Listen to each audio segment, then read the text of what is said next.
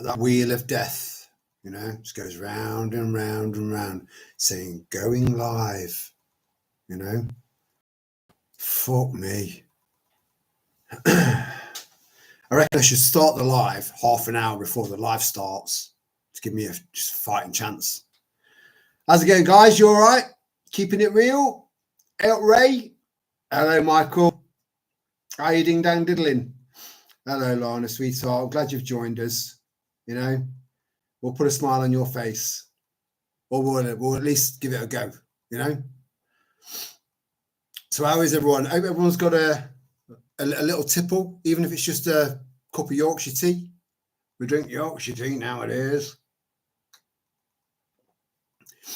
This is going to be my trademark Friday night vessel, vodka vessel. Yeah, vodka vessel. I wish I could think of a type of wood that starts with V, because then it could be a vodka vessel, you know. Because today I'm not a mellow yellow fellow. I'm fishing it up. We're going Italian. In it, Ray. Yeah, I've just read that Ray. That's really shit. You know, if you're entitled to, you see, one of the things that really, really fucking does my head in, one of millions, right, as you've probably noticed, is that in England, we have to pay for our prescriptions unless you're on benefits, right? We have to pay for our prescriptions. Whereas Scotland, Wales, and Northern Ireland, prescriptions free. Well, at least the last time I looked, you know. What the fuck? So you're paying for everyone. So no offense to our Welsh friends, Irish, Scottish friends, you know, no offense to you. It is what it is, you know. You've not done this, but it is fucking shit. It is shit, you know.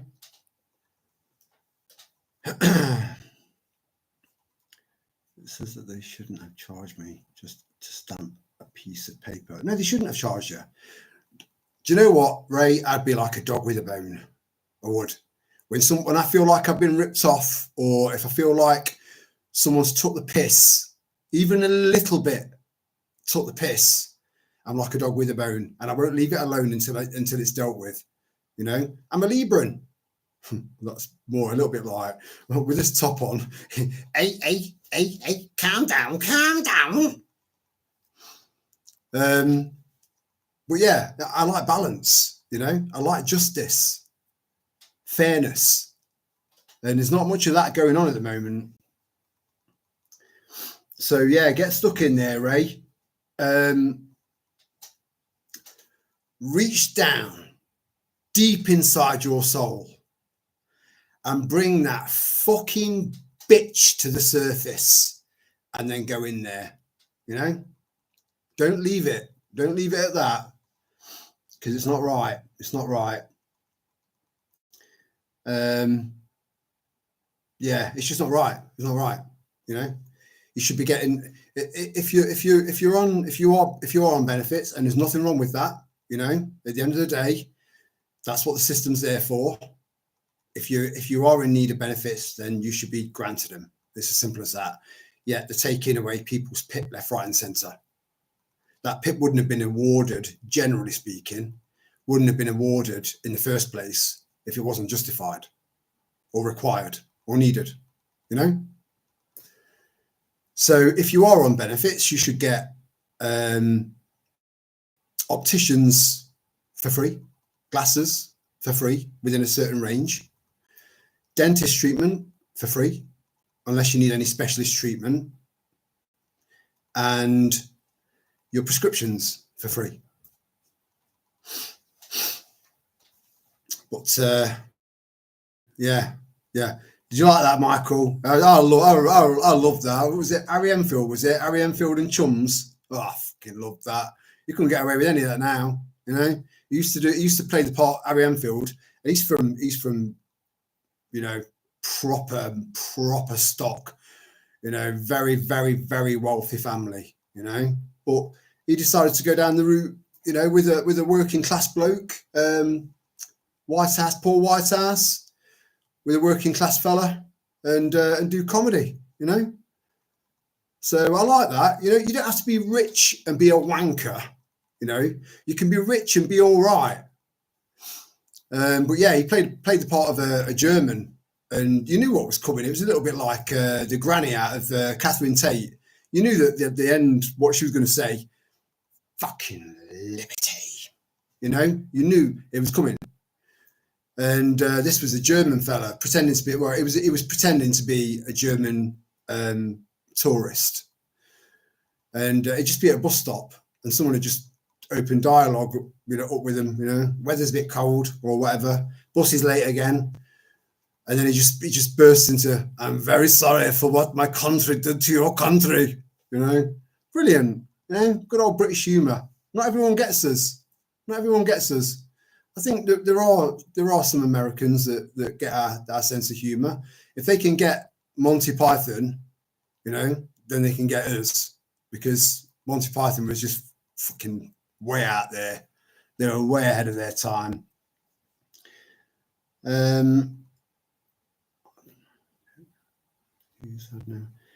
Right, Ray, if I was to give you a bit of advice, right, and you need to get stuck in, we've got to be more proactive now, more than ever, right?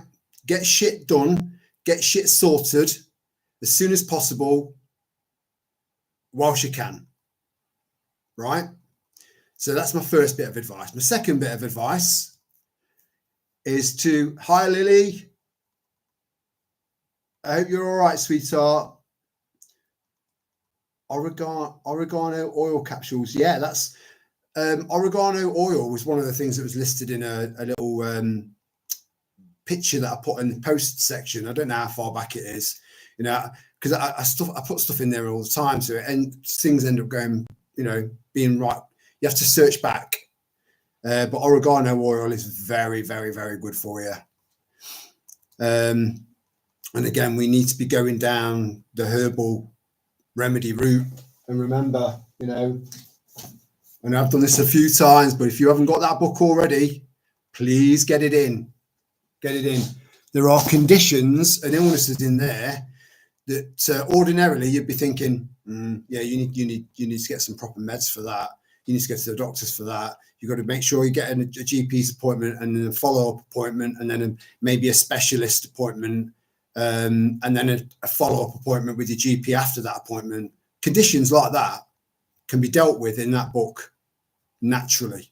You know, we need to be veering away from big pharma as much as we possibly can. But that's just my opinion, you know. Like I said, I'm not medically trained, you know, and I don't want to be held responsible for anyone going downhill because they've just done something wrong. They've done something wrong, you know. We're all responsible for our own autonomy, you know. You're responsible for yourself, nobody else.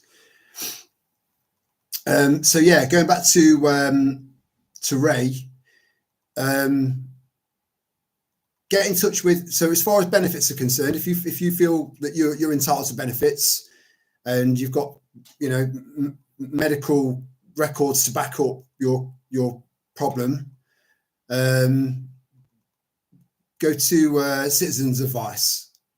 They're not always great, but it's your best chance, because they'll, generally speaking, they do tend to be on the side of us, you know, even though they're employed by the government. But Citizens Advice Bureau, Ray, get in touch with them, make an appointment, write loads and loads of shit down that you need to get covered, because otherwise it'll just go out your head. Bullet points, loads of bullet points, and then go and see a Citizens Advice Bureau, and then you'll have a follow-up appointment with them once you've got all the forms that you need and blah, blah, blah, you know, and then they'll help you fill them out. So that's the next step for you to do, but just don't let it go. Don't let it go, you know. You're British. Yeah. You're a legal British citizen. We've got hotels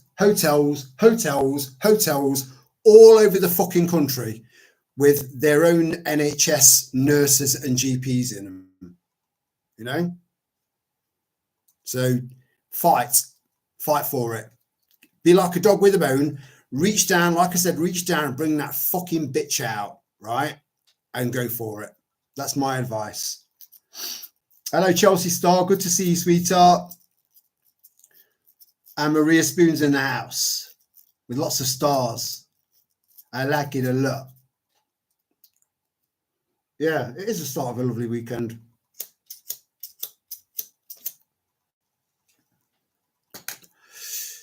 We start as we mean to go on. That's what we should be doing.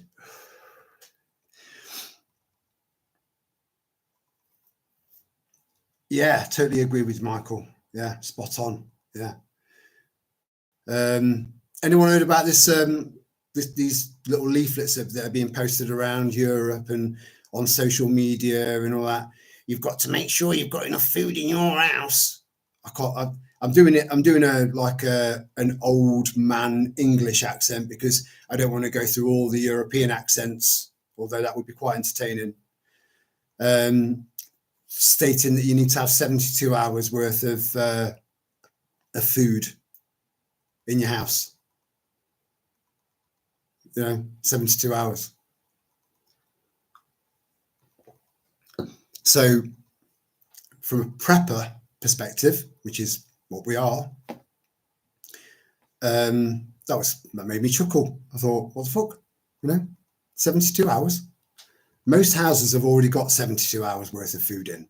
Most houses, they have, there is a massive chunk. I think it's something like 4.5 million now that are well below the poverty line now, which is fucking sick. It's 2025. We were in the top 5 richest countries in the world at one point, but unfortunately, due to corruption, so water, there's probably a lot of people that haven't got a backup water thing going on. They've probably not got any water put aside. So if the taps went off and, you couldn't get any water out of the taps, that's not good. That's not good. 72 hours without water, not good at all. But other than that, most people have got 72 hours worth of food in, at least. But that's a joke to us.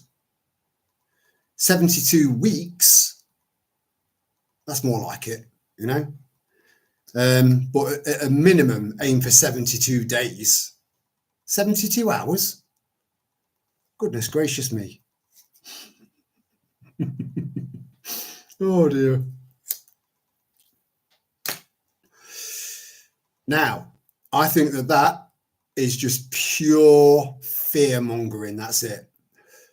Just remember, fear equals control, right? So as long as they can maintain fear, because they're losing the grip on the whole climate change thing, because they're getting more and more ridiculous, because they're out of touch with reality. They're out of touch with real people. Real people are reality, and they're out of touch with it, So I put a post in the post section, which used to be the community section, and it was an Al Jazeera post. It was official. Check it out.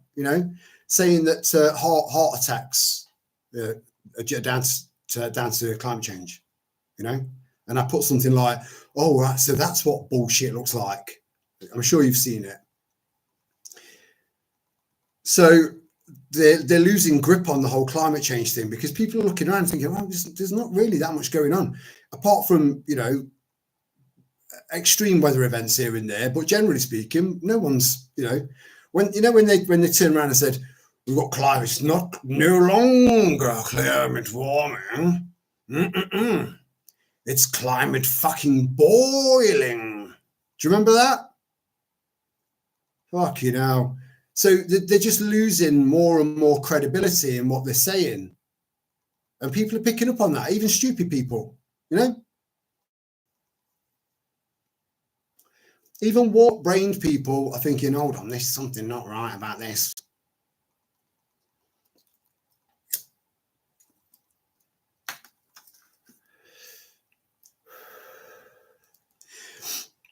So the losing grip on the whole climate change thing, that's not working anymore. You're going to start to see them backtrack and backtrack and backtrack to the point where it suddenly becomes a thing in the past, where most of the sleepy people will just move on and forget about it, you know, like they did with the genocide of our elderly.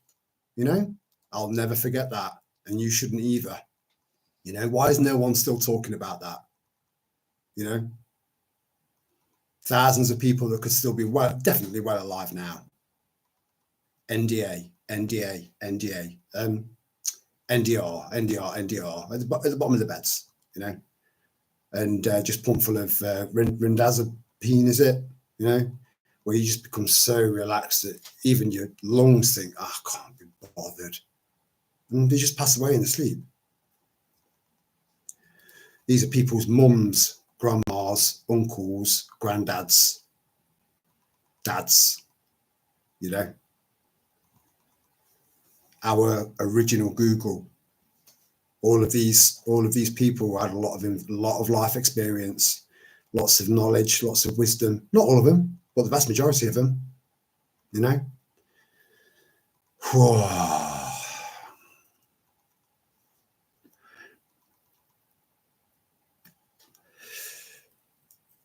Don't forget any of it. Don't forget any of it. Keep it suppressed and focus on getting your preps right, getting your head right for what's to come, because there is going to be a civil war. There is, you know. I can't see any other way around this, because it's not going to be dealt with politically.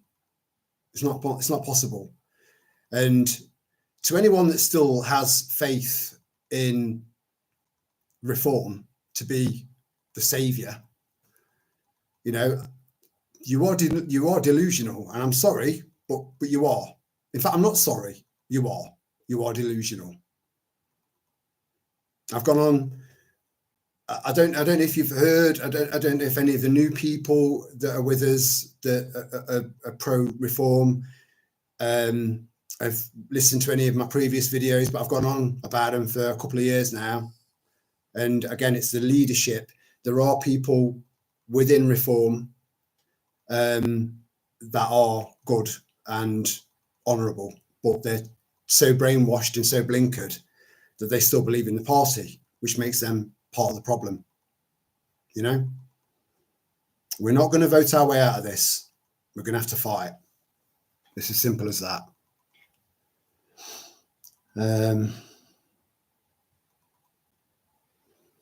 Unfortunately, not so good. Still dealing with roof. Carry on.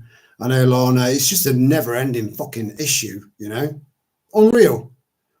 And these insurance companies, they just get away with it. They get away with it. They're as bad as bankers. You know, you look at the 2008, 2009 crash, which almost destroyed the country. You know, suicides were off the cases were off the charts because people had lost their businesses, lost their homes, ended up on the streets. That is real. That's what really happened. Not one single bastard banker was arrested for that. You know, and that is a form of a crime against humanity, especially against our own people. You know, but it was a global thing. You know, all these banking cartels, because that's what they are. They're all connected. They're all interconnected. There's not enough justice in the world, and we need to make sure that that's provided in good time.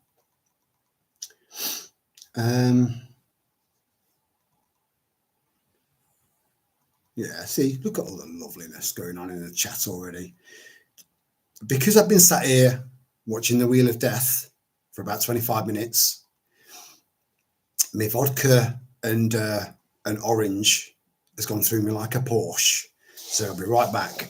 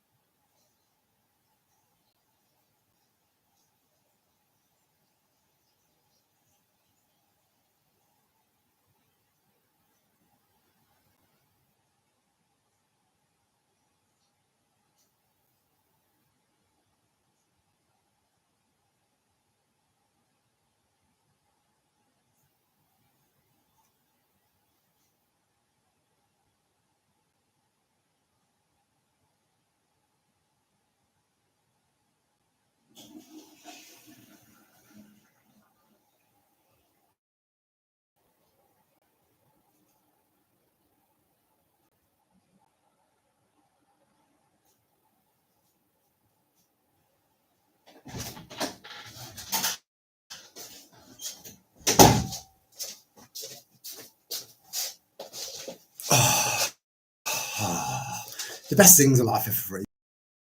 And I've started to wee up the side of the bowl now because I'm aware that you guys can hear me weeing, and I'm not comfortable with that. You know, this is the downside because that side there's an extension, and within that extension is like an L-shaped sort of galley kitchen that wraps around the bathroom, and this is the dining room. So when we've hosted Christmases, because there is an upstairs toilet, but it only takes liquids because of the way it was very poorly designed. Whoever built that, it was before we moved in.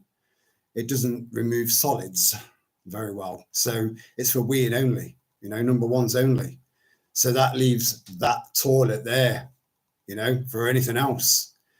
So it's made for very, very awkward situations when we've had a little bit of a dinner party and someone's had to literally just go there, and they've got the shits, and all you can hear is like splutter, splutter, fart, fart, splutter, splutter. And they come back out of the bathroom and everyone's quiet. I fucking love it, I do. Oh dear.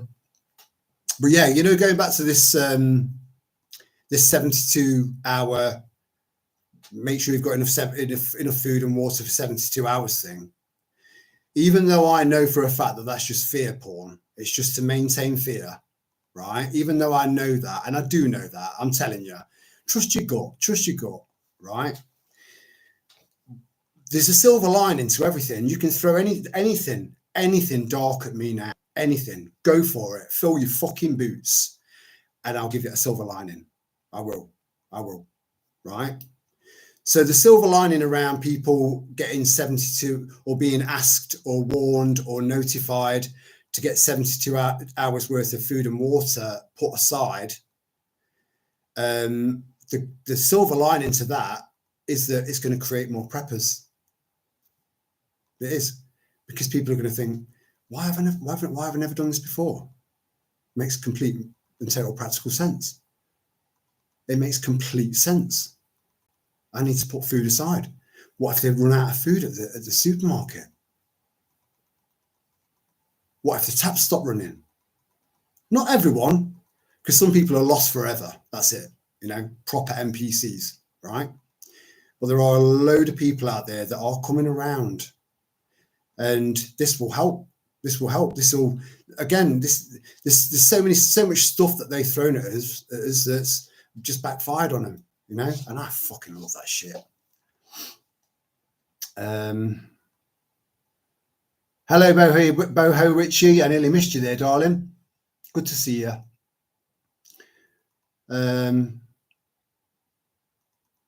Yeah, Joanna. Yeah, it is. We're all lovely people, and it seems to be the same. Generally, it seems to be the same people every time. So it does feel like we get each other, you know, and it is quite rare. It feels quite rare. It's not that rare, but it feels that rare. It's because we're splintered, you know. Like I said, I know people now that are starting to download the Nextdoor app and just put one post. Is anyone out there awake and aware? Right? And I've had a few emails now from a few different people saying that they've got responses. But in with those responses, they've had, what do you mean by awake? What do you mean by aware? And in an email, I've just said, just ignore them. Do not respond to them. Do not respond to them. Just direct message through the app, direct message the person that said, yes, I am awake, right? And because it's called Nextdoor, it's basically people within your neighborhood, within, you know, a 5 mile radius tops. So you can exchange phone numbers eventually, if you feel comfortable enough, exchange phone numbers via WhatsApp. And if it doesn't work out, or you don't feel comfortable with that person anymore, you can just block them, you know. But it's the perfect place to start networking. Perfect. It really is, because it's untapped, untouched, and uncensored. but extremely left-leaning. So don't go in there all guns blazing with your politics and stuff, because they won't fucking tolerate it. You just get a ban, as I found out, you know. But it's working for some people now.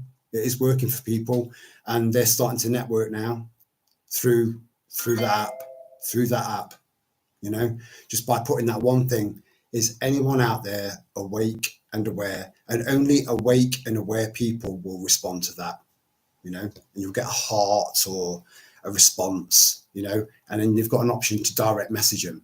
So please download that app and give it a go if you want to start networking, because networking is very, very important. It really, really is, you know. The amount of hold on a minute.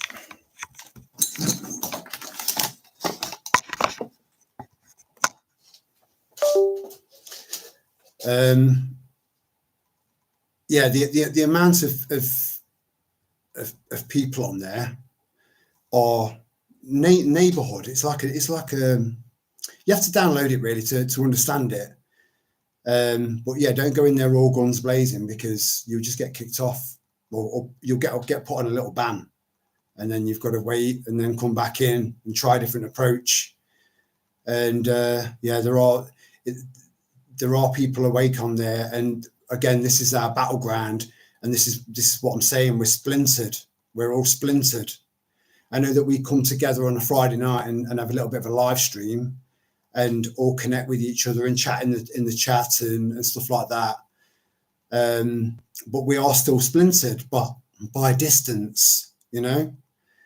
So, I mean, Lana, she lives way up in Scotland, and you know, so inviting her around for a bit of a natter and a coffee it's not very practical on a daily basis, at least, you know, or a weekly basis, because it's quite a distance. It's not overly far, you know. It's still locked onto England, but it's still quite a drive, and so you'd need to set an entire day aside to get up there and back again, unless you camped up there.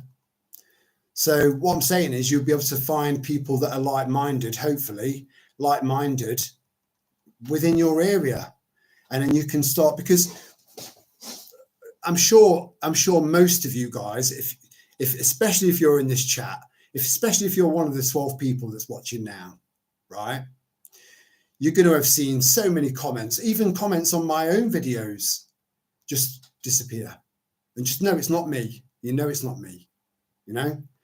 But on loads of other channels as well, your comment will just disappear, which is a right bastard when you know, especially when you're in having a bit of a debate with someone in the comments section, which is a good thing, because sometimes they'll make you think about things from a different perspective, but 9 times out of 10 it'll be you making them see things from a proper, truthful, real, honest, genuine perspective, you know. So if you do download the app, I mean, it's a global app, you know, but it's extremely left-leaning. They don't like you talking about politics. They don't like swearing. They don't like anything really. So this is the most, and this is, I'm learning from my mistakes of going in there and having to tone it down. That wasn't enough. And tone it down. That wasn't enough. So bring it right down to basics. Is there anyone awake and aware out there? And wait for your responses. And those people will be so appreciative of the fact that you've put you know, a post like that in there, and then you've got an option to direct message them, so it's not even on the screen. It's not public, you know. So if you are awake and aware, and you want to be networking with people that live relatively close to you that are awake and aware, then Nextdoor is definitely a good place to go to save souls and bring souls together, because we keep getting our comments removed because of these very, very strange algorithms. it's going to get to the point where we can't communicate what we want to say. Now, that can't be prevented if you've got someone sat in your back garden with you that you've kind of gotten to know. You've met up with them. You've got a feel for them in a public place like a pub or a cafe, you know, got a feel for them, or arranged maybe a group at a time, exchanged email, or if you don't want to give your phone number away. I'm just saying it's really, really important that you do this. It really is. And you'll get to meet like-minded people, because I know that a lot of you guys feel isolated. I get emails from you. I know you do. And feeling isolated with all of everything else that's going on as well. It's not, you know, it's not good for you. So, but you also know that off the back of the last 4 or 5 years, we've disconnected with certain family members. We've disconnected with certain workmates, certain friends. Some of these friends we've known for most of our lives, you know. We've just disconnected because we've gone off in that direction and they've gone off in the direction that they were already going in, but we've just taken off, you know, if that makes sense.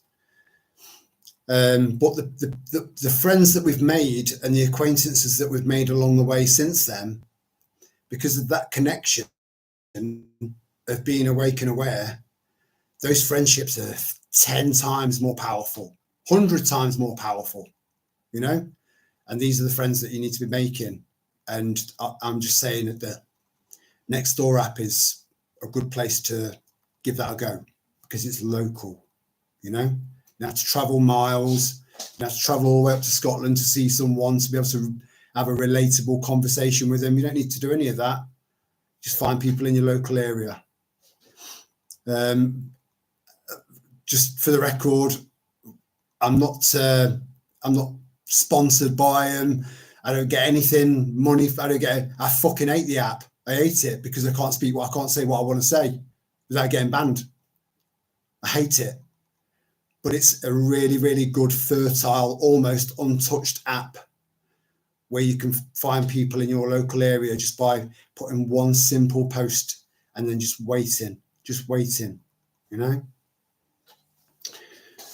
I missed out on a few comments there. I do apologize. I was on one, but I know you're pretty used to that by now.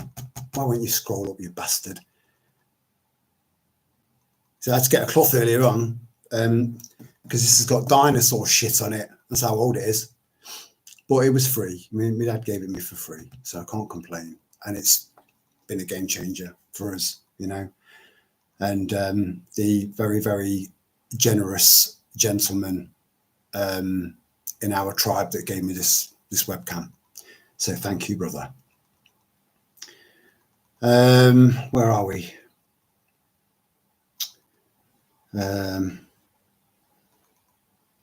Yeah, Ray, honestly, it's a clean drink. It's a clean drink. I don't drink during the week. I used to drink every night, every single night, you know, just so that I could pass out, so that I didn't, because I know that there will be some of you guys out there that will be able to relate to this. We take on board so much information during the day, lots of information, you know, and then we do our own research as well, some more than others. And then when we go to bed and we turn the lights off, put our phone down, you know, head on the pillow, ready to go to sleep, the silence is utterly deafening. And I know that some of you can relate to that. So I used to drink myself to sleep every day of the week, you know. But we're all responsible for our own health. So I ended up losing loads of weight, not intentionally, but now I've maintained my ideal weight, and I'm keeping on top of that and keeping fit at the same time. Oh, fucking hell, I forgot what I was going to say. Yeah, drinking. So I don't drink during the week anymore. Now, for someone that's gone from drinking every single night, and I mean excessively drinking every single night, just so that I could pass out, just so that I could just go straight to sleep, you know. I've gone from that to drinking just at weekends, Friday and a Saturday night. That's it, you know. So it's doable. It's doable. You can go from being an alcoholic, which is, I think, I was a high functioning alcoholic. I was, and yeah, I was put in touch with certain organisations that can help and stuff like that, and everything that they were saying, I'd already thought of, you know, but it wasn't working. So they weren't helping me. They might help you. This is just my experience. If you're drinking too much, it will catch up with you. It will. But yeah, I drink vodka orange or vodka and pineapple juice, always fresh, or vodka and cranberry juice, or vodka and apple juice to get the pectin. Cancer doesn't like pectin. And soda water, tonic water, and that's it. It's a clean drink, very clean drink. You know, if you're drinking dark rum and Coca-Cola, you're just fucking yourself up. You know, your body doesn't want that shit. Having a nice, good quality single malt whiskey now and then, you know, in front of a fire, blazing away, you know, just pondering about life. I get that. Maybe with a pipe. I had a pipe once, but I fucked it off because it was too much hard work. I was watching a Richard Vobes video earlier on today, and I wish he wouldn't bring the pipe into his videos. I know that he's thinking it makes me look really, really chilled, and it's a different format. So, as you all know, I've said so many fucking times to you, I love flow. I love it when I flow, you know, and it just flows. Everything flows. You feel it and I feel it, you know. So, and I think that's important when you're putting out content or doing a live stream or putting out a video or whatever. It flows important because you feel it. It's natural, it's organic, and you're feeling that organicness, you know. So Richard Vobes throws in a pipe. There's no flow because he'll start talking about something and his fucking pipe's gone out again. He's like,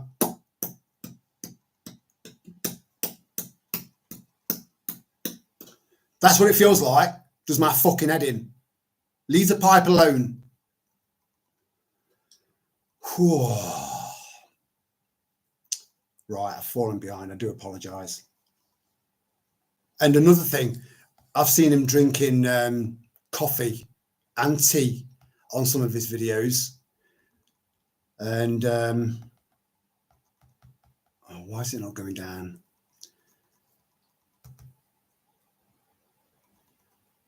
Just bear with me. Those new findings under the pyramids reminded me a bit of this total recall. Yeah, that was interesting, Lana.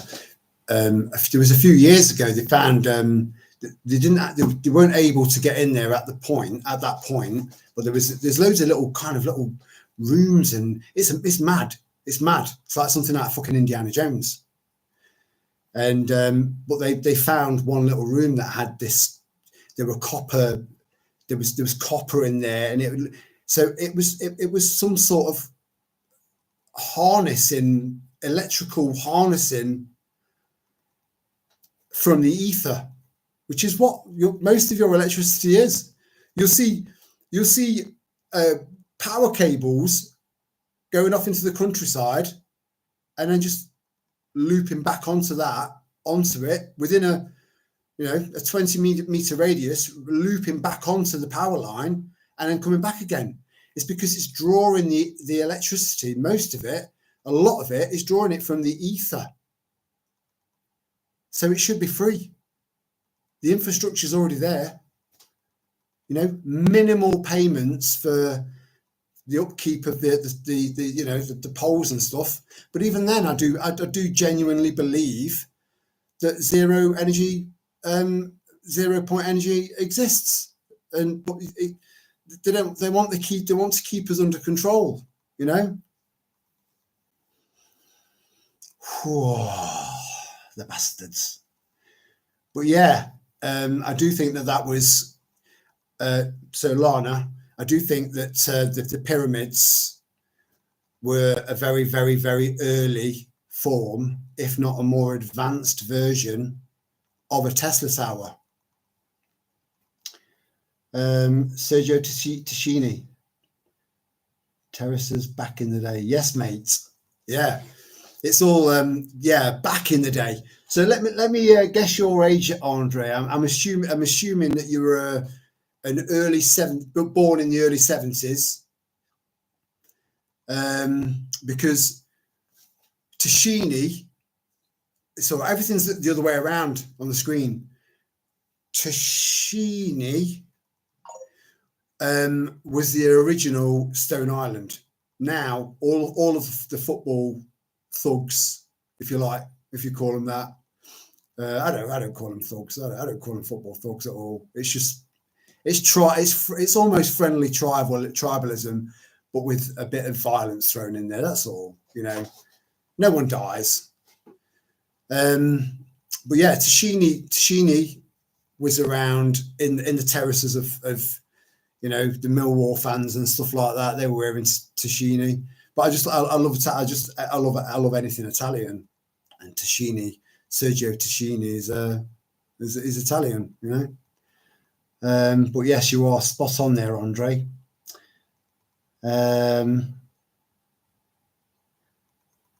Chilling with a big fat gin and tonic. Ooh. Bo Witchy, I took the time out today to have a look at your channel, and I saw the only one video that you've got on there of your little boy having the lead up to his first birthday, and it was impeccably put together. Beautiful soundtrack, beautiful photos. I remember saying, so I'll get back onto that, just bear with me. So I remember saying that, generally speaking, when people come up to you and say, oh, I've had my scan, I've got my scan photo, no one gives a fuck apart from you and your fella and maybe close, you know, family members. No one cares. No one cares. As hard as that might be to take on board, because it's a massive deal, because you're about to become a mum, which is a life-changing experience. But it's been something that's been happening for hundreds of thousands, if not millions of years. No one cares. No one's interested in your scan photo. No one's interested in your unbelievable amount of baby photos either, you know. However, I watched Boho Witch's, and that's how I've always felt and thought. But I watched Boho Witch's video, the only one video she's got on her channel, and it was beautiful. It was beautiful. So I just thought I'd bring that up, Boho Witchy. And I hope you and your fella, or on your own, can make it to this camp in the summer. You know, it'll be lovely. What have we got? So I ended up. Oh, that's gone. The chat's very lively tonight, which I like. I do, because a lot of it is you two interacting with each other. I've noticed that if I swap between top messages and all messages, other comments appear that were not shown before. That happens on other channels as well. Yeah, it does, but it doesn't always work though, Michael. Because I've tried the same, you know, and I've gone onto newest, which usually brings up, because there's loads of comments on a lot of the videos that I've put out, loads of comments, and it will say 5 comments, and I can only see 3. Then I have to click on newest first to bring those other 2 up, and even sometimes they don't even come up. You know, it's I don't like being censored. It pisses me off. You know, I want to be able to say what the fuck I want whenever I want, and so should you.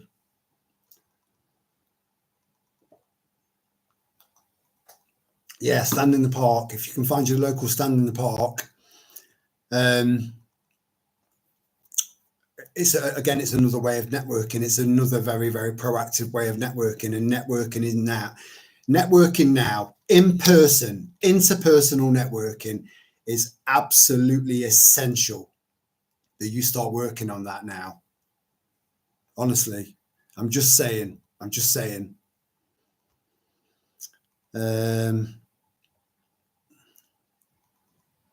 Yeah, I'm glad Princess is okay. Yeah, Joe, that's you know, trauma. People think I can't cope, you know, and they start losing their shit. They go to the shop, get a bottle of vodka or a bottle of gin or whatever, and get pissed, and it numbs you. But it's temporary. And then what happens is you start getting into a pattern to the point where you're drinking every single night. And what you're actually drinking is one of the biggest depressants known to mankind.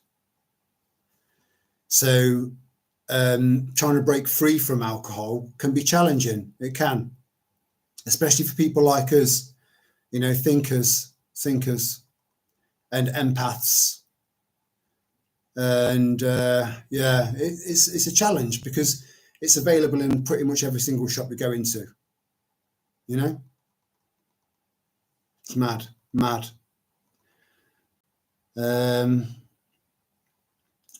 So yeah, I can relate to you, Joanna. You know, I really hit the bottle after losing Sal. So I understand, you know, it's coming from a place of genuine empathy there.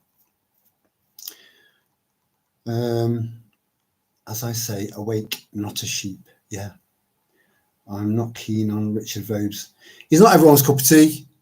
I think I'll watch him because he gets some interesting people on there that are quite anti-establishment and give different perspectives on things. I like to watch him for his guests usually, but sometimes I'll just watch him just to chill out because he makes me feel quite chilled out because he's very like that, you know. He doesn't get overexcited. He doesn't get angry or stressed. A bit like me, I you know, I can't hide my emotions. If I'm pissed off about something, you'll feel it. If I'm happy about something, you'll feel it. It'll come out in humour.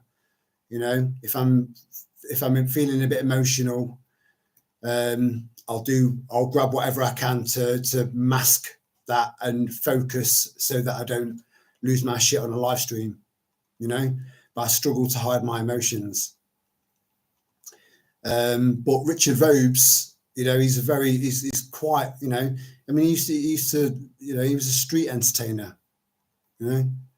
So, and he's just very level. So I watch him sometimes just to chill out, really, you know.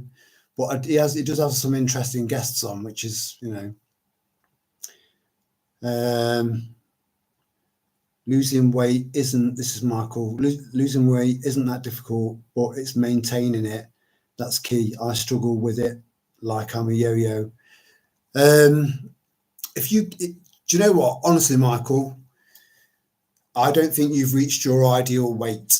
Once you've got down to your ideal weight, you just need to follow those 3 principles, which is eat less, eat better, as in quality, and do more. And that's it. And I know that you're a bus driver, so you spend most of your shift sat in a seat, using your arms. So that doesn't help. So you have to make up for it when you get home, you know. Tuck your feet underneath your sofa and do sit-ups, work on your core, and just, yeah, eat less, eat healthy, do more. Those 3 principles, if you do that, you'll nail it.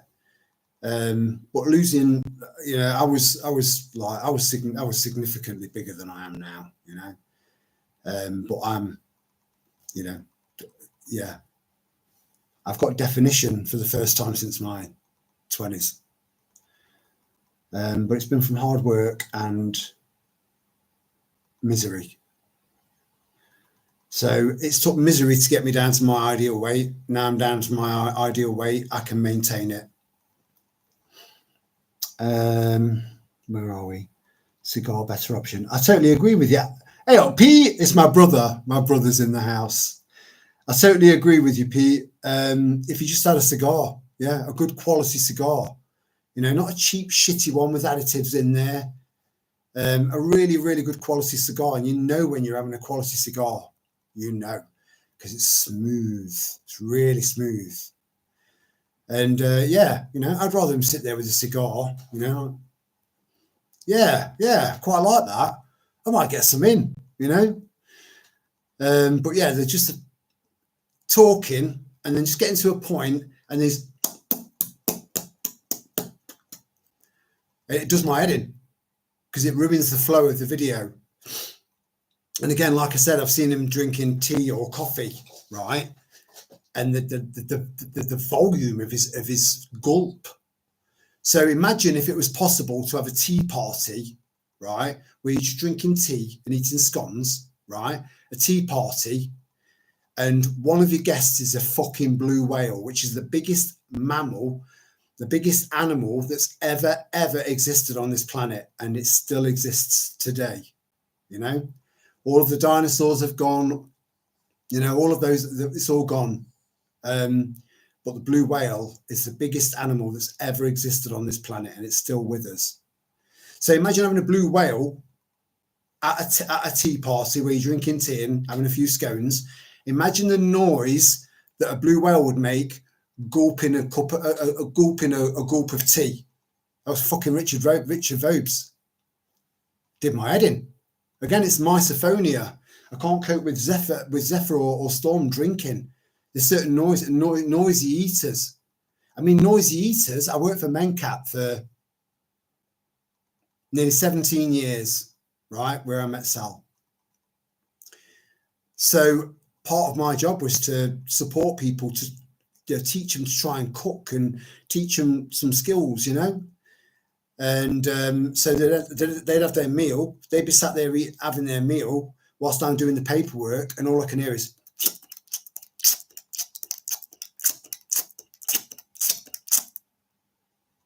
for 17 years with misophonia. It's a fucking nightmare. But I had to just be professional and just crack on, just try and focus. Sometimes I would take headphones, the ones that like press inside your ear so you can't really see them, and just put them on whilst they're eating the dinner, whilst I'm doing the paperwork. Otherwise I wouldn't be able to concentrate, I wouldn't be able to focus, you know.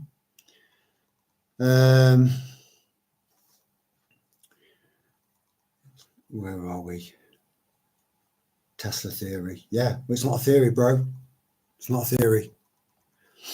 That man was, in my opinion, was probably the smartest man in modern history. You know, Einstein was just equals squared, you know, and a lot of his information was plagiarized. You know, a lot of the stuff he put out wasn't his. You know, the guy was a bit of a fucking fraud in my opinion. Einstein, he was a clever man, you know, but I don't think he was as clever as a lot of people think. You know, he stole a lot of other people's ideas and then made it his own because he had a brand name. Everyone knew who he was. Tesla died lonely and broke in a hotel room, and he was probably one of the smartest men that's ever walked this planet. But he wanted to create technology for the betterment of mankind. You know, they weren't having none of that. They said, if it can't be metered, we're not interested. So his funding went.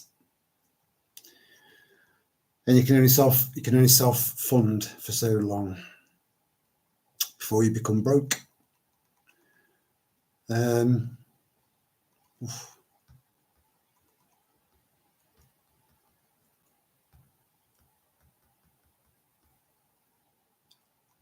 Hey, Joanna, do you know, just off the back of your name, right? Someone sent me a a video, right? And it was a song that I was familiar with by Eddie Grant.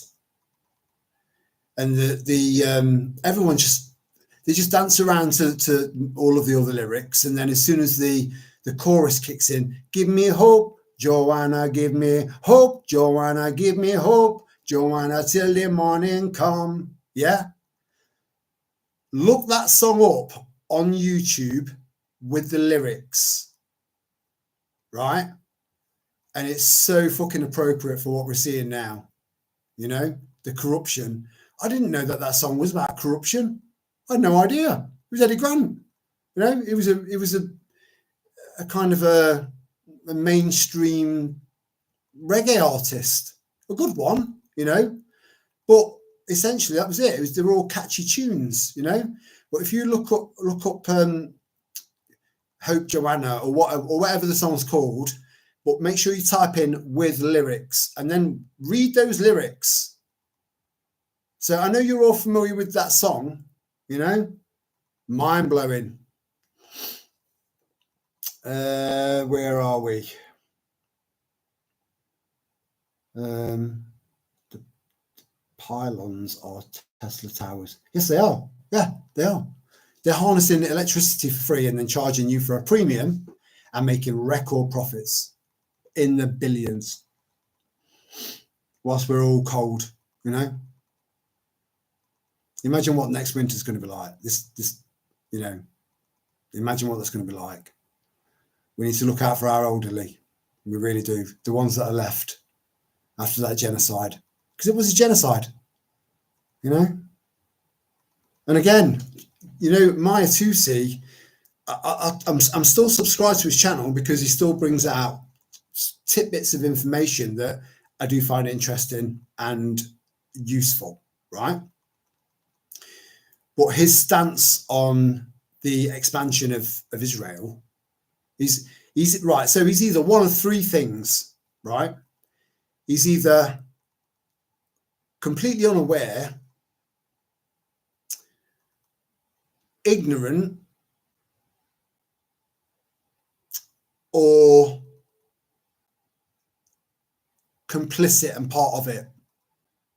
You can't be anyone other than those three things. Because there is a genocide going on in Palestine. There is a genocide. You know? Now, you know how I feel about a certain ideology, a certain religion, and I know that pretty much everyone in that region is from that religion or ideology, you know?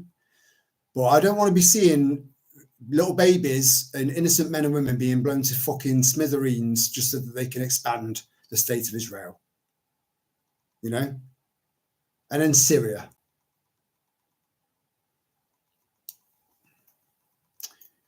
You see, under the previous leadership of Syria, the Christians were protected.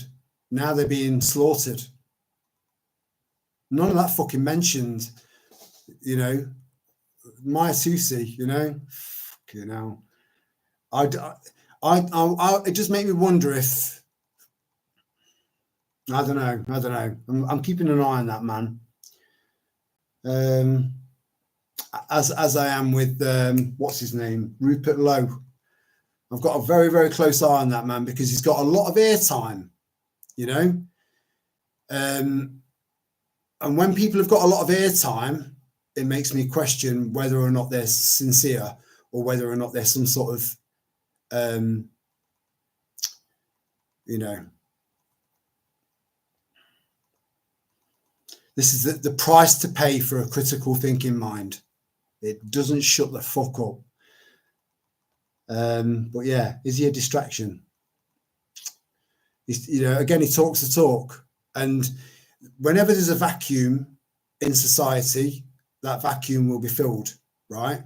So, and big government, they'll turn around and say, right, we need someone that looks the part and says what they're saying, you know, what the people are thinking and what the people are saying. And they'll produce someone. They'll produce someone that's tailor-made to the job.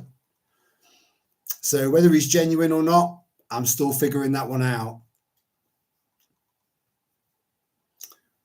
And as for UKIP, I mean, I always said that UKIP does stand a good chance because it's a brand name. You know, it's already got the brand name. It's already a an official political party, but it just needs the right the right leadership. And one of the problems that we've got at the moment is that their media team is shit. They need to fucking sack them and employ another media team. You know, just so that everything's kind of put across properly. So it's a selling point. Sell it to the people. You know, Britain first. They know how to sell it to the people. They do. So again, anyone that wants to join me on the 17th of May, email me. Yeah, I'm a bit behind on the comments here, Boho Richie. I've just seen your message saying, "Oh, thank you. I did it for first their birthday. I did it first their first birthday. Yeah, but it was just lovely. It was really, really well crafted and put together, and you know, it was really, really warming to watch. So if anyone gets a chance." I hope you don't mind me mentioning that in the first place, Boho Richie. But anyone gets a chance, it will warm your cockles. It's lovely, really lovely. She's got a couple of kids. I think they're both boys. Italians do it better. Of course they do. Yeah. Well, it depends. It depends. Style. They've got style and passion. But then we've got passion. It's in our DNA. It just needs to be unlocked, and brought to the surface, and that's when things get really fucking interesting. When people have had enough. Like I said last summer, those riots. That was a little purr. That was a purr from the lion. That is England.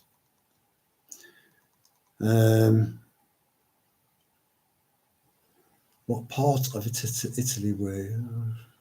Naples. I am so well behind here, and you see, there's this part of me that's thinking, I know that there are people that watch the live streams when they're not live, so they don't want me kind of just spending X amount of time just scrolling through comments and stuff, but it's something I have to do. You know, it's necessary. It's necessary, and I like it. You know, we're interacting with each other. You know. At some point, it would be nice to get a spare phone, like some sort of burner phone, and do some sort of call-in thing. So, you know, I can finally get to hear your voices, and you know, it'd be nice. You've got one up on me. Some of you guys have been watching me for 4 or 5 years. So, you know me. You know me.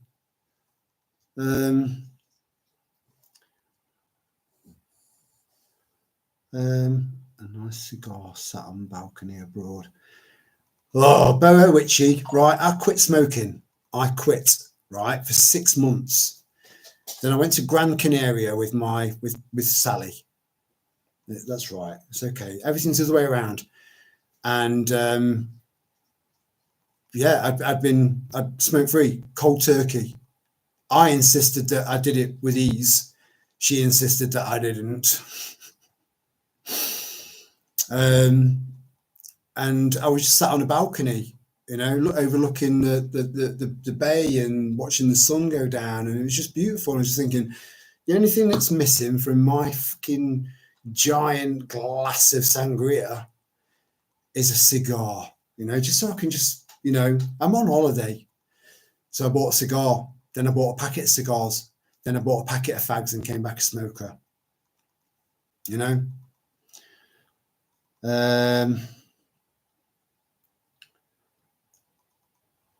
Yeah, Electric Avenue was great. That's what I'm saying. So I always liked Eddie Grant. I thought he was great, and he was a lovely version of a British black Jamaican man, you know, that was connected to the Windrush thing, you know. So he's like proper British man, you know. But I didn't realise that he was political, like Bob Marley was. He was political, but I didn't realise that Eddie Grant was political until I heard or read the lyrics to his song. It's all about corruption. Really upset me that it was because he didn't agree with me on politics. Just ignore it. Don't let it get under your skin, Ray. You know, if you're going to get people that are going to disagree with you, people that don't agree with you, and the people that don't agree with you are just as important to you as the ones that do, because you get a different angle. You know, the more perspectives we've got on anything, the better. It makes us richer and smarter and more prepared. Yes, my thoughts went to electrical. Yeah. This channel, no one is rude and judgmental. No, they're not, Ray. No. But I do encourage everyone to speak their mind. And yeah, you know, you say whatever you want to say in that chat, whatever you want. And the same applies to the comment section as well. I can't say that I'm pro freedom of speech and then not be, you know. Every now and then we'll get a twat, you know, in the chat, and that rhymes. And you know, the mods will pick up on that, and they'll, you know, two particular mods, Michael and Lana, are very, I think they think before they act, you know. And I think there have been people that have been kicked out that,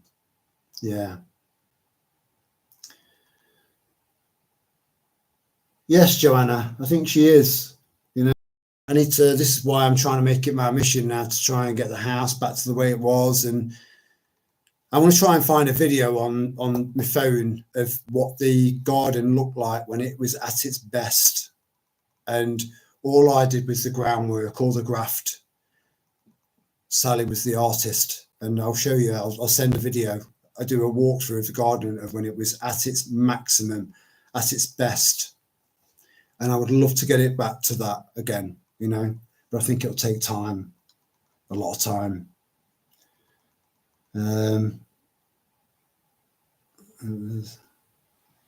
You lived Clifton. I came to stay and had to keep going in back garden along. Well, oh yeah, I did live in Clifton for a while, but was that 2007? Oh my God. Okay, now what's that? 18? No, I don't. My maths is shit. I can't be asked. But that was a long time ago, and yeah, I'd quit. You know, and no patches, and I mean, you can get your GP to put you in touch with these charities that help you to quit smoking, but you know, because of what I've heard about these hydrogels. And how, you know, I've always said that your body is your biggest organ, you know, and if you're showering or bathing in fluoride-rich water, rich isn't probably not the right word, fluoride-rich water, that's absorbing into your skin, you know. It's a balance. It's a tough balance. You're probably better off with a strip wash with proper, clean, filtered water, to be honest. I forgot where I was going with that.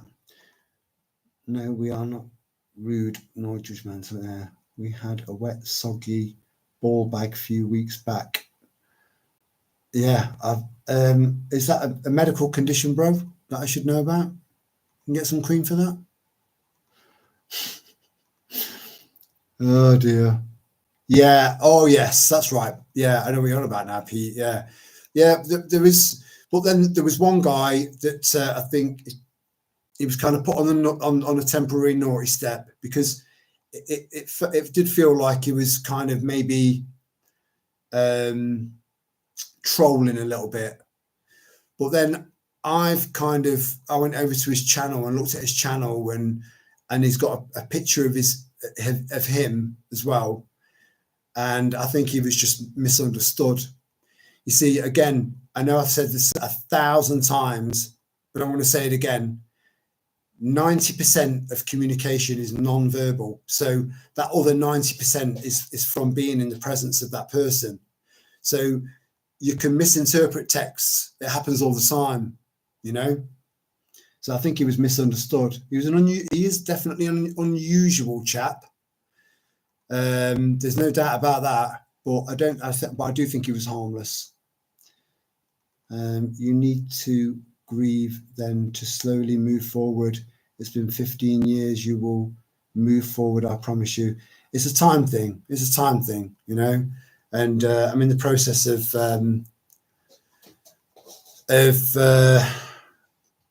doing like a self. What is it?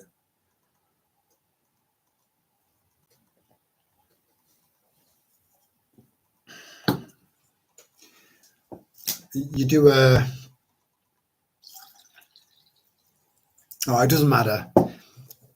I'm aiming to finally get some sort of grief counselling over the next 3 weeks, 4 weeks, something like that. Make a start.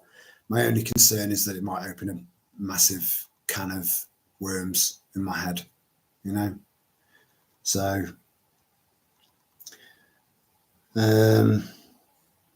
it was some moron in the chat log. Yeah, well, yeah, but he wasn't necessarily a moron, Pete. That's what I'm saying. Texts, these are texts that, you know, it's in a chat, a live chat, but they are texts. And so there's 90% of that communication is being lost because there's no body language, no eye contact, no tone of voice, nothing, you know. So people can get misinterpreted very, very easily. Yeah. And I think we just need to be aware of that, because there are some people out there, and I was saying earlier on, you know, I do think that there are people that have gone down rabbit holes and they've come back out and they've not been the same again. And then, rather than giving themselves a chance to ground themselves a bit, they bang straight down another rabbit hole, and it's just doing them more and more damage. And I can see it, and it's not good. You see, there was a point where there'd be certain videos from certain creators, whether it be on YouTube or whether it be on Rumble, I'd get a notification sort of earlier on in the day, and I'd have to build myself up just to watch it, because I knew it was going to be like heavy, you know. Now it doesn't really bother me. It doesn't bother me. I was saying to one of our little tribe earlier on today on the phone that if you're an arachnophobe, which I am, and which I know that statistically most of you are as well, the best way to overcome arachnophobia is being overexposed to spiders, having them crawl on you, running around you, you know, on the back of your neck, in your hair, you know. Horrific for an arachnophobic to have to go through that. But on the other side of it, you build up a tolerance, you get stronger, and it doesn't bother you anymore. Overexposure. But it's about trying to find balance. You've got to find the balance, because some people can overexpose themselves to all of this madness, this event that we're experiencing, overexpose themselves and just become a victim. And we don't want that. We need warriors, not victims.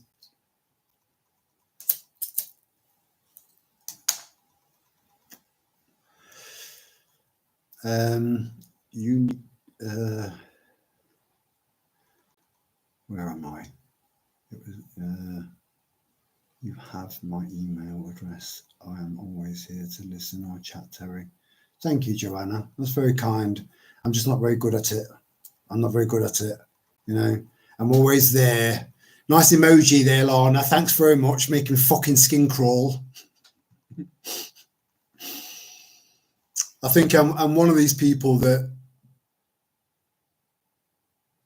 people they open up to me, and let it go.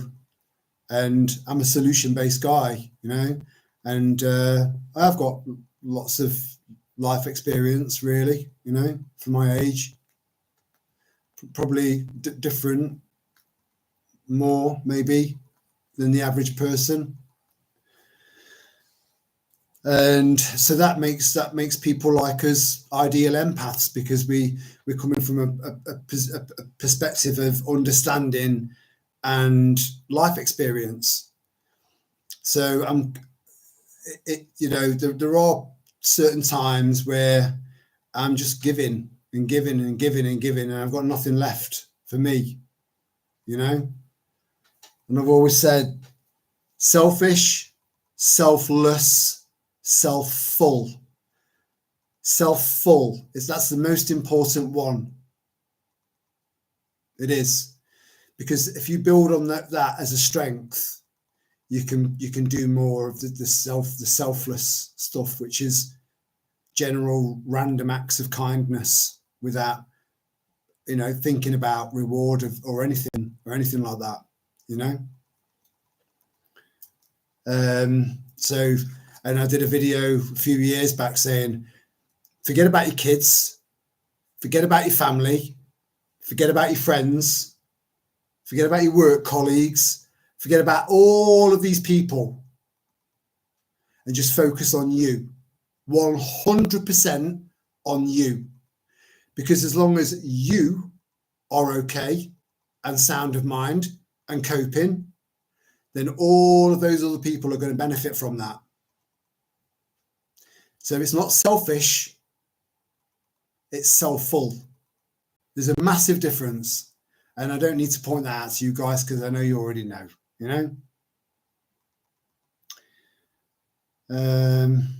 Sometimes a message can look what it mean to look like. Yeah. As in wasn't meant to. Yeah. Yeah, I agree. Yeah. They're so easily misinterpreted. So easily.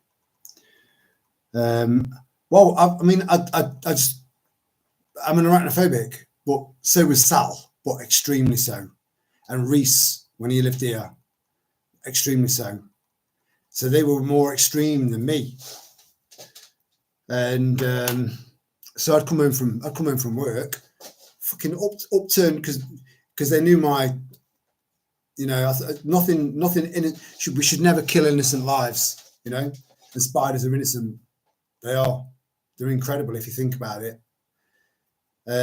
So I'd come in from work and there'd be upturned fucking glasses left, right, and centre all over the house. You know, I just want to sit down and chill out, but I've got all these glasses everywhere, because it's that time of year where they all start coming in, or the females come in, which are massive, looking for a male to mate with, so they can eat the poor bastard afterwards. The female of the species is more deadlier than the male. But my dad bought me this.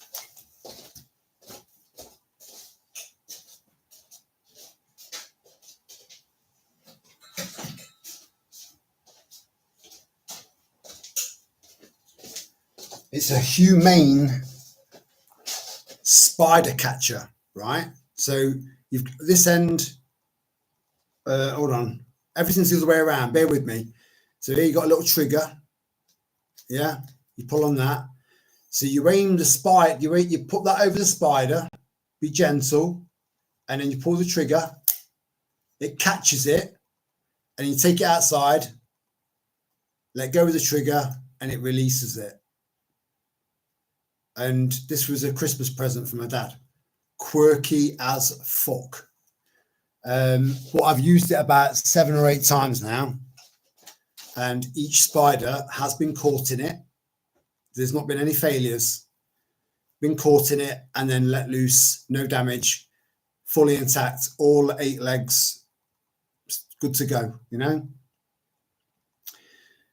Oh, boho witchy, I used to keep snakes, and again, you know, I've gone down the route of talking about trying to figure out little side hustles that we can come up with, little side hustles, because we know financially this country is absolutely destitute, right? We know that, and we know it's all deliberate in order for them to usher in CBDCs. We know this, okay?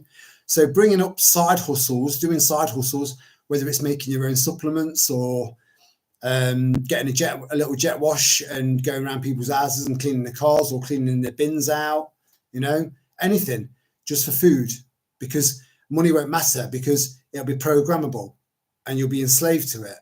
So if your carbon credit scores through the floor, you might not be able to literally go into a shop and buy food. You know, if you stick to your principles, that could be an initial outcome. So yeah, coming up with alternative ways of making a living on the side is essential. You know, just having some sort of backup plan so you can do stuff for food. You know, so I'll do this for you. How much food can you give me? And this will be from people that are still twisted up into the system. But what you will be doing is continuing to lead by example, and you will be noticed. I did a video years ago. It was a shit video, really, you know, but I think the message looking back was quite poignant. And it was few light, one cheap little tea light, in a house that's completely black. You know, you can't see your hand in front of your face. You'll see that tea light, you'll spot it straight away. Whereas in reverse, you don't really see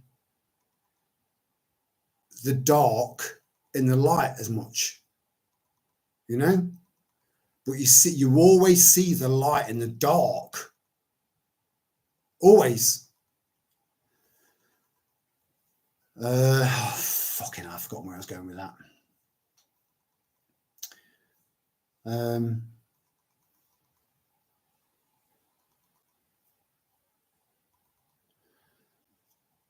In junior school, they put so snakes, right? Yeah, right. I'm back on it. Right.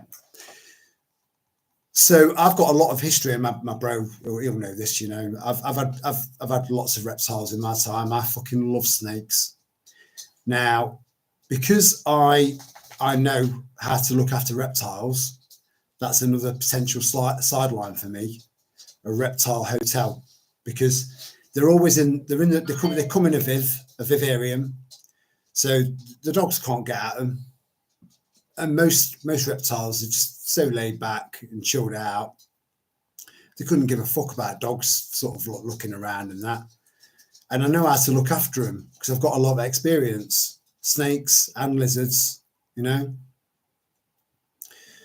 So that could be another side hustle, because I know a lot of people. I do know of at least 2 people that are going down the doggy hotel route, you know, like 25 quid a night, something like that, which could be an income. So instead of you getting 25 quid, you get 25 quid's worth of food, or services, exchanging services, you know, bartering. So that is something that I could do, because I know a lot about reptiles. I know how to keep them. I know how to look after them, and that's a niche, because I don't think there are that many reptile hotels, so people can go away for a fortnight's holiday, and you know what they're going to do with their reptile, what they're going to do with their lizard or their snake.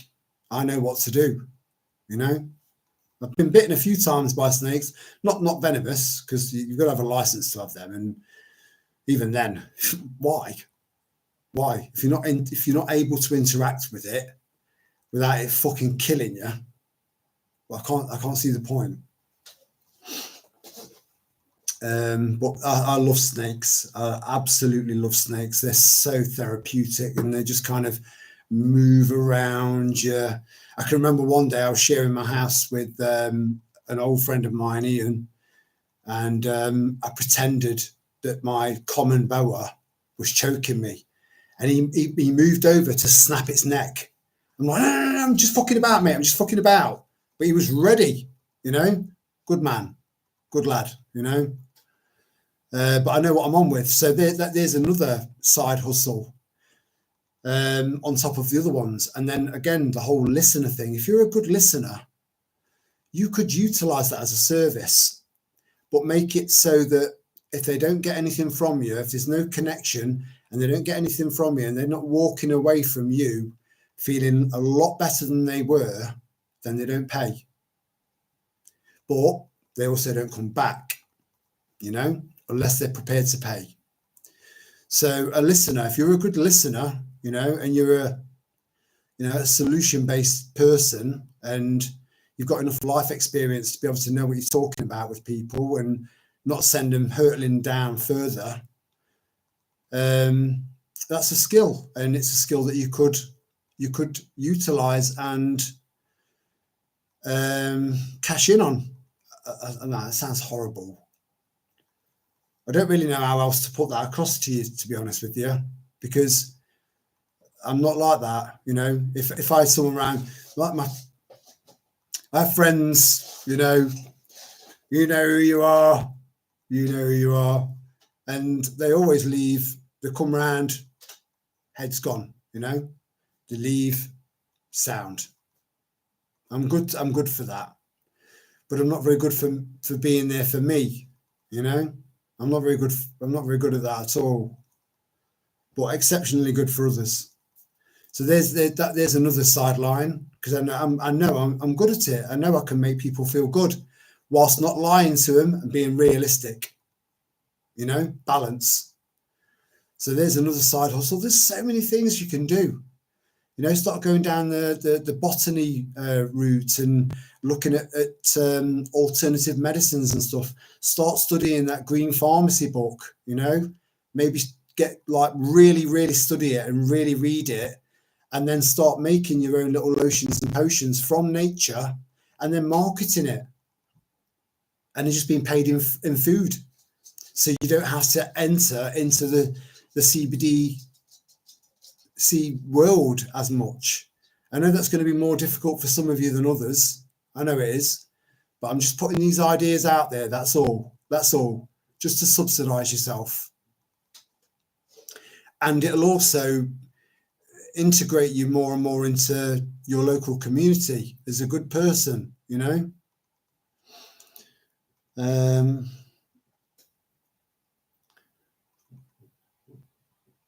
How many of you have had those phobias put into you from a parent, etc.? Because if you look at it, to be dead honest with you, Pete, I think it's genetic, because if your mum's an alcoholic, you can end up becoming an alcoholic. If your mum was a depressive, you can be a depressive. These genetics that are passed down to us, they're passed down to us in way more ways than you can imagine. This is why a lot of these companies that you know, these ancestry bloody whatever, they get their DNA. These are all DNA harvesting systems, because they're trying to find. Oh, this is going to sound well conspiracy theory, you know, but let's just put it out there anyway. Fuck it. It's Friday night. Hold my pint.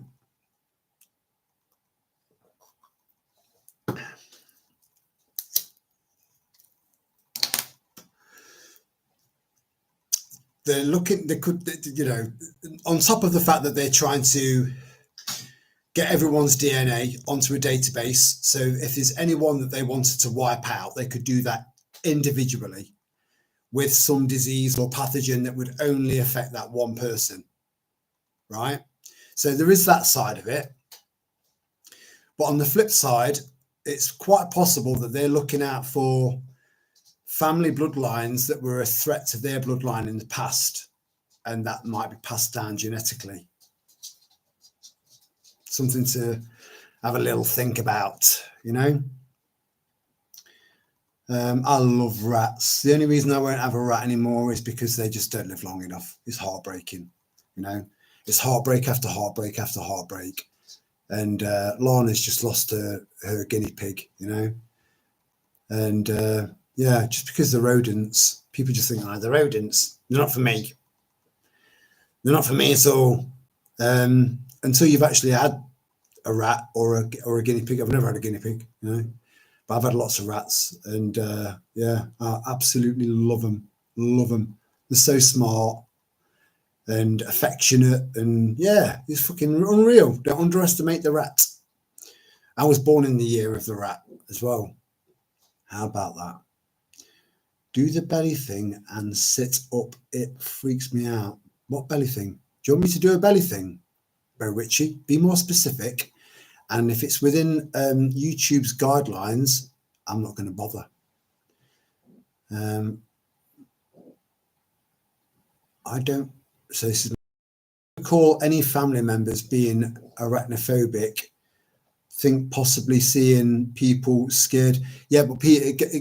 Sorry, Lana. It can go back 50 generations further, because we're taught that spiders bite. All spiders bite, even money spiders. They are carnivores, right? So all spiders bite, and because we know that, it's been passed down from generation to generation to generation to generation to generation, tenfold, 50-fold. You know, beware of spiders. So I think that's where it comes from for most of us. I don't think it's a childhood thing. But yeah, learned behaviors does play a part in that in that, bro. Yeah, I'm not a fan of mozzies.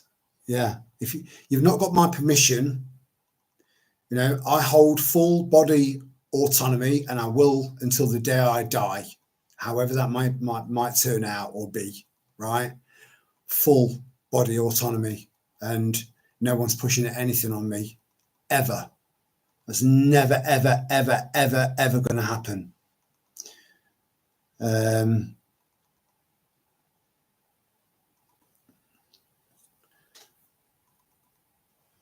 Yeah, spiders are a natural pest control. Yeah, but I mean, being an arachnophobic myself, to the right hand side of my multi-fuel stove, I built a fucking a high-rise luxury building complex for them to live in. You know, fucking hell. Having said that, spiders will eat other spiders. You know, they don't give a shit. And you know what? You know, speaking of cannibalism, do a little bit of digging into this, right? Do a little bit of digging. I always recommend that people do their own research, because we all learn in different ways, and we all learn it we all learn in our own unique individual ways, and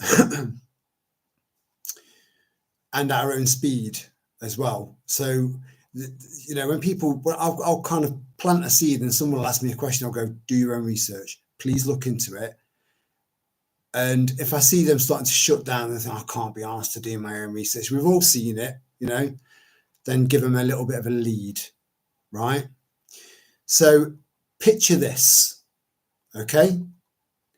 New York, one of the biggest, most built up cities in the world.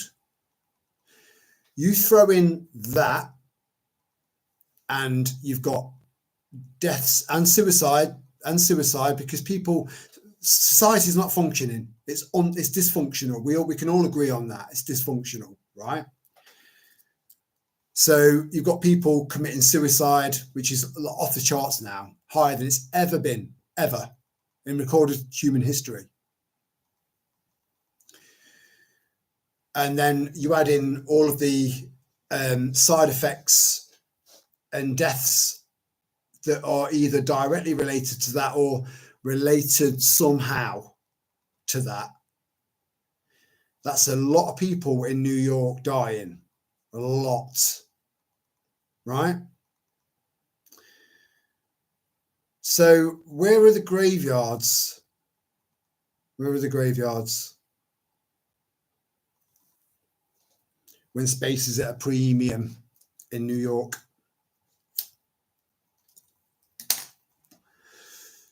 Start looking into liquefied people going into the water system.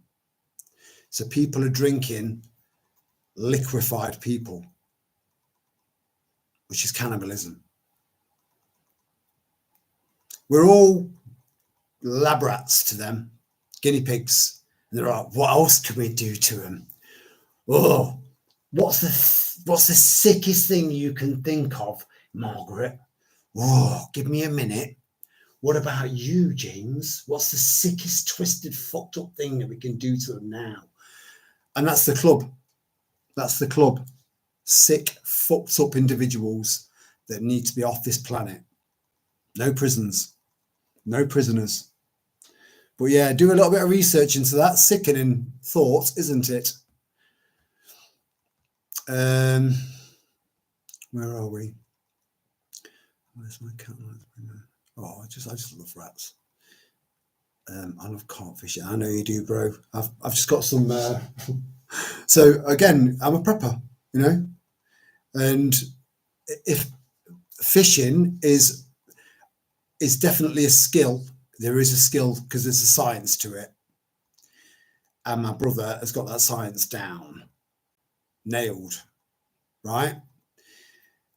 But I've only ever caught something this big in my whole life, you know.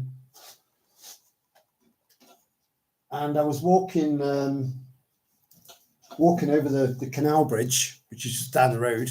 I have to cross that to take the girls on a walk when I do my little walk and talks. And on the bridge, someone had left 2 books on the bridge, on the canal bridge. So because I don't want to keep bringing loads and loads of shit home and just adding to the fucking ever-growing clutter, you know, of prep gear and food and all that, I wanted to just have a proper good look first before I picked them up and walked off with them. But they were there for a reason. You might be able to give me your opinion on this, bro. This is one of them because I've got all the fishing gear that I need. Right.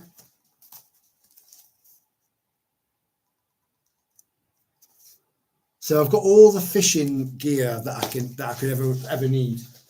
The only downside is the thought of eating fish makes me want to retch. But I know that if I'm hungry enough, I'll eat it. And the canals, you know, the more people are starting to struggle financially, the more people are going to start thinking outside the box. There was a homeless couple years ago, and they spent some money on getting some little cheap telescopic rods and some floats and a few hooks and stuff like that. And they started fishing out of a canal. This is in the UK. And then catching those fish and then gutting them and then cooking them and eating them, you know? And I think you're going to see when the shit really starts to really hit the fan. So it's obvious to even the sleepy, stupid people. You know, we're going to see more and more people looking for food for free, for literally food for free.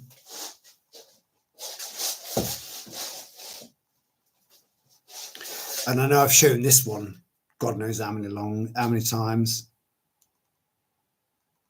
Collins Gem, food for free. I've learned a lot of foraging from this book.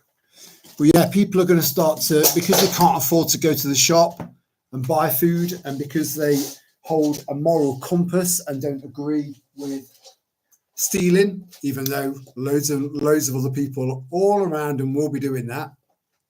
Anything to put the food on the table of their kids, for their kids.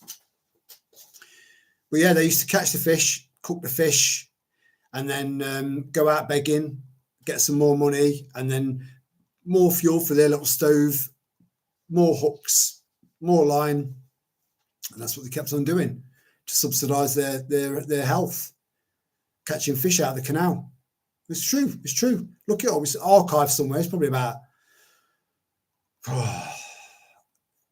less than 10 years ago, you know.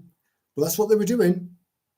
Now we've got a lot of Eastern European people coming over here, and and in Ireland, and what's been happening in Ireland is that because you do get a lot of lamb over there as well, you know, just it's mainly livestock farming in Ireland, and you're getting these Eastern Europeans and Africans, and you know, they're descending so much. They've got such an influx over there. I feel so sorry for them. You know, that country is on its fucking knees. So yeah, so there are people driving into the countryside in Ireland and taking sheep out, butchering them there and then professionally, just leaving the hides behind and various other bits and bobs that they don't want, you know, and then taking off with the meat. And I can see that happening in the Peak District, the Lake District, the Downs, Dartmoor. I can see it happening all over the place, you know, and not just these illegal invaders or anyone that's come here illegally, but normal people as well, just to get by, you know, drive up into the hills, kill a sheep, stick it in the back of your transit or back of your car, lined, take it home and butcher it, and you've got organic grass-fed lamb, you know, that could feed the whole family and still have loads left. And that's one of the predictions that well, it's not a prediction, it's happening in Ireland. But where my caravan is, it's owned by a sheep farmer. He's a lamb farmer. That's what he does. And I've mentioned to him before 2019, imagine if the cost of living got so bad that people started coming up here and starting to steal your sheep. And again, everything you say to people, whether you think that you're getting the fluoride stare or not, it doesn't matter. It's still going in there. It's still going in. So if I ever needed to bug out, which I won't, I'll fight and die defending this house. But if I ever did, just for argument's sake, I could go there and provide a service, you know, like the night shift. And yeah. So I'd have 3 digs and I'd take all my food with me so that they wouldn't be short of food. We'd work together as a unit, but that's not happening. I'm staying here.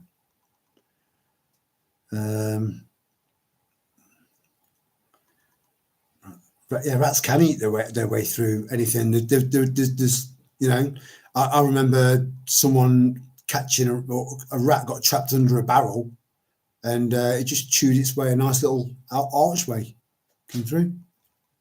Off it went. Right, nice one, Pete. I didn't know. I've got no idea. I'm not a fisherman. I know you are. So who knows? Thought the Drake act like a net lul. Oh, I don't understand your question there, brother. Did you ever see that website where celebs had samples of their flesh taken and it was then lab grown and you could buy celebrity salami-ish stuff? Yeah.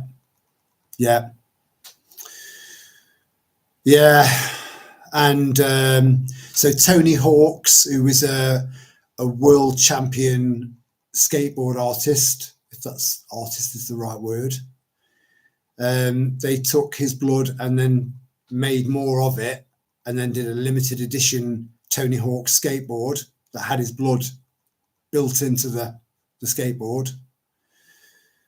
There was Nike trainers that if you look at Nike trainers, if you look at the heel, the squashy bit of the heel for like jogging trainers, you know, you've got this gel bit full of blood. You know, we're living in times that are satanic, and we need to be the light in the dark. We do. Because light always, again, you see the light in the dark more than you do the dark in the light. And we need to be the people that shine that light, you know. It's one hell of an undertaking. It is. But if you want to get through to the other side of it, it's a necessity. It's as simple as that. Yeah, I got you, Lana, the first one. I got it. An adrenochrome as well, you know.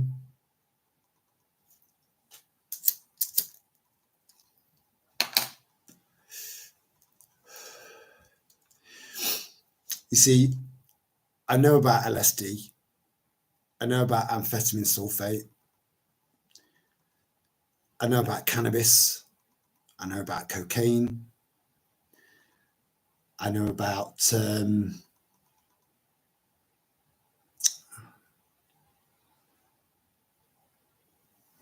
I don't know much about crack because I've never had it. I don't know much about heroin because I've never had it, even though I was in a perfect opportunity to give it a go. Not injecting it, just chasing the dragon, right? Knowing that no one would ever know, no one would ever find out, and I still turned it down, you know. And I was in jail. I was in jail, so I was given an opportunity to have some escapism, even if it was just for half an hour, and I still turned it down. And I know quite a bit about MDMA, you know. So the point I'm trying to make is that the people that are taking adrenochrome must surely know where it's from by now, which makes them complicit in child torture and child murder. Holly weird.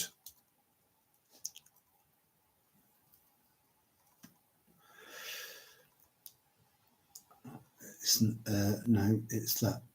Is that real? So you imagine munching down on a Tom Hanks sushi roll? Oh, that hurt my stomach. I acted that out way too convincingly to the point where I convinced myself. But yeah, it's disgusting, you know. It's cannibalism. Again, look into liquefying humans in big cities in America and where that liquid goes. And then you think about the Matrix, the film The Matrix, right? And Morpheus is explaining to Neo that basically the remains of the dead people, when they get to a certain age, they get liquefied and then pumped into nutrients for the newer bodies that were just batteries. So they were liquefying the dead to feed the alive in these cocoons. That's happening in real life. You know, that film, it's almost like they were saying, this is what we're doing, this is what we're going to do. Are you ready? Are you really, really, really fucking ready for that red pill? Because once you've had it, there's no going back. Can you imagine munching down on I'm like a half shut knife, buckled. Tom Hanks sushi roll. I wouldn't even feed it to my dogs, you know.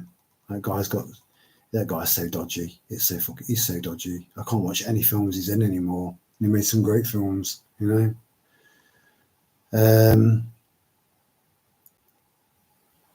Joe, I live by a riverbank, but there are lots of cats and dogs here, so I don't see many rats. Yeah, cats are amazing at catching rats, but then rats are amazing at evading cats, you know, amazing, because they're so intelligent. You should maybe have a look at I don't know, type something like rat intelligence demonstration, something like that, into YouTube, and your jaw will drop.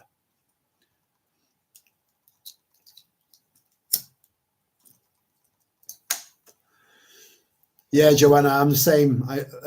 Sorry, Bo Richie, I'm the same. I love films. Films are my escapism. A lot of you guys read books. I can't read a book. I can't sit down and just read a book. It'll do my fucking head in. I just see an ocean of words that start to hurt my eyes, you know. Pretty much most of my books that I've got down here are reference books, you know, reference. But now I do find myself sat there with a new film that's just come out, and I'll be sat there and I'm thinking, I'm waiting for it. I'm waiting for the wokery. I'm waiting for the subliminal messaging, and I see it all. Sometimes I can just kind of overlook it for the sake of it and just think, it's just you know, see how it pans out, see how the film pans out. It might have a good ending, blah, blah, blah. But it's the fact that this is integrated into everything now, you know, these subliminal messages. They've been around for years, so many years, decades and decades and decades. You go to the cinema and there'd be one little section of the film that they'd be, you know, showing you on the screen, one bit, and they just stick a little advert in there that, you know, blink, less than a blink, and you'd miss it, but it's gone in. It's gone in. Same as what you say to people. It goes in. It goes in. So never give up.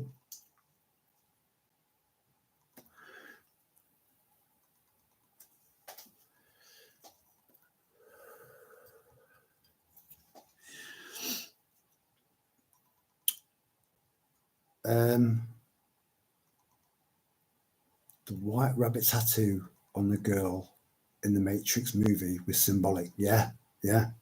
Follow the white rabbit. Go down the rabbit holes. There's so much to that film. And you know what? Every single time I've watched it, and I've got it, it's one of the, if I like a film, it makes it to Blu-ray, you know? Blu-ray. Where's Ray gone? You still here, Ray? Blu-ray. That's your porn name. That's your porn name. But yeah, the film The Matrix was yeah, it's probably the ultimate cult classic film in cinematic history, bar none. The amount of information that was giving you, the amount of information that was telling you, you know, and then you can listen to and watch YouTube videos of people's interpretation of the film, different interpretations of the film, and where people have done a proper deep dive and done interviews, and it'll blow your mind. It'll blow your mind. It's almost like that, because we do feel, it does feel like we're playing chess to some degree, and that was like almost like either the deep state or the dark side pushing across. This is where we're headed. What do you want to do about it? What are you going to do about it? And our answer is prepare.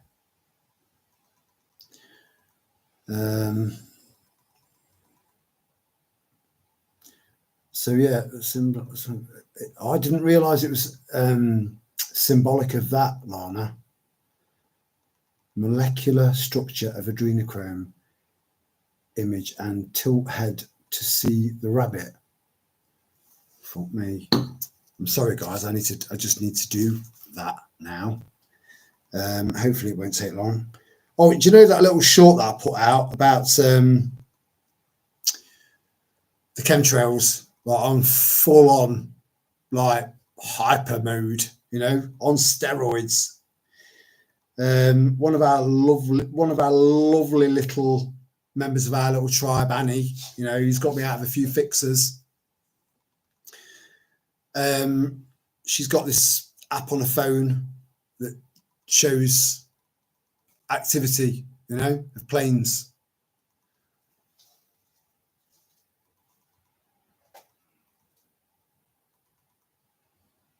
Long Eaton. That day when I showed you all the chemtrails and then the new ones starting, they were just going round and round and round and round. And then they moved on to Stapleford, which is about a mile up the road, mile and a half up the road, maybe 2 miles tops. You know? We can't all be walking around with gas masks, you know? Because, or can we? Is that what it will? Nah. We'll fucking deal with it. At some point, we'll deal with it. I need to have a binge watch of them films again. Yeah, the first one, though. The first one. Oh, my God. But yeah, I've got all 3. I've not got the 4th one because I didn't get it. You know? The other 3, they kind of... How the fuck did she end up in reality back into the Matrix? It's not very clear. The last one, the remake, where he sees her in a cafe, and none of it makes sense. You know, if it don't make sense to me, then I'm not interested. But I've got the first 3 on Blu-ray. I think they're brilliant, especially the first one. It was just, yeah, and they are trying to turn it into a battery. 0 side effects, no come down either. No, just a proper high. A maximum high off the back of a maximum low, you know? And we wonder where all these hundreds of thousands, if not millions of children have just disappeared to. Adrenochrome farms.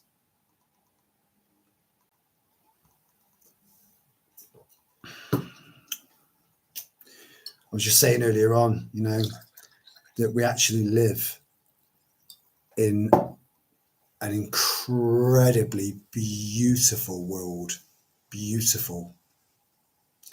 It's the fuckers that are on it that are the problem.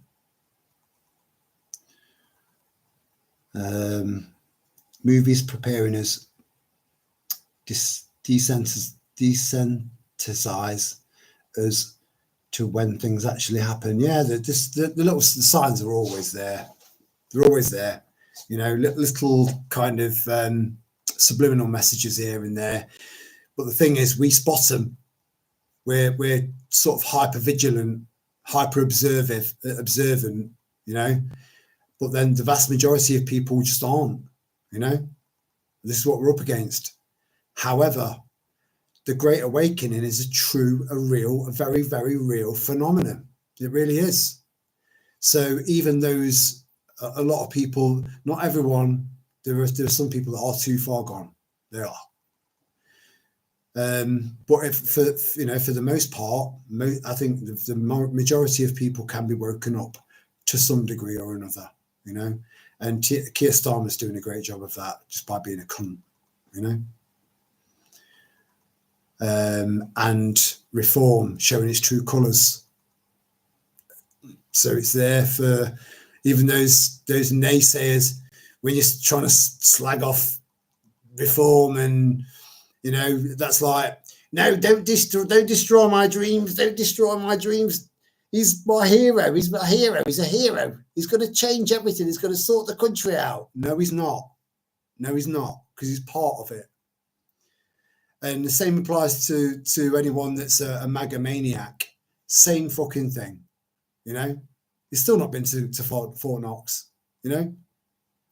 He's still not signed an executive order to stop them from spraying the skies with these harmful chemicals, killing off life left, right, and centre. You know, nothing. He's full of shit.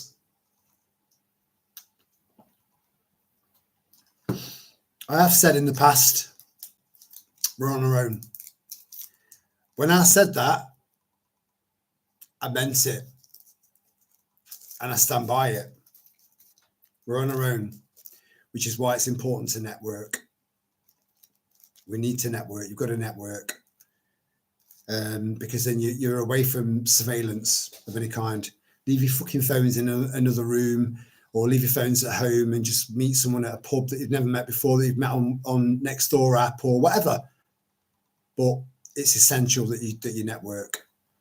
And the benefits out of that is that each group will find out about each other, converge. There'll be a bit of a battle of leadership. You know, a lot of outspoken people, fuck them off. Everyone needs to be equal. Everyone. Where are we? I've heard about it, but the horror of it breaks my heart and infuriates me. Yeah. Well, you're a mum boho, Richie, you know, and a relatively young mum, you know. So you're the empath in you is thinking, wow, you know, they're doing that to children the same age as my kids, you know. So it puts things into a very, very stark, very disturbing perspective, you know. And all the more reason why you need to just protect your kids at all costs. All costs. You know, it's a shame, Bo Ritchie, if you do send your kid to school, the older one, the lad, because what they're teaching there is just, you know,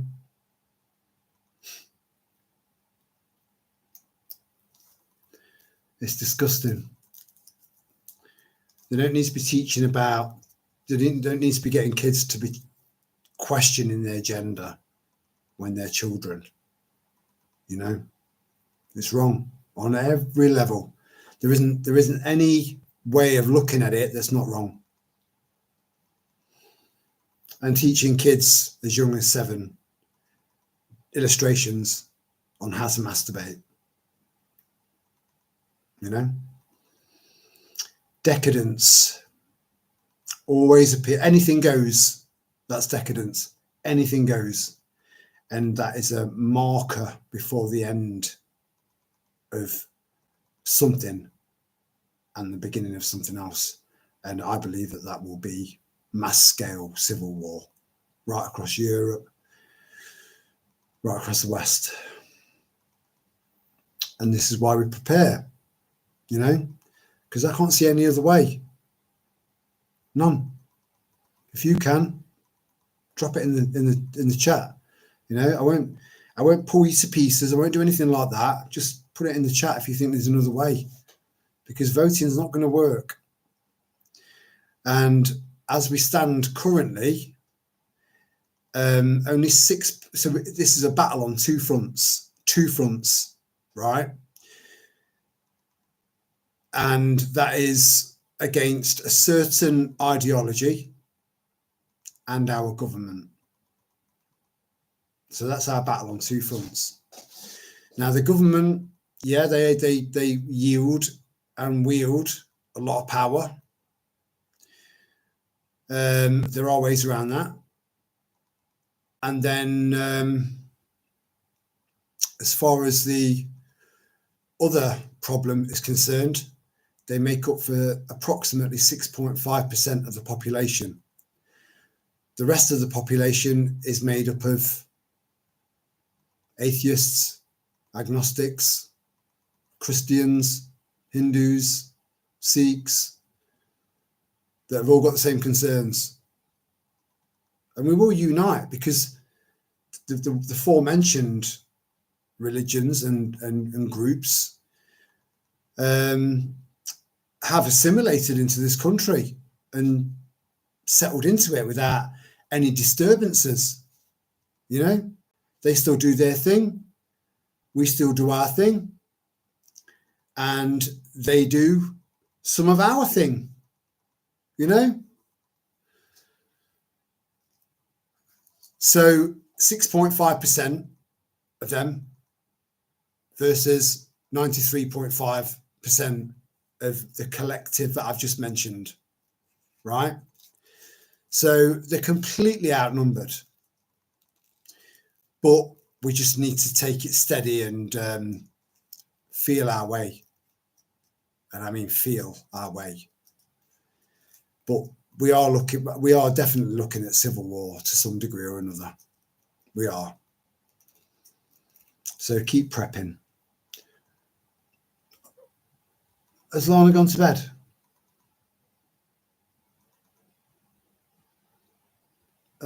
Good night, Lana. If I've missed you, sweet dreams. Keep your chin up. Keep your chin up. Bowitchy, this is Joanna. Bowitchy, your children love you and you love and protect them. Bless you all. Yeah, I can imagine Bowitchy's a formidable. Maria's gone as well. I think either Maria or Lana. Either way, sweet dreams to whoever's just gone.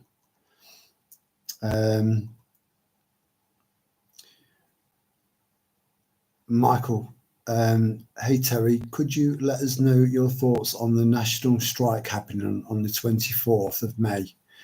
Even if it turns out to be a non-starter, I think it could possibly wake more people up. My honest opinion on that, Michael,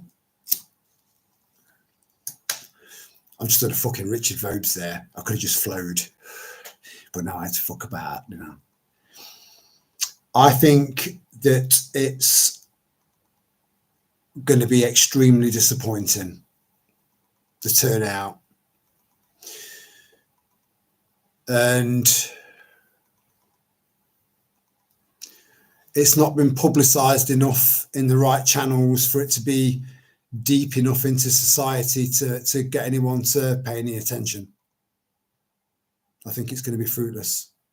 That's my honest opinion. I think the guy who started it out, ex-military, I think his intentions are honourable and good, but unrealistic. It's not going to work. That's my honest opinion, mate.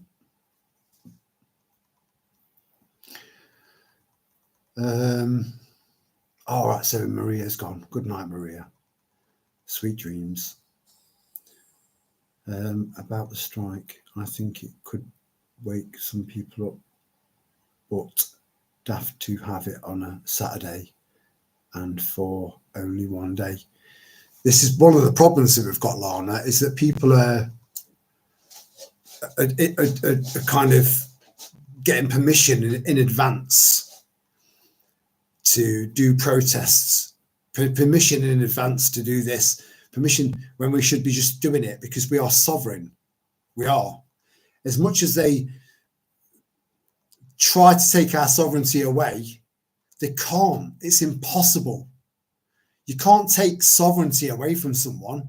Sovereignty is sovereignty. But yeah, it's a really, really lovely sentiment, Michael, but it will flop. It will flop. You know, I would be more than happy to support that. I really would. But it's going to be a little bit like, you know, when we do these petitions and stuff like that, nobody gives a fuck in Parliament. They don't give a shit. And there've been some that have broken records recently. They don't give a shit. It's come to nothing. But it's given them a sense of how the population is, how they're feeling. And given all of the people that signed it, and when it was brought to people's attention, it was put on other channels, that would have in itself would have woken a few people up, you know.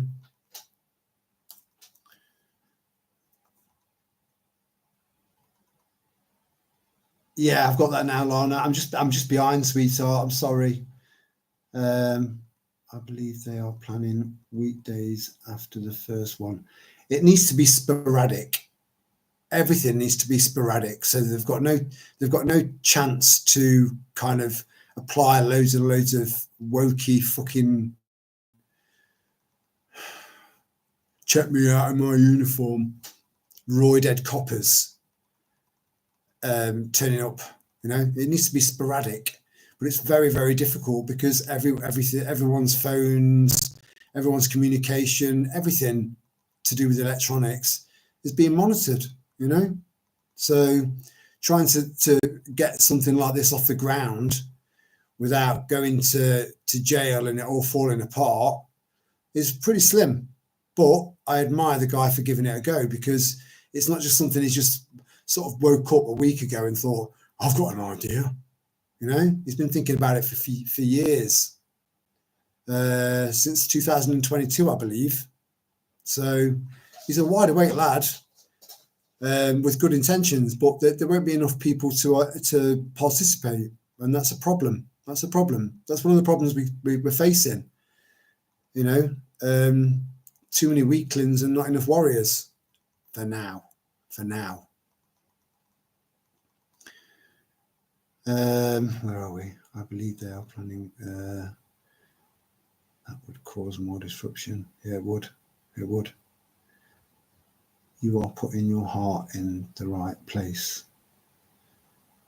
I can't see people losing a day's pay to attend a weekday gathering. I've got to agree with you. Michael. You know, you run the risk of there aren't that many jobs out there. There aren't, not really. So many have succumbed to so much fucking damage, economical damage, that our government is responsible for. You know, going back decades, going back right at least at a very minimum to Blair, and it's just wiped out loads of potential employers. They're trying to wipe out the middle class, and they made up for the vast majority of employment. So because of that, you've got one person going for, you've got sort of 25, 30, 40, 50, even 60 people going for one post. So unless you've been working for, because employment rights still apply. If you've worked for a company or an organization as a permanent member of staff for 2 years minimum, you hold a lot of power. You know, you can turn around and say, look, I need to do this. I need to go on this march, and this is why. I'm happy to take it as a you know, annual leave, use my annual leave up or whatever, you know. But anyone that's not done 2 years service with any organisation, they can just get sacked like that and then replaced like that. You know, in a climate where everyone is still currently struggling to put food on the table. You know, poverty is like, it's sinking back to the Victorian era.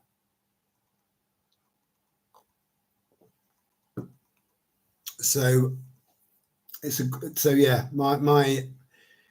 yeah, the end of that is basically pretty much, it's a great sentiment, but it will flop, and that's because it won't have enough backing by people that are committed, you know. But there's nothing to say that won't work further down the line, because people are going to get more and more aggressive. People are going to get more and more impulsive. People are going to get more and more pissed off. And as that happens, there will be a gradual increase on people that are prepared to. But when you've got nothing left to lose, you've got everything to gain. So it's about how far you're prepared to push yourself, you know. And I'll go all the way. I'll go all the way. Ray's got herself tucked up in bed. So at least you're comfortable. Blu-ray, bit of blue for dads. I often watch the YouTube video of the Down syndrome children attending their doctor's wedding. It breaks my heart to see so much love. Yeah, I've worked with a lot of people with Down syndrome, a hell of a lot, and they're so tactile, and they've got smiles that are just so warm. You could cook your fucking dinner on them, but they have a relatively short lifespan, kind of 50, 55. And they're prone to getting dementia and Alzheimer's. I've experienced it. I've worked with them, and I've seen that progression happen to the point where we didn't have the tools to be able to deal with that anymore. So they had to go somewhere more specialised and see out their days there. But I'm pretty sure the vast majority of the people that I used to support within the biggest caregiving company probably in Europe, I guarantee all of those people that were under the ward of care of this particular organization were all jabbed. All of them.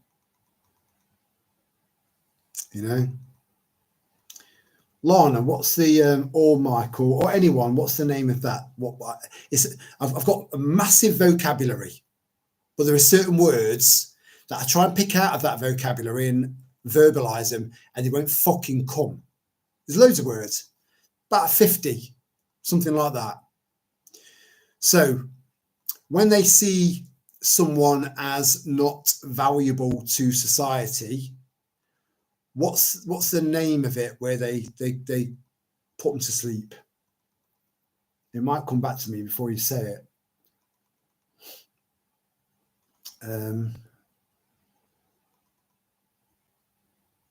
On a Saturday. Yeah, so I mean it's doable. It's just, again, it's not been publicized enough. Unless you start sharing that stuff around, it's not been publicized enough. And even then, you're sharing it around to some people that are just not interested because they've got that, I'm all right, Jack. You're all right for now. No, not euthanize, not euthanasia. It's a movement, a sick, twisted movement that all of the elite are very pro. Oh, come on. Come on. I can't Google it because it won't come up with that. It won't tell me.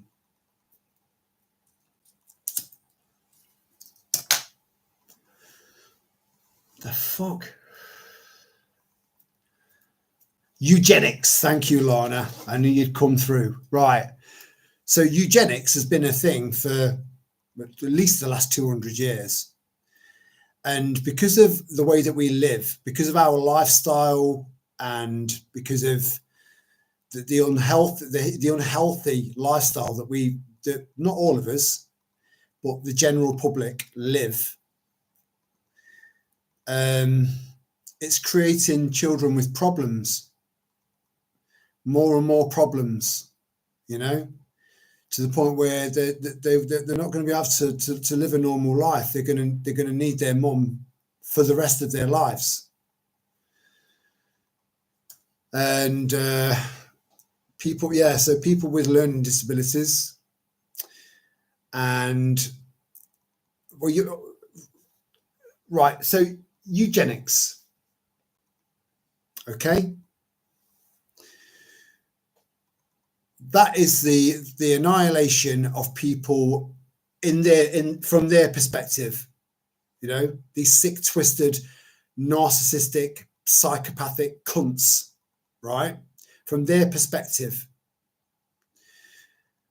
people that are no longer useful to society, they can't make money that goes up to the top of the pyramid. Right? So that's people with learning disabilities and our elderly, our senior citizens, the people that made this country what it is, the people that put the infrastructure in there, the people that know shitloads about this and shitloads about that because they've lived a long life. What's the difference between the mass culling of our senior citizens and eugenics. What's the difference? Anyway, going back to working for this massive care, and we should never forget about that. Please don't forget about that, because these people were the fucking backbone of the country, and they were wiped out. No one's fucking talking about it. I'll always talk about it. I'll always bring it up just to remind you, you know, because that was a horrific fucking crime that's gone relatively unnoticed. You know, so many people have just moved on. What the fuck?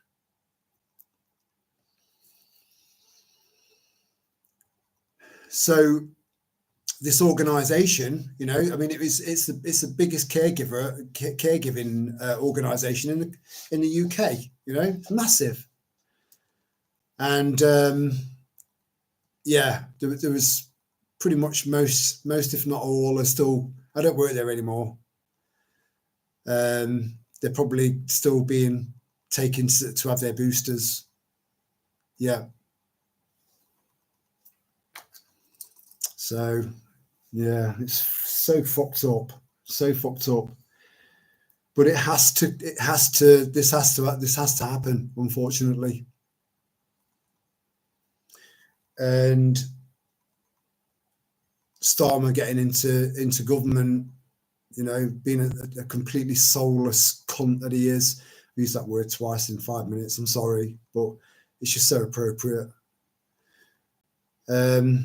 Has done the world a favour, because even not all of them, like I said, there are people out there that are way beyond help. They're gone. They are proper write-offs. But it's really difficult to find out which ones are write-offs and which ones can and will wake up, you know.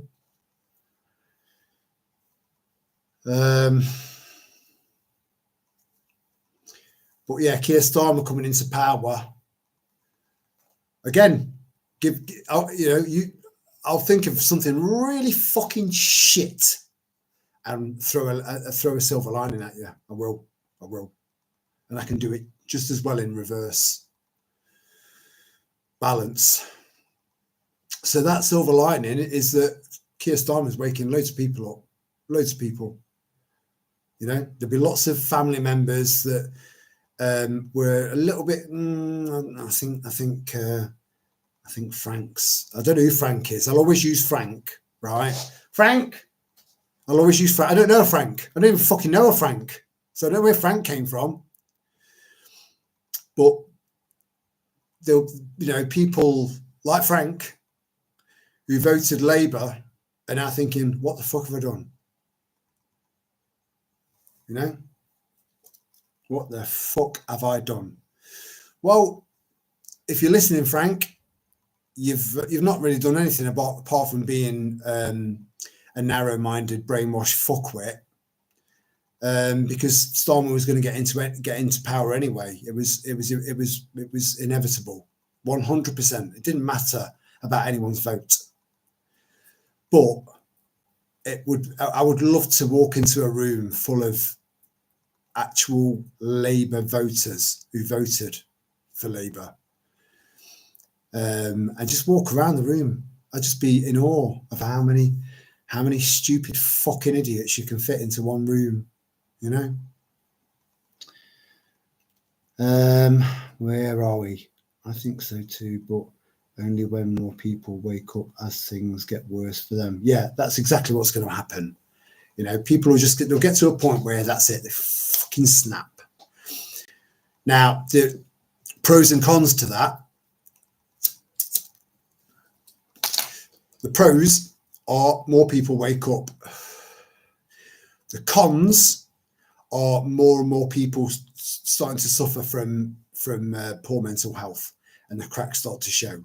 Some of these people will go in on themselves and become quite, insular and isolated. And then you're going to get people at the other end of the scale that are just going to go around fucking people up.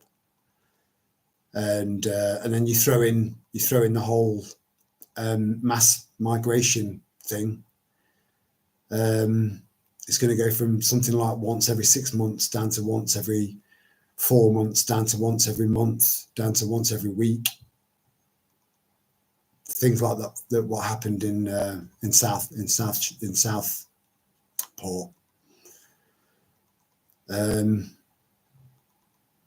Yeah.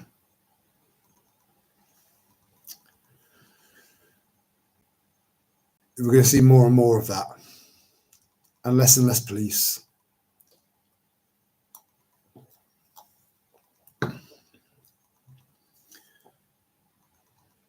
Yeah. Yeah. Yeah, he's dead. He's dead. He's completely soulless. But what you need to remember, I mean, I've heard all sorts of things. Let's try and keep things realistic. But I've heard he's not actually he's a clone. You know that technology is out there. You know, I do think that they're anyway. That's a story. That's a talk for another time. But he was groomed. He was groomed from a child. He was groomed. You know, Jimmy Savile played a massive part in his life. Massive. And so fuck knows what's happened to him. A lot of damage, because it wouldn't have lived a normal life, a normal child's like upbringing. And you throw into the mix the possibility of MK Ultra as well to finish him off, to make sure that he is literally a bastard, the ultimate like dictator that England's ever seen. This could all be connected. MK Ultra is being used all over the place. They've mastered the art of that art, of that science, that psychological science. They've mastered the art of it. So that could be why Trump is so convincing in his conviction, because it does seem like he genuinely thinks he's doing the right thing when he's not. He's not. So MK Ultra could, it doesn't just need to be down to civilians, it can work on anyone, especially if you've got an ego, and Trump's got an ego.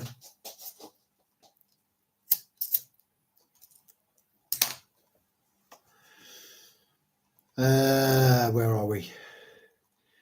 Just got my nightie on and got my homemade blanket, snuggled into bed with my little cat.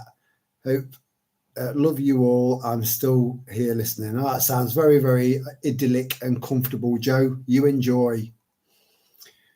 I was going to throw in the whole predictable, give your pussy a stroke from me, but I didn't bother. But then I did. I couldn't resist it. Fuck's sake. Where are we? It will make the poll taxes riots look like. Yeah, Lorna, I saw them. That. So I'd moved from Radford into Lenton, and I saw the riots. And the power behind those riots, Lorna, ended the poll tax. Yeah, they ended up coming out with community tax in the end, and what we now call the current tax. But that pushback of people taking to the streets, there is power in the numbers. And the vast majority of us just want to be left the fuck alone and have a nice kind of fruitful life without any government overreach, because that's not their job. Their job is to shut the fuck up and do what we tell them to do. That's it. That's the Constitution in a nutshell. I mean, it shocks me about what's happening in Ireland. I mean, they've got it so fucking rough over there because it's even smaller, But it's a republic, The people can come together and say, no, that's enough. It's a republic. England is literally directly ruled by our version of the deep state. Whereas in America, the deep state is kind of behind and then behind something else, you know? So it's very difficult, but not impossible. Absolutely far from it.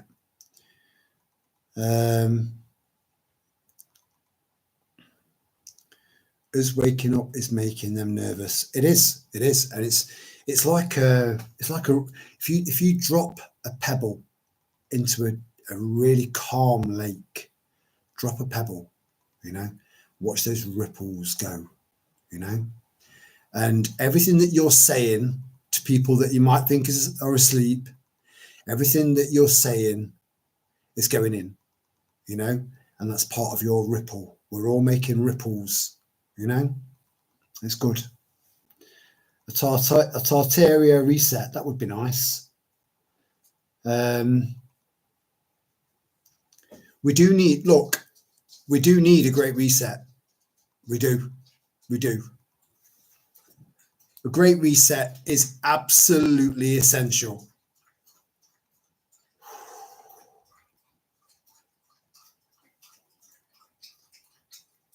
And that's Zephyr with her tiny little tongue. It still goes through me.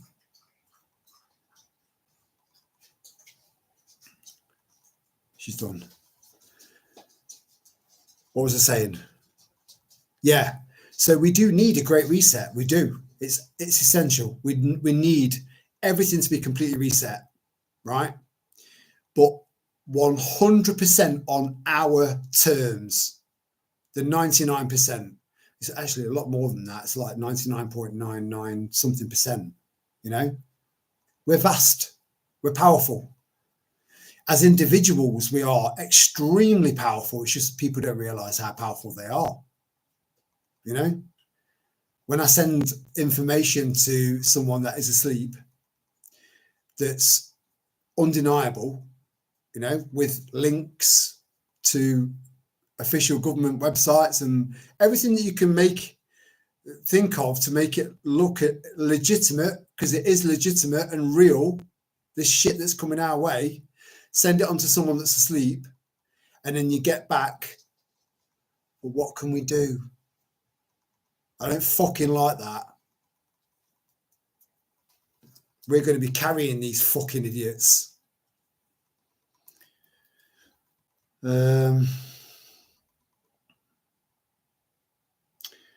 What's it going to take for everyone to take to the streets, though? That's what worries me a lot. Turn a blind eye. They can only turn a blind eye for so long, you know, before everything just slots into place. They have that moment of kind of realization that we've all been through, and that was like being reborn to a lot of us, like being reborn, like being born into a new body, a new mind, you know, a new way, a completely different perspective on the world. And those people are still coming up, you know, but there's only so much they can ignore. And again, these are weak people that will continue to bury their heads in the sand until they've got nothing left. And then when they've got nothing left, they've got nothing left to lose. And then we just find a use for them, you know. Apathy, that's absolutely spot on, you know.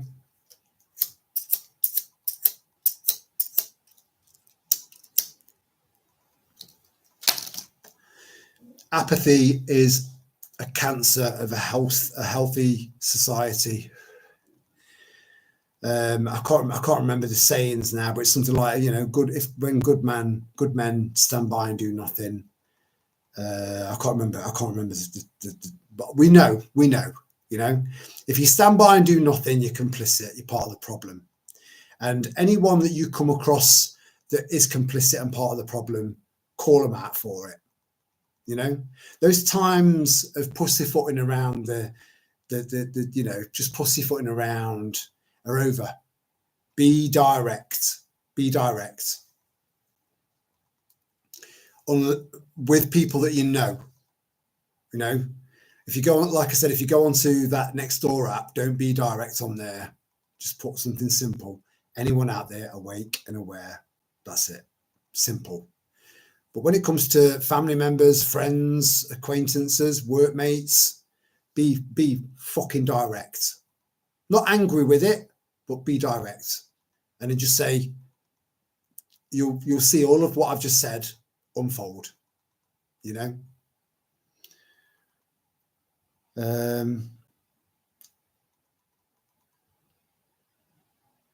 you saying, are you going to bed, Ray? Night sexy. Is that night sexy? Are you saying night sexy? Oh, ooh. No, I just don't have one. I don't have an ego. I just don't have one. You know. I think some people have seen me go from being pretty crushed, you know, very, very, very damaged, and probably quite vulnerable in some ways, to coming into my own and leading myself, and thinking that maybe I've you know, maybe it's ego, but it's not ego. It's not ego. Ego's got nothing to do with it. I've got no ego. My inner critic won't allow it. I'm just stronger. Can't sleep. Gather the standing part. The island raffles. The ex-military. On and on. One path for all. Done. There's absolutely no way that we're not going to win this, but there's going to be a lot of sacrifice. But we will win. We will win. But it's going to be bad. And again, even when I've said to people it's going to be bad, I don't think, I know you guys know that it's going to be, I think some of you guys know that it's going to be really, really, really fucked up, really bad. But we will prevail. We will. We will. Just keep prepping.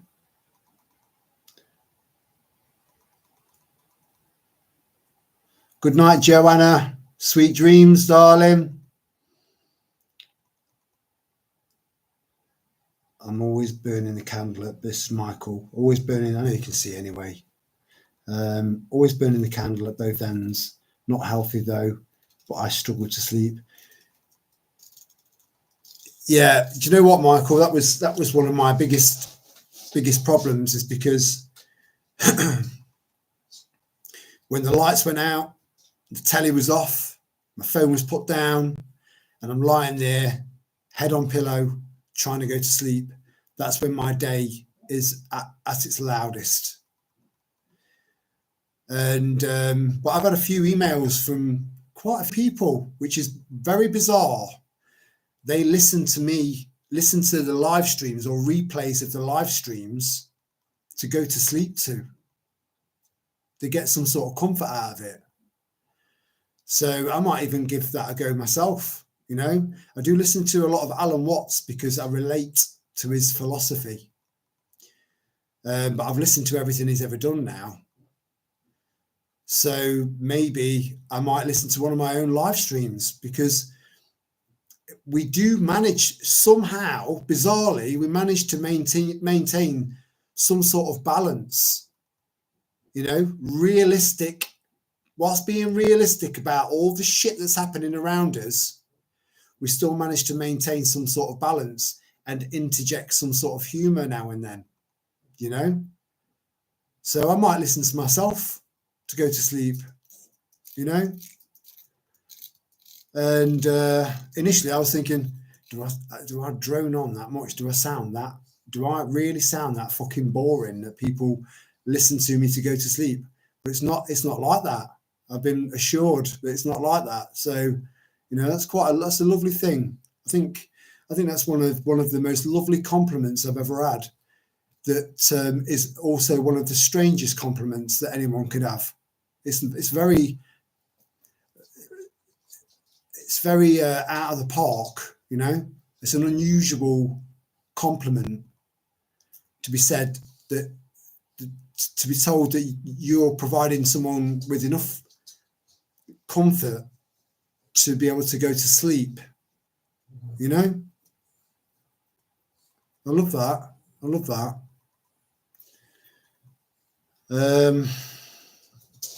But I understand. I know where you're coming from, Michael. I'm the same, mate. I'm the same. This is why I used to drink every night, so I could just pass out. So I've had to find other methods to not drink during the week, give my body a break. Oh, I'm glad, Chelsea Star.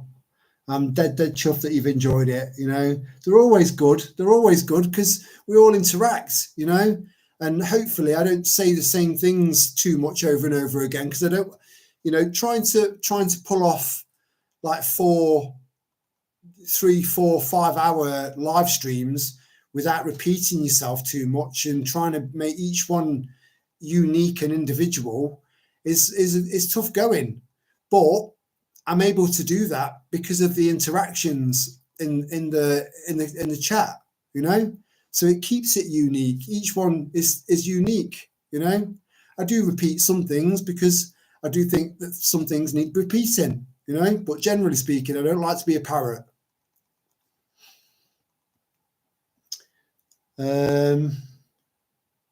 Oh, Lana, I know. Like I said, I sent you some links. Look into it, and that might help you sleep naturally. You know, please look into it, Lana, because you and anyone else, I don't like the idea of any good woman or man, you know, struggling to sleep and being in distress. You know, good people. So if I can help in any way, I will. But yeah, look up those links that I sent you, those screenshots that I sent you, Lana, and yeah, just consider it. Outrider is hard to switch off critical thinkers. It is, yeah. I sent a perfect meme of a skeleton stood there. It was a little bit like Shakespeare, you know, with the skull. Alas, poor Yorick, I knew him, you know. This is you holding your own fucking brain, and you got a speech bubble coming out of your skull saying, will you ever shut the fuck up? And then a speech bubble coming out of the brain saying, no. And that's critical thinkers.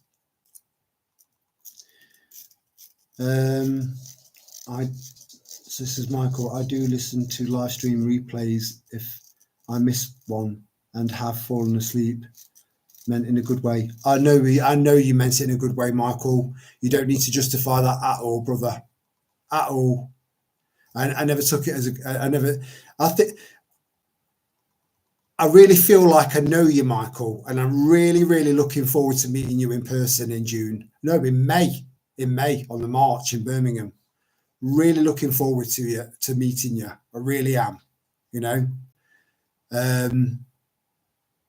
Because I've got a good feeling, you know. You're a top bloke, a good bloke. And yeah. I never set this channel up to gain subscribers. I couldn't give a fuck, or ask anyone to share or like any of my videos. Couldn't give a fuck, you know. And don't mean to offend anybody, but if you're offended, that's on you, not me. I'm just speaking the truth and being honest. But off the back of this channel, I've made new friends, and some that I'm yet to meet, you know, and that's priceless. An unintended bonus.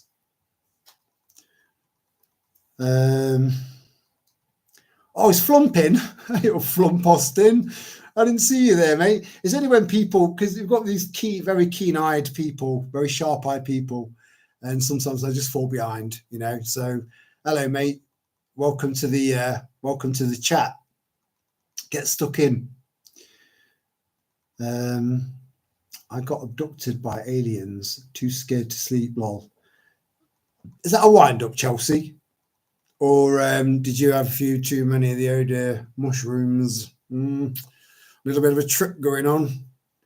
I'm not taking the piss, you know. I'm just saying it's you can't always tell humor in a text, you know, and if someone's being genuine or not about a remark, or unless they end it with lol.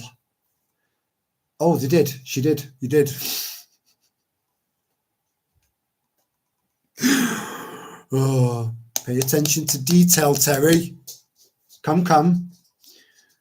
I sometimes listen to binaural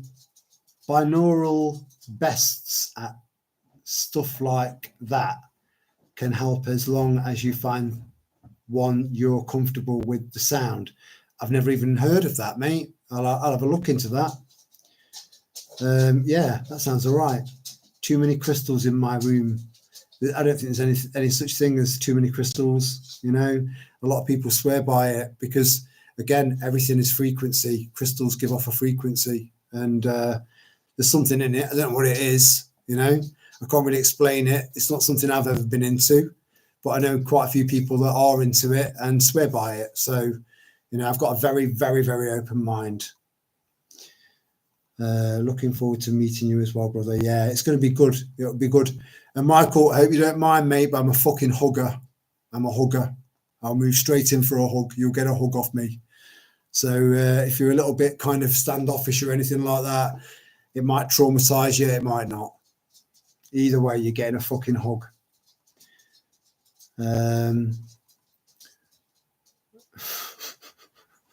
Yeah, Chelsea. Tell your crystals to, you know, tell them to fuck off. You've got some really good, solid advice there from Maria Spoon. Yeah, binaural beats. I've never heard of it from Poston. I've not, but I will look into it. I will try to unwind to bamboo flute and solfeggio frequencies. You're all fucking my head up now because this is all shit I've never heard of, and I've not got a pen. But I think I remember some of that. And again, if it benefits you, if we can share stuff that benefits each other to help us sleep better at night, to increase clarity of mind, less brain fog, less stress, anything like that. If we can share stuff, so we can try it, because if it's tried and tested for you, it might work for us, because we do have.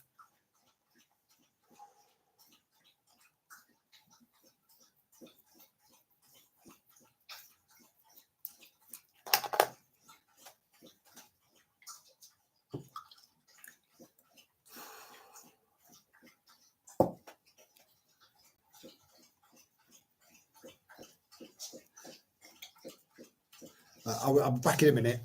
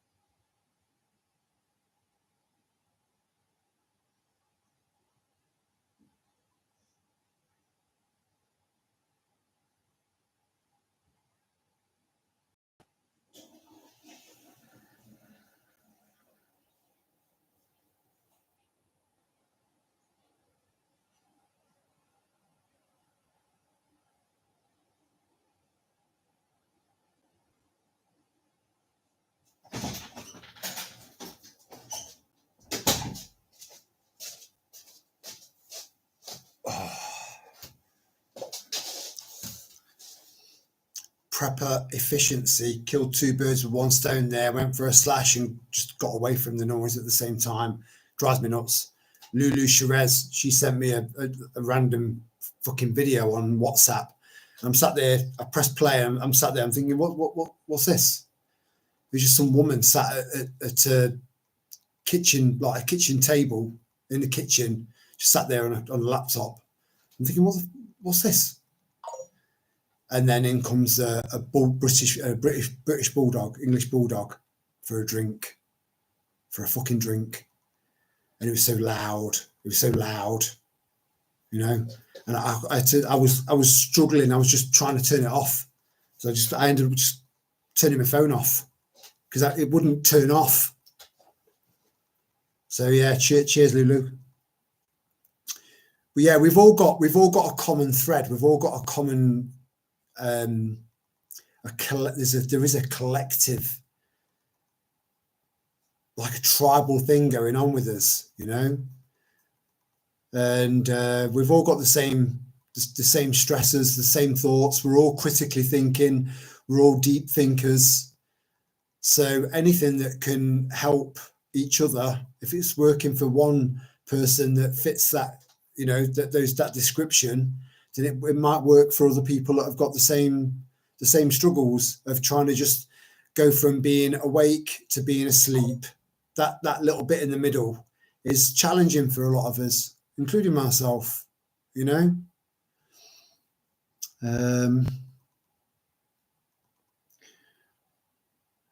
Nothing to do with crystals. I'll share them to you on X, Terry. Yeah, nice one. Yeah, thank you, Lana. Yeah, that's great. Yeah, I really appreciate that, because then I'll have a broader perspective of what it is that you guys are talking about. And yeah, but is it working for you though, Lana? You know, like I said, have those screenshots that I sent you and take it from there. Just take it into consideration. It's a natural way of helping or assisting you to go to sleep. So you can kind of develop that, bring that rhythm back again into your life.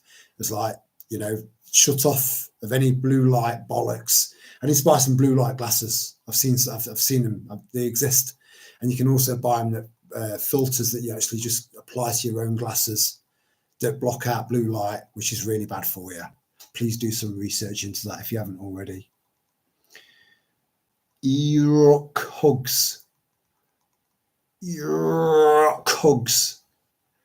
I'll take one for the team. Good. Ah, right. Hugs. Yeah. Well, you're a man's man, you know, and so am I, you know. But I will fucking hug you, bro. I will hug you. It'll be a bro hug, a brug. Also look for specific frequencies for sleeping on YouTube. Yeah, but again, I don't trust. Are they sending the wrong frequencies into me? It's owned by Google, for fuck's sake, you know. But I have been looking into a place that's not too far from where I live, where they do sound baths. Sound baths. What were the other two? Reiki and yoga. And I'm quite interested in all 3 of those. So it's something I'm kind of like looking over, you know. I love soft rain sounds. Yeah, I've got loads of them on my phone. Loads. With a little bit of thunder in the background, you know. So I've got a bass speaker in the bedroom, and then I've got a sound bar. And it's, you know, it sounds lovely. It sounds very real, you know. Or the sound of rain on a caravan. And I'll be going. So I didn't go this weekend because I forgot that I'd made plans to go out with my team, if you like, on Saturday night. I forgot all about it. So hence the Friday night live stream as normal. But next week it'll be a Thursday night or a Sunday night to make up for it, because I think we do need to come together once a week at a minimum, you know. I really do. I listened to a band called Halung. They're Nordic, and I swear the beats talk to you. That inner warrior and tribal spirit, amazing experience. Right, Boho Witchy. Finally going to get me off my arse to find a fucking pen.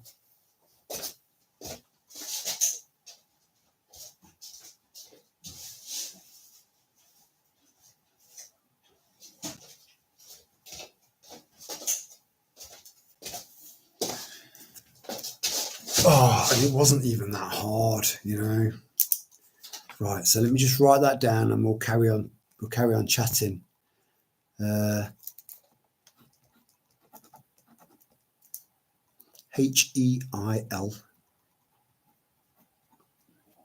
Long. I will definitely look into that, because it's stuff like that's it's part of our DNA. You know, we used to sit around campfires playing drums, and it used to give us peace. And we don't do that anymore. We don't even go around each other's houses much anymore.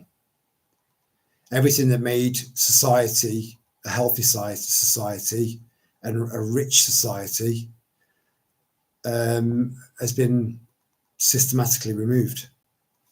So we need to bring it all back, which is quite a challenge, but hey, who doesn't like a challenge?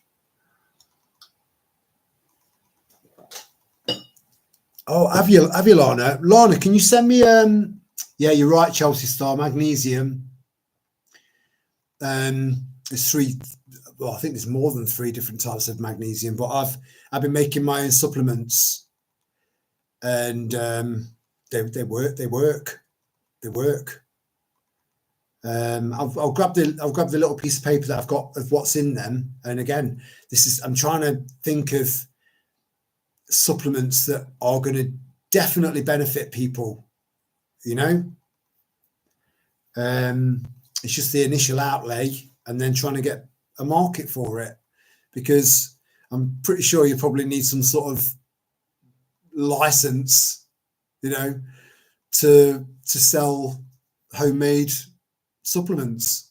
So I will be working outside of the law, and by saying, just make me a contribution of what you think, you know, that's lawful. That's law, not legal.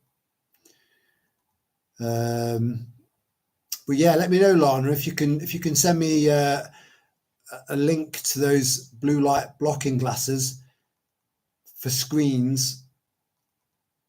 I know that there's an option on most of our phones to put a blue light filter on there, but I don't believe that bollocks. I don't believe any of it. I have salt caves near me where they do sand baths as well. Oh my God. Right, Lana, I'll get the girls in the car. We're up in about 4 hours. That sounds amazing. Amazing. The acoustics would be incredible.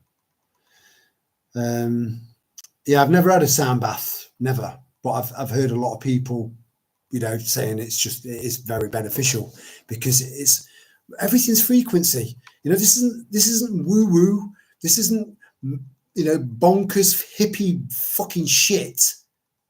It's real. It's real. You know, it's scientifically proven fact.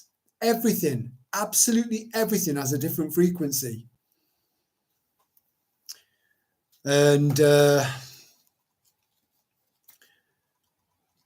yeah, so being in a sound bath, if they've got all of the frequencies right, and you're actually participating in that as well, you're only going to benefit from it, you know. And I've never done one, you know, and it's a relatively new concept to me, you know.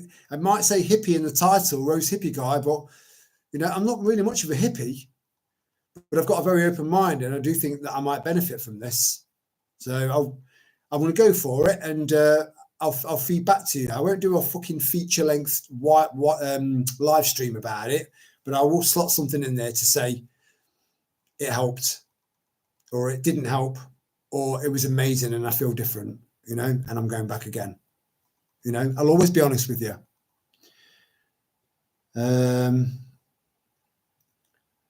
Where are we? You do Reiki? Wow, Boho Witchy, that's impressive. I've had Reiki done once in my life. I was, you know, I had a bad back, but I didn't give away any sign whatsoever that I had a bad back. And I had Reiki done, and I felt my back, my abdomen being pulled up, and I had colours. It's very bizarre, very bizarre. So I can't explain it scientifically, but there's definitely something in it if it's done by someone that knows what they're doing. Because I think anyone can say, I've got a certificate here, I'm a Reiki master. I'm a master at Reiki. Do you mean Reiki? Yeah, I'm that one. You know, anyone can say that. So to be a proper Reiki master, you've got to be proper spiritual and in it and believe in it, you know? So, where are we? Yeah. And the solfeggio one, I listened to search for all 9 solfeggio frequencies. Again, this is all new to me, you know. I haven't got a fucking clue what you're talking about, but I'm interested. Valerian root for sleep 325 milligrams. Does it work for you, Bo Witchy? Or because I do think that in some cases, not all, absolutely not all, but in some cases, the placebo effect does the placebo effect is all powerful. When you start really looking into the placebo effect, it makes you realize how much potential you've got as a being, you know? It's incredible. Thank you, Lana. Yeah, I'll check them out.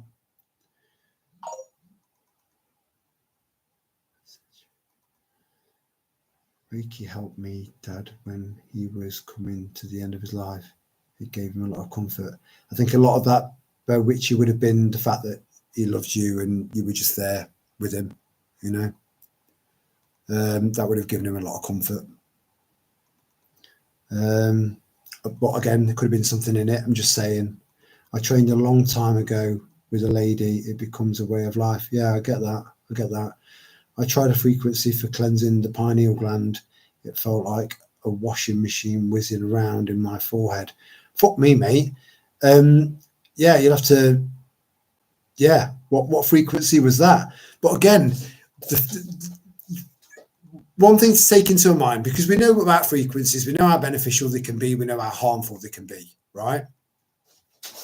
So if you're listening to a specific frequency played through, say, something like a harp, right, and that's producing a specific frequency that benefits your body, that harp is being picked up by a microphone, recorded, and then pushed out through an electronic device or headphones. So you're not going to get that frequency. It's not happening. You need to be there. You need to feel it. You know, or maybe I'm wrong, but that's just logic to me. You know. I don't know.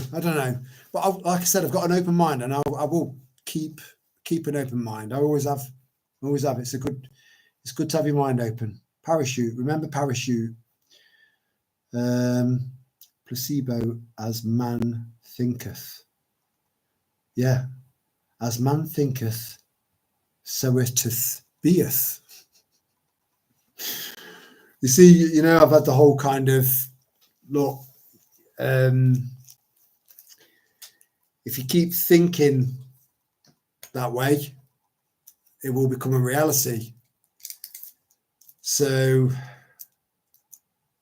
I don't know how I feel about that, because if that is, imagine that is the case, and we live in some sort of multiverse where I'm creating this reality, then I don't like the idea of dragging you guys down into my fight, you know? I feel guilt if that's the truth. But we'll never know, will we? You know, maybe one day. And God said, let there be light, and there was light. This was the beginning and the source of frequencies. Yes, spot on. There are, like I said, I've never claimed to be a Christian, you know, and much to some people's dismay. But then, having said that, the people that may have been dismayed about it are still in our little tribe. So it's a case of like live and let live, and just try and help each other and overlook differences that we've got, because we are all unique. But yeah, I don't read the Bible. I don't necessarily believe the Bible in its literal sense.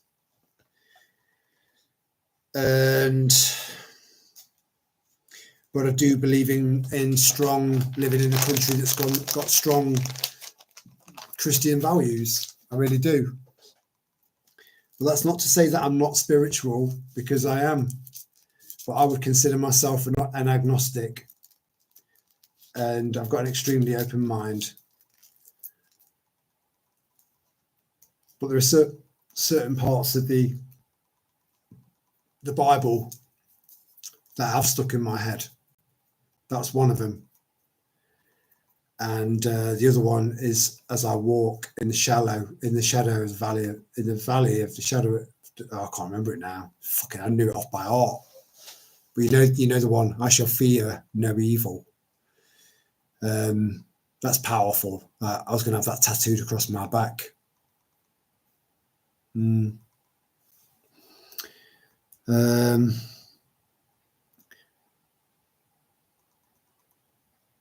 Yeah, Maria Spoon. I bought,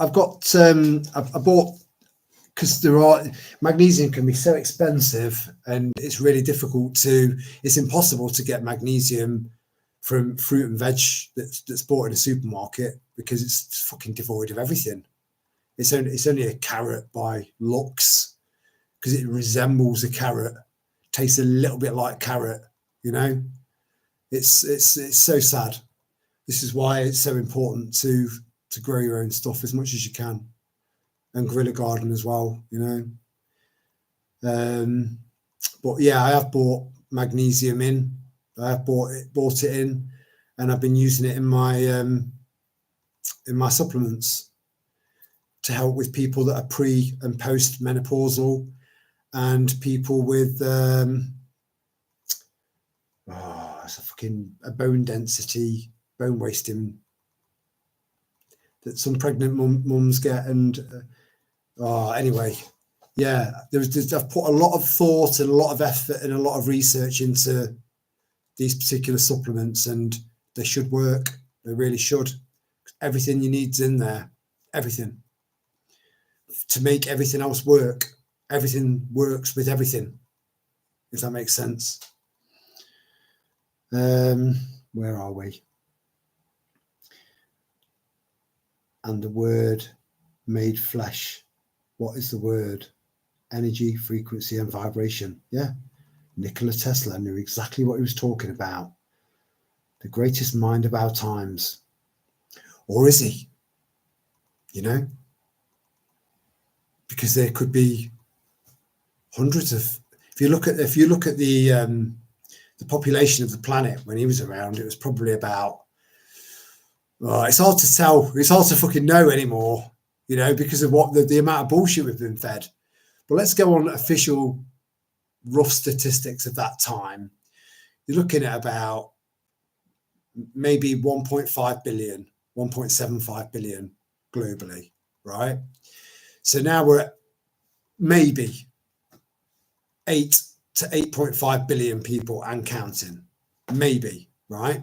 Like I said, none of us have counted them all. So you imagine how many Nikola Teslas are out there, you know? And then you imagine how many of them have been caught up in the deep state net, you know, because they've been spotted for their talents and been used, they've ended up being used for nefarious reasons and for nefarious research, you know. But there are many Nikola Teslas out there. We all have gifts. All of us do. It's just sometimes a person can go an entire lifetime and never find out what that gift is. Never. And I find that really, really, really sad.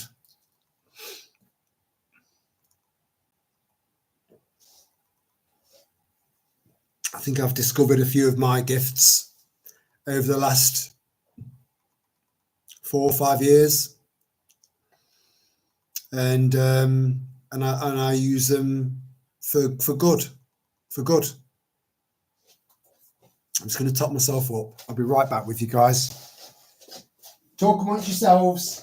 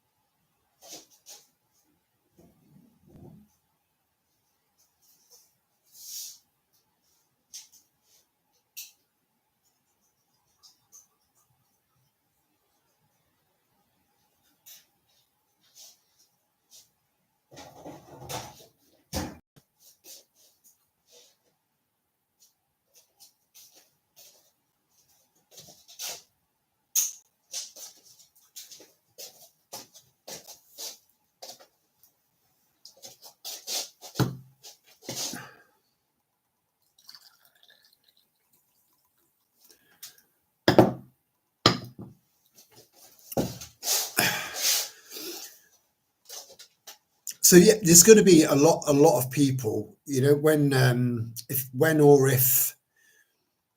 because I've said to a few people now that we are not going to get another election.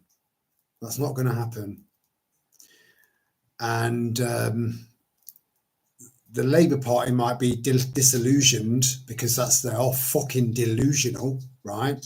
They might think that they will be in to serve another 4 years because of the votes of all of these young, dangerous, potentially dangerous people that they've just let out of jail to make room for people like me, you know.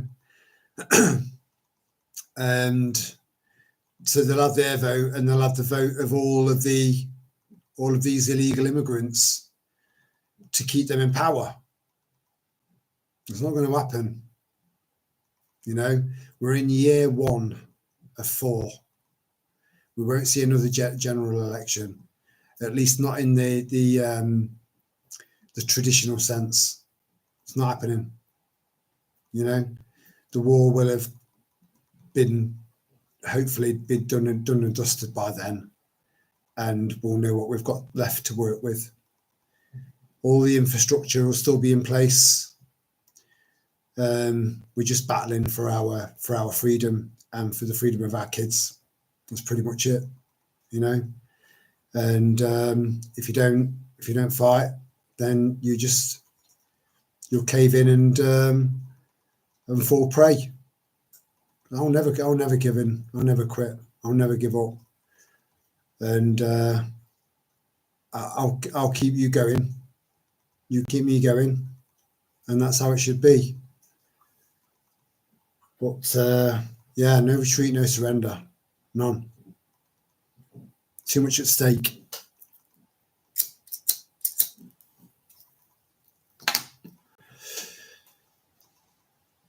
Oh, who's gone to bed? I may go quiet as listening in bed, so I will say good night. Good night, Bowichi. Sweet dreams, and thank you for joining us tonight, love. Much appreciated. And hopefully we'll see you at that camp. You know, you'll love it. You'll be looked after. Right, now she's gone to bed. I can talk back to normal again.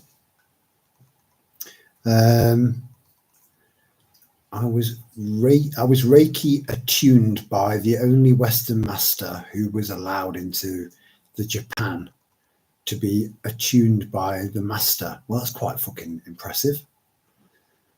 Yeah, that sounds amazing. Again, you know, but what defines a master? There's going to be different levels of master, you know. So when I was saying to you that I really, really strongly suggest that you try and learn maybe some form of martial art, whether it's anything you can afford, you know. And if you can't afford to go to join a club, because they can be quite expensive, you can't afford to join a club, then you can do it at home. But try and, you know, get a family member. You know, if you live with your other half, just buy some basic kits. You know, some punch pads or something like that, and a kicky pad that you can pick up. You can pick up all three of them for less than a tenner on Vinted. There's loads of kit on there. And just start practicing your kicks, punches, you know. So I don't think, based on the amount of people that are watching, I don't think there's anyone here that can't swim, right? Swimming is a skill that's worth learning because it could save your life, you know. And just learning one skill that should really be natural. You see babies being born into swimming pools and fucking they're in their element. It's from one small swimming pool into a bigger swimming pool.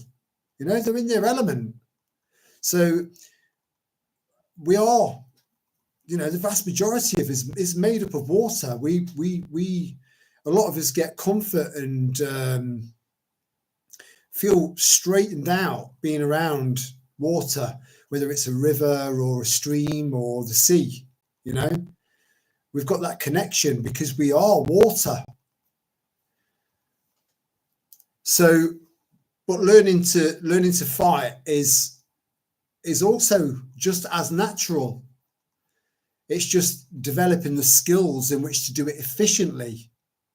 That's the hard part. If that makes sense. But I honestly say to you now, please get fit. Get fit, you know, get healthy and get fit. I know it's a lot tougher for women. No, you know, I know you're struggling as well, Michael, but I know you'll do it. I know you'll do it. You know you'll do it. But it's harder for women to lose weight. It is harder for women because they've got a different makeup than we have, you know. They're designed to store more fat in times of famine to make sure that the baby's fed, you know. So it's very easy for women to put weight on and could be quite difficult to lose it. But again, you follow those three things, you know, eat less, eat better, do more, and you'll get there.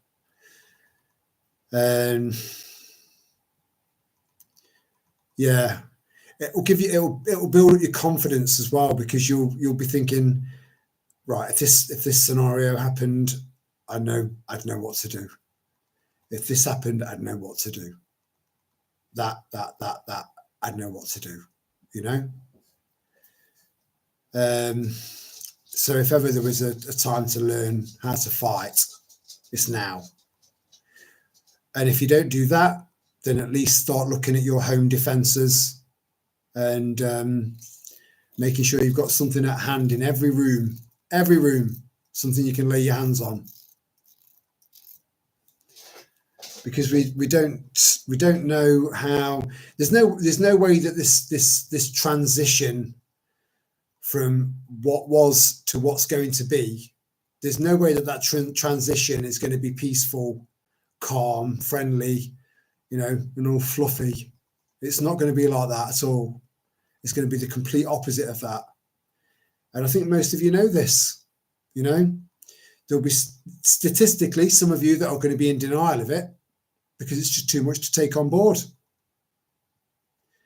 That we're seeing the biggest alteration of society in the history of the human race, recorded history of the human race, the biggest societal change that anyone's ever known.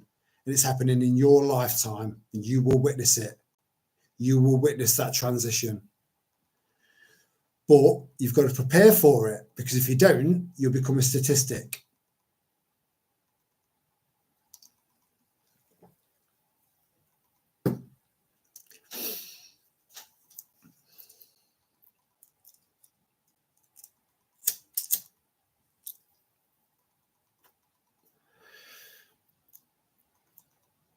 Oh,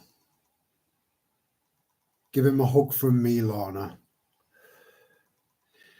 because I know that he's got you through a little bit of grief there, you know, which is lovely. Lulu, where's Lulu? Someone's just put, "Hey Lulu." I can't see her. Am I blind? Thank you, Terry, for your input, energy, and time. And night all. You're very, very, very welcome, Chelsea Star, and thank you for giving me your time. This is a give and take thing, you know. These live streams wouldn't happen without you guys. So thank you. And sweet dreams. Sleep well. Sleep peaceful. And it's Lulu's Prepper Pad. I'm here. Oh, what was that from? Oh no, that's they're here. The TV people at a Poltergeist. I fucking love that film. The first one, the original one. It was a masterpiece. Got that on Blu-ray. Oh, absolutely love that film, you know, because it's very thought-provoking and emotional, and the acting is like top shelf, you know. Amazing film. I might watch that again next week at some point. Yeah. I took your advice. I now train weekly 1-to-1 with an Xboxer. Brilliant, mate. Fucking hell, you can't get better than that. That's brilliant, because he's going to know exactly what to do. He's going to tell you when to duck. You'll learn to duck and then come back up with a punch. You know, you'll learn to bob and weave. You'll learn all of that. You know, it'll be brilliant. It'll be brilliant, mate. And if he ends up catching you in the face, it's because you're not fucking training hard enough. So just keep at it, Michael. And I swear to God, you won't regret it. You won't. It'll build up your confidence. It'll build up your stamina. It'll build up your fitness. And when you do all three of those things, it builds up your mental health. You know, very, very few low days, very few once you start training. And that applies to everybody. You know, that's, if I was to give any advice tonight, that would be it. Get fit, and keep prepping, keep stockpiling food. And if you've not got a water source nearby, make sure you've got water put aside, you know, and if you can afford it, a filter. You know, I have thought, because I'm not exactly yeah, I'm probably more skint now than I have been for quite a long time. But I have thought about trying to help someone out, you know, maybe help someone out who's not got a water filter or something, and just try and help. I need to have a think about that. I need to think about that.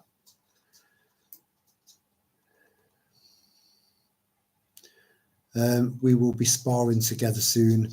Yeah, the sparring is essential, because you can punch and punch and punch and punch a punch bag, and then kick and kick, do loads of different variations of kicks, and then loads of different combos, you know, which when you start to put them together and you remember them, if you're defending yourself and you apply that combination to someone, they'll be hit so fast and so hard and so much, they think they were fucking surrounded, you know? And then you stand back. When they go down, you stand back. So you're witnessed as standing back until they get up and come at you again. Then you put them back down again, then stand back and be witnessed to be standing back. And then your excuse in court is that you felt that your life was in danger. You thought that they were going to kill you. So I tried to subdue them, then I moved away. They came at me again. I subdued them, then I moved away again. That will correlate with any witness accounts if they end up going back and smashing their skull open and dying, you know? But it's your life or theirs. We're good people. They're cunts. It's that simple. We don't train to get an ego. We don't train to get hard. We train to get skilled and build on our self-discipline. You know? And the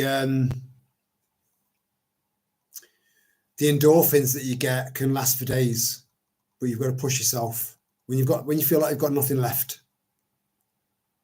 keep going, you know, until you're fucked. Then add another minute on to every single session that you do after that. I've said all this before. I don't want to sound like a parrot. I'm so self-conscious, you know. But yeah, go for it, Michael. Heather O'Rourke. Poltergeist little girl died young. Yeah, the original Poltergeist film. Have a look at the other deaths. There were quite a few deaths off the back of that. It was said to be a cursed film.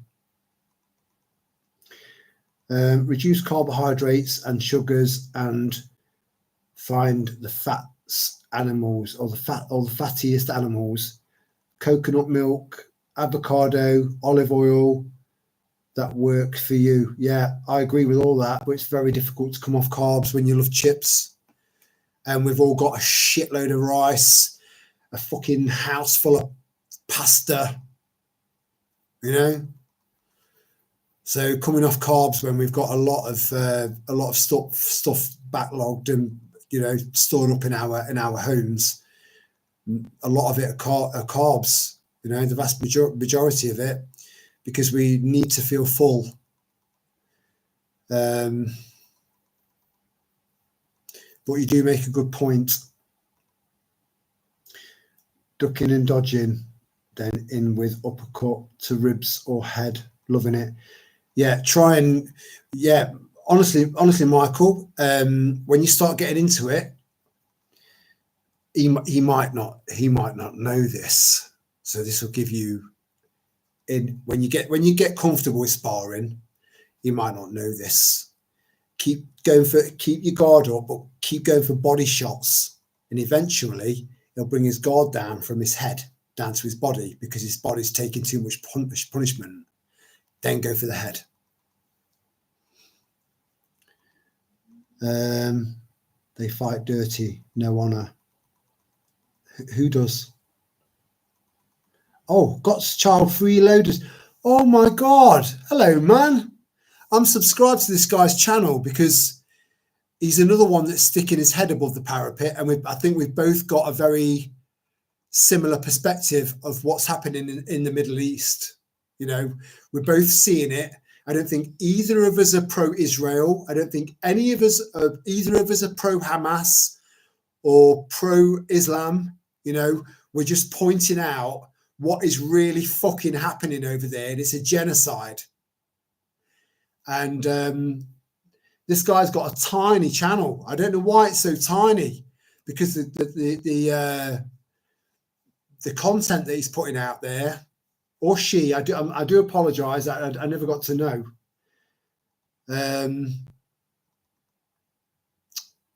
but yeah, he's got a good channel. He's got a good channel, and it would just, you need to be seeing what's happening over there, and the news from, you need to know the news from the left, the news from the right, and then look deep into alt media and try and get the perspective from the middle, right? And he provides that, or she. But I've been subscribed to his or her channel for some time now. I didn't realize that he or she was subscribed to ours. So welcome to our little tribe, brother or sister. Yeah, much love. Love what you do. Fucking love what you do, you know. And now you've got a face and a voice to the comments that you get in your comment section, which aren't many, which is bizarre. But I do share a lot of your stuff on, you know, because I think it matters. So just subbed. Yeah. Curiosity got the better of you, mate. All right. Yeah. So Lana's just subbed. Honestly, Lana, you're right up your street. You know, we need a multi-perspective point of view in order to get a proper picture, you know, of what's happening. If you, this is the problem with the fucking deadheads out there, the NPCs out there that are just listening to the BBC and Channel 4 News and ITV and Channel 4 News, Channel 5 News. You know, that's it. That's it. That's the news. That's the reality to them. Stupid fucking people. They can't look further from that because they're intellectually fucking lazy bastards. You know, you have to broaden your perspectives, get as many perspectives as possible, and your gut will tell you where the truth is, you know. And his channel or her channel is a good channel. A good channel, very, very small. So if you don't mind going over and checking out his or her stuff, I'm assuming it's a bloke, and see what you think. And if you like what he's got on there, and he is sticking his fucking head up, he is, like, as am I, then go over and show him some love, if you don't mind. You know, like animals. So I'm learning techniques, then adapting them to street fights. Yeah, you've got to be prepared for dirty fighters, and then you've got to be prepared for their mates. So you've got one cocky little twat that's had too much to drink, that sort of, you know, you kind of just bang into him on the dance floor. Sorry, mate. Next thing you know, you've got a sucker punch to the back of your head. You turn around and go to defend yourself. He comes at you, you knock him down. You've got all their mates coming at him. You need to learn to pivot. You've got to pivot and move around. You'll get there, mate. And when you do, you'll love it. You'll love it because you're getting fit at the same time. Getting fit and becoming more and more confident. But don't lose your temper. Maintain control. If you lose control and you lose your temper, then death can happen. You know, I spent time in jail with people like that.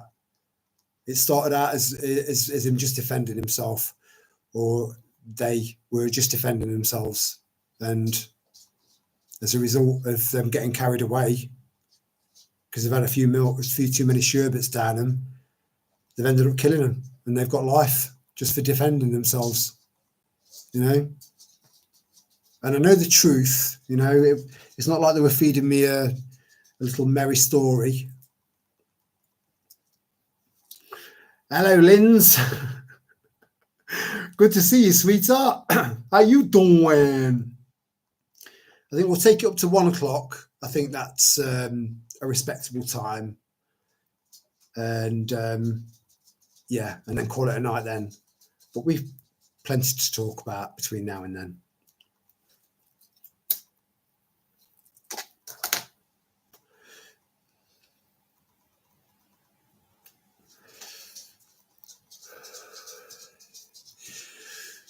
But God's child freeloaded. He's also aware that, and this is the truth, I'm telling you the truth, that the entire Trump administration has been lobbied by Israel. They are doing Israel's bidding. And so is England. You wouldn't believe how many of our MPs have been lobbied by Israel. You know, it's a fucking crime. It's criminal. It's criminal. I'm going for a piss.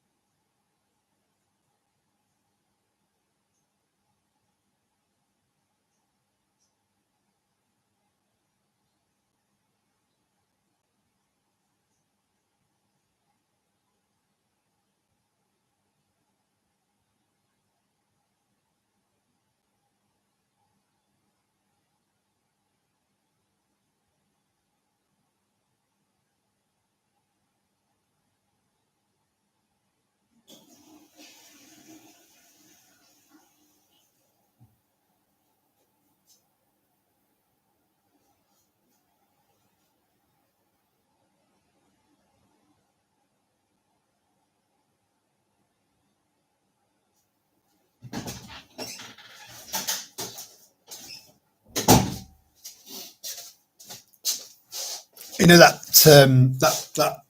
I think it was a Lidl or something like that, prep shop that I did, and I bought some things that you stick onto the toilet kind of rim thing, and when it flushes all this, you know, keeps everything smelling nice and fresh, you know.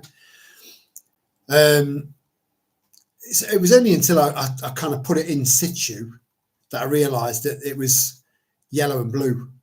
And whenever I see yellow and blue now, I just think about Ukraine and the whole fucking scam. So, ironically, I get pissed off when I have a piss.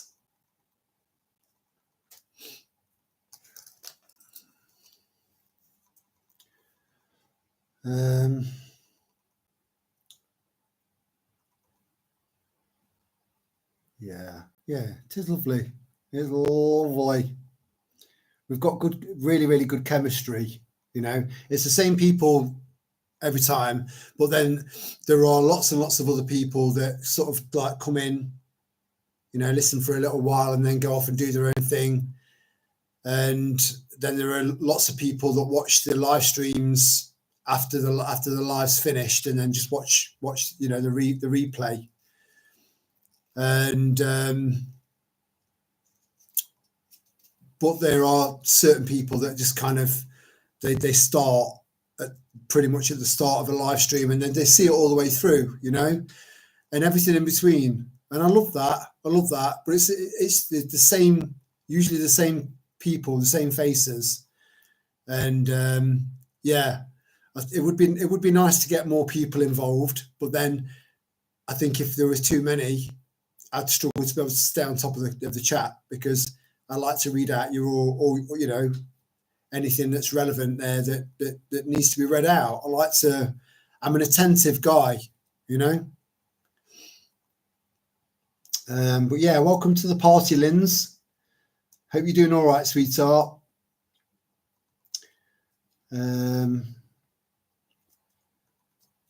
Yeah, so bear in mind all of the shit that's going on in the Middle East, where you've got, you see, you know, the connection between Judaism and Islam It is. There's a yeah. You see our new subscriber there. He'll know exactly what I'm talking about, and I think Lana will as well. I don't know about anyone else. I don't know. But it's all connected. It's all connected, you know. But you've just got to reinforce the fact that we are the 99.9%. You know, we are all powerful. We just need to keep waking people up. We can't stop. And again, like I said earlier on, our current prime minister is doing a great job of waking people up. You know, hold on a minute. I voted Labour. My wife voted Labour. My dad later voted Labour. My mum, my granddad, we've always been Labour. My fucking dog's Labour. I think I made a mistake. There's a lot of people around the country that are thinking that now, you know, but you won't know who they are. No one's going to admit to voting Labour because they voted. They will feel like I said, it was inevitable. They were getting in regardless of your vote, regardless, because it's rigged. But there'll be a lot of people out there that won't admit to voting Labour because they'll be thinking, I voted in tyranny. And that's what you fucking did. You know, even though it would have happened anyway, the fact that you actually went ahead and put that cross next to Labour just speaks volumes about how much of a fucking moron you are, you know. And I hope you regret it for the rest of your life. No, actually, I don't mean that. I don't. Everyone deserves a second chance. We've all made mistakes, you know. But it doesn't stop me from being pissed off at them, you know, for being so fucking stupid and not thinking, you know, just being impulsive. It's like, I just want to get rid of the Conservatives. It's not a fucking good enough reason. Read the manifestos. Understand the candidates. Anyway, those days are over. The local elections, that might help a little bit, you know, in the few places that are left in England where you can. Again, you know, it's they're committing treason by removing your right to vote. But you can't take this bastard to court for treason because Blair made it lawful. You know, you couldn't make this shit up. But we have got the numbers. We have got the strength. We have got the power and the passion to see this through to the end. You know, you're going to see shit and experience shit that you're not prepared for, but it will build you up. And at the end of it, you will be the warrior that you were always meant to be if you're not already.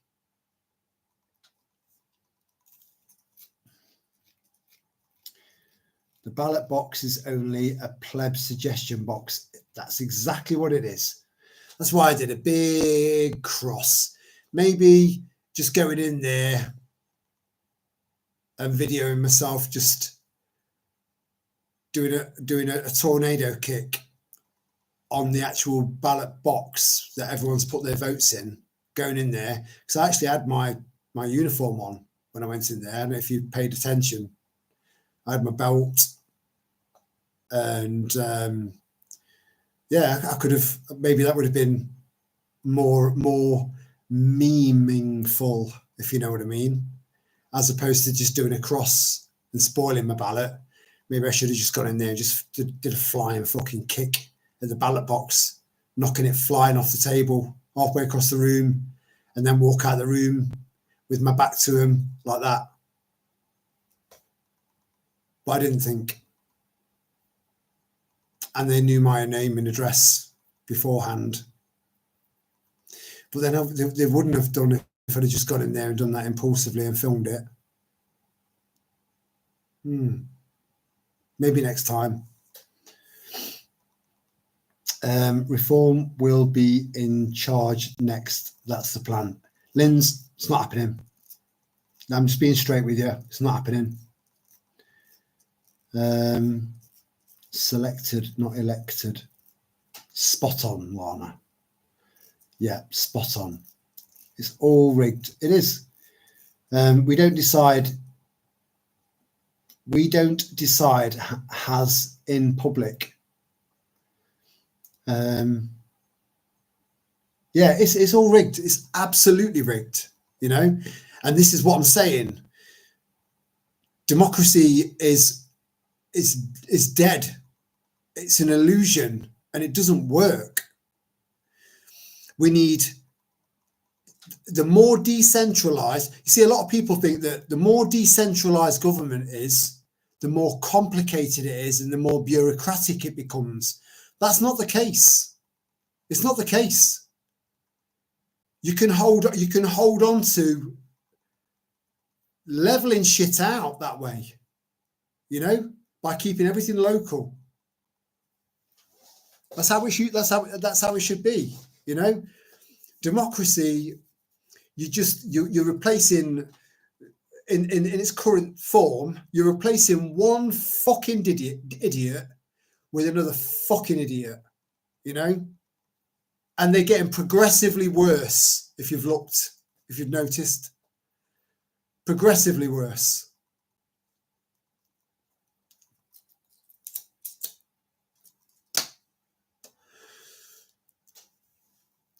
But it's a progressive movement. That's what it says on the tin. Open that tin. All you've got is a tin full of fucking maggots. You know? A tin full of maggots. Democracy has always been a lie, you know. I've made it clear. I don't know what kind of ism I'm trying to promote, but I'm on about Frank and Julie. Again, Frank. Who the fuck's Frank? I don't know a Frank. Well, Frank and Julie growing tomatoes, potatoes, and onions. I'm growing carrots, broccoli, and something else. Liz and Francis, because they're lesbians. Fucking, I don't know. They're all growing something different, and then we work out an exchange rate. We just grow it. You know, like the Victory Gardens after World War II and during World War II. You know, back when we had communities, not everyone got along. You're not going to, because we're all, you know, that's social cohesion is complicated. But a cooperative society is my goal. But then some people would say, isn't that socialism? No. Isn't that communism? No. It's a fuck. It's everyone being equal, but really equal, genuinely equal, you know? And where people slack off, let them fucking know you're slacking off. I'm doing this much graft. You need to do this much graft. If you're physically incapable of doing this much graft, do this instead. Everyone contributes whilst being complete and total individuals at the same time. You know, free thinking, critically thinking, free thinking, philosophical people. That would be a rich, beautiful world. And that's what I want. That's what I want. Everyone helping each other for free. Bartering and exchanging, yeah, you know, but helping each other for free. Random acts of kindness are extremely rare, right? When someone performs an act of kindness towards you, it's very seldom selfless. Very seldom. There's usually always some sort of catch. You know, further down the line, well, I did this for you, you know. Come on, man. You know? We need to. Some of you guys could end up becoming community leaders, you know, because we're all a voice of reason and common sense. And there's a significant lack of that in the country, in the world, for a myriad of reasons: brainwashing, indoctrination, naivety. Well, the list goes on.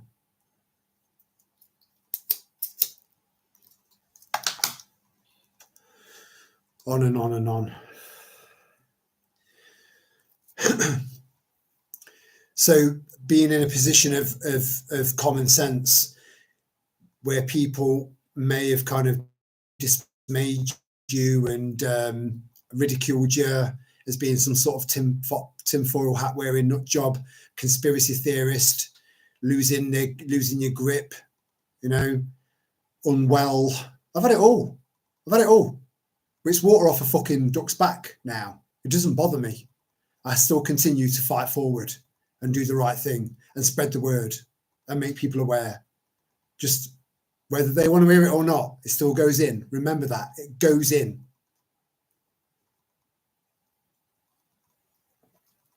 But it will turn out in the end that a lot of these people will be thinking, okay, now I thought she was a nut job, or I thought he was off his head. He was right. Eventually, not in all cases, but in most cases, that will be the case. So hang in there. Hang in there. Where are we? I've only ever voted twice, and that was over 30 years ago. I voted for Brexit to leave.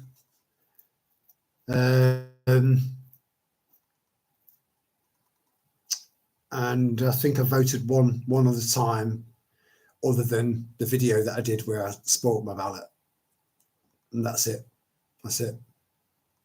Because I think subconsciously I knew it was all fucking pointless. It was a complete and total waste of time. You know, it's just an illusion. Like a really shit magic show that no one gets. I do the Irish Lotto. You've got a better chance of winning that, Linz, as you clearly know, you know.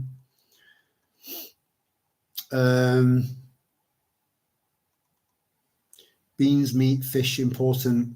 Yeah, it's a fish thing though. It's like, because I mean, I've worked nearby a maggot farm. They used to produce a lot of maggots for fishing, you know. Middle of summer, you know, that's rough. And a lot of this fish smells like that to me. You know, why would you want to put it's got to meet at least two, you know. It's got to either look nice and taste nice, or smell nice and look nice, or taste nice and smell nice. If it doesn't meet two of those things, then it's not going down my throat, because it'll come back up again, you know. But yeah, seafood, it's rank, it's disgusting. Yeah, I've got a shitload of it, shitloads of it. And like anyone else, if you're driven to starvation, you will eat. You wouldn't believe what you would eat. You know, do a Google. You know, Google's good for some things. You know, it's about 25% likable. You know, the rest is just manipulation and propaganda peddling. You know, that's all it is. I fucking hate it. And people wonder why I've got an issue with people that are on our side taking payment from Google for running their channels. I'd rather fucking starve to death. I would. And anyone that's followed me from the start, they'll know I mean that. I fucking mean that. Don't have principles if you're not prepared to live and die by them. Because if you're not, they're not principles.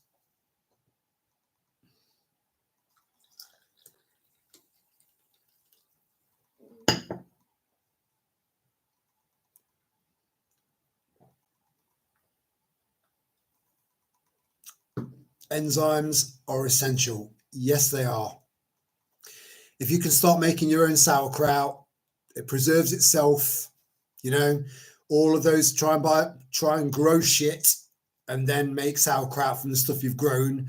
Other than that, maybe just pay a little bit over the odds, go without something, because food is sustenance. Food is more important than a night out. It's more important than fuel in your car. Although I know that's necessary for a lot of people to go to the irony, to go to work, to then make money but yeah, try and learn how to make sauerkraut. So it's next on my list. I've got the jars ready. You know, I'm just getting around. Need to get around to it. Full of enzymes, healthy enzymes that are essential for a healthy gut. You look after your gut. Your gut will look after you. It will keep your senses sharp. That's what it's there for. That's why you've got 500 million neurons in your gut. You know, look after them. Look after them.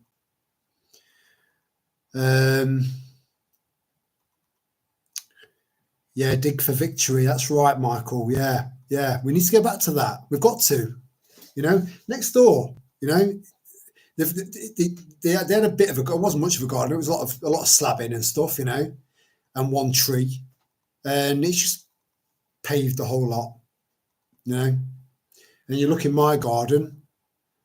And I've got, you know, I wouldn't be able to imagine. I can count one plant, apart from the weeds that are growing up in between each individual paved thing that they've got next door, and the occasional weed that's coming through. Apart from that, the only notable life that's in next door's garden is a silver birch tree. That's it, fully matured. I wouldn't be able to count the amount of plants I've got, separate individual plants I've got in my garden. You know, but you know, there is machinery that you can get that can just chip away at all of that paving. There's a place in Nottingham that if you live outside of Nottingham, even though I've got an NG10, a Nottingham postcode, I'm actually outside of Nottingham. So it's a Nottingham postcode, but I'm not in Nottingham. Go fucking figure.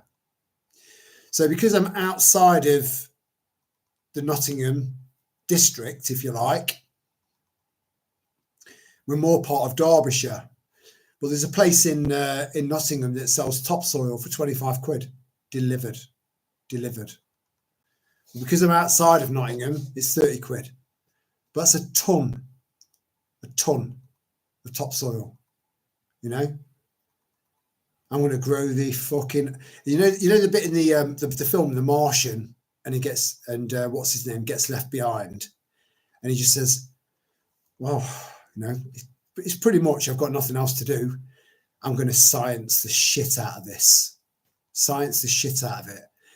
Well, when this soil that I've ordered arrives, I'm going to grow the shit out of that garden and see how much I can grow. And try and, because there is so much there's a science to it. And you don't want everything to be ready to eat all in one go. Just try and stagger it.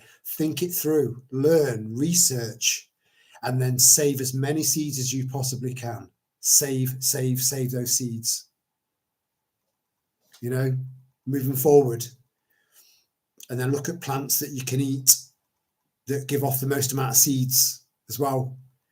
Because you'll be guaranteed then that they're not GMO, you know. They are first, second, third, fourth, fifth generation from your garden. You know, it could be a currency. We just don't know how this is going to turn out. None of us do. It's we've got rough ideas based on common sense and the ability to read patterns, see patterns. You know, I can see where this is going. I can see where that's going. We're able to see those patterns, read those patterns. And that's an incredible prepping survival mentality and tool to have. Really is, because not many people have got it. They're all sucked up into the system. There's little circles going round in there, you know. Do as you are told. Do not question authority. You know. From the moment we were born, we were manipulated, you know, controlled, and look at us now. Look at us now. We are the answer. We are. But we just need to keep growing. We're going to keep growing. It'll grow. It's going to grow naturally anyway. It's going to grow organically anyway. But we can all help it on its way, you know, a little bit like watering a plant. It's going to grow anyway, but help it. Put some nutrients in there, give it some water, and then watch it grow. That's our job, you know, to provide the nutrients, which is information.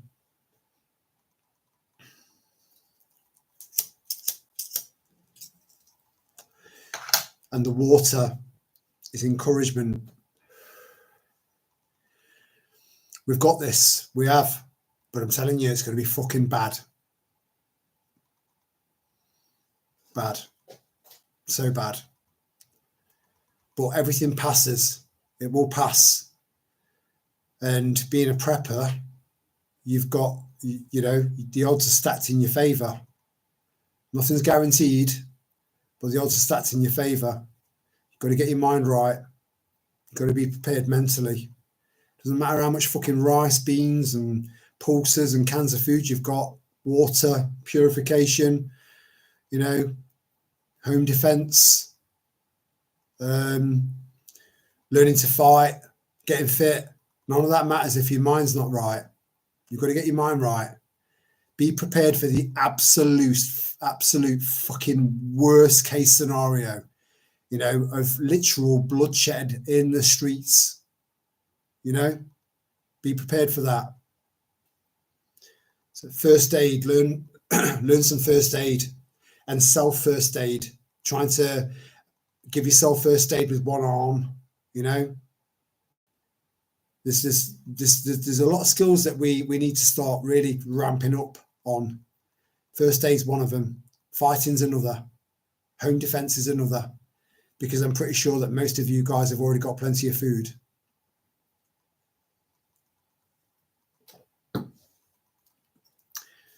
Microgreens, yeah.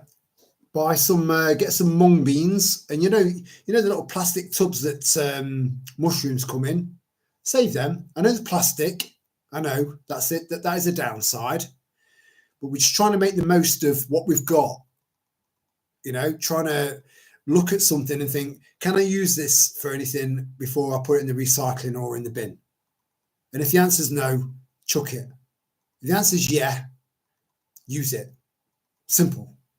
So these plastic tubs that the mushrooms come in, all you need is like a couple of inches of half decent soil, you know, or compost, and then just plant loads and loads of mung beans, M-U-N-G, mung beans. That's when you've ordered a Chinese and you've had bean sprouts, that's mung beans. Now, I've got kilos and kilos and fucking kilos of mung beans, but I don't know where they are. I don't know what tub they're in, but I know they'll keep. So when I went into Asda and just to get those coriander plants, again, to anyone that's not heard this before, coriander plants are good for getting rid of heavy metals out of your body. One of the few plants, one of the few natural ways you can do that is with coriander. And they're aerosoling heavy metals into the air above us. Which, you know, earlier on I showed you a circular plane going around, just fucking dusting us with fuck knows what. So we need to be able to detox and detox and detox to keep ourselves fit and healthy to get to the other side of this hill.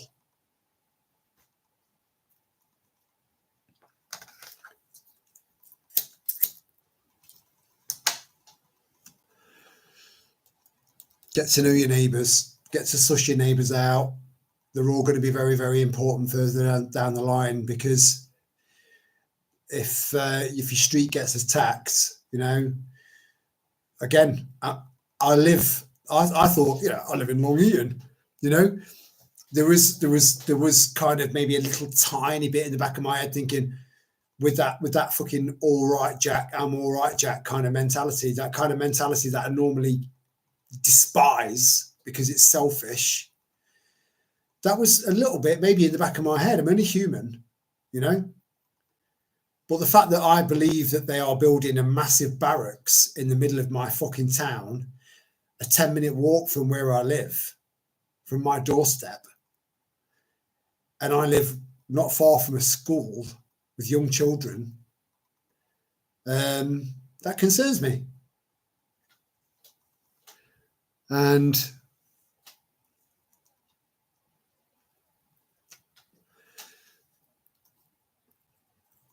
you know that I'm against self-censorship, but there are things that I can't say. There are things that I can't say, and that's to benefit my neighborhood. So, you know, where do you draw the line between self-censorship and being careful? Because there is a line there.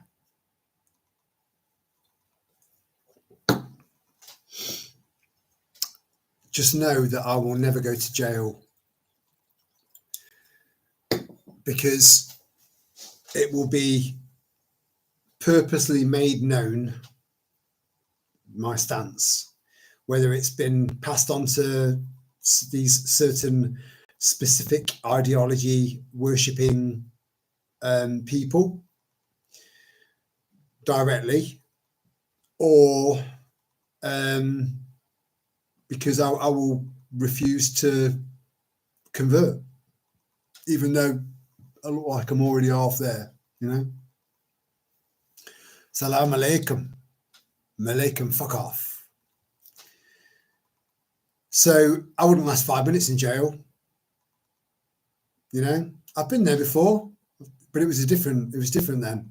And they were all Cat A's, they were all high security. So they were rough, you know. And I pulled through that. But jail's different now. It's different to the mid-90s. It's different. You know, it's nearly all foreign, like most of our cities.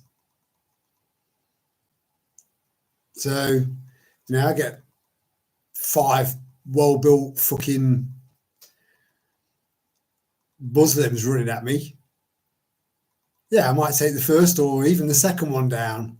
But if they keep coming, you know, I'm not fucking Superman.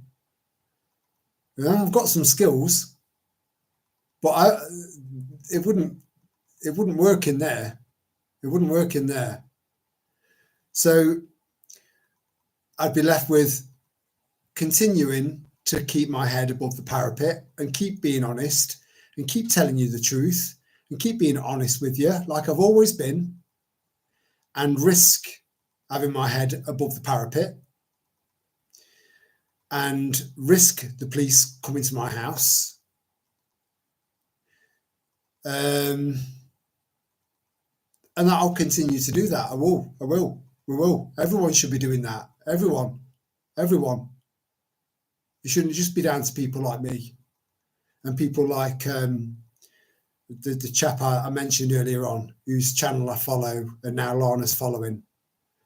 You know, we're sticking our head above the parapet, and you could take a bullet to the head for that.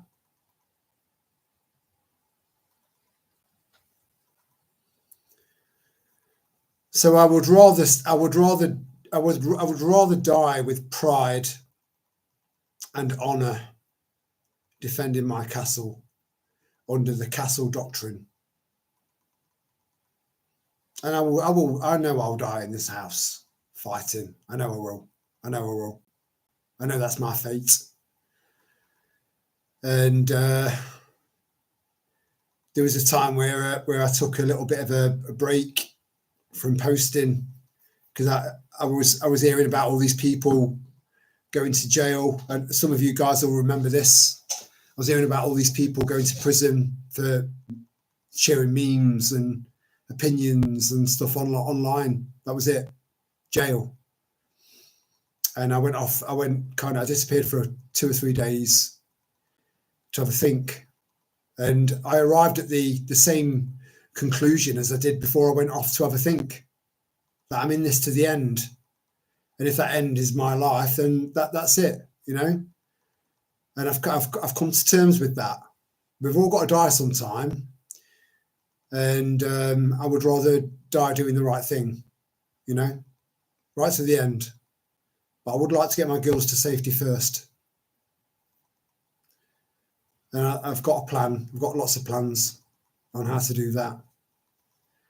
And anyone that's, you know, even considering, I'm sure I'm on some sort of list,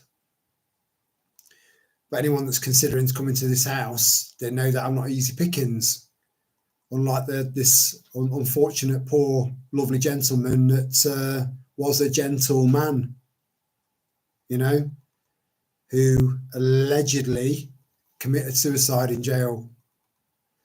It wouldn't surprise me. It's not unusual in jail.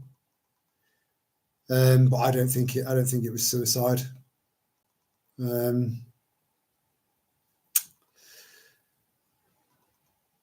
But yeah, you know, I had to have a think, and I'm an honourable man. You know, I'll die with honour. You know, doing the right thing.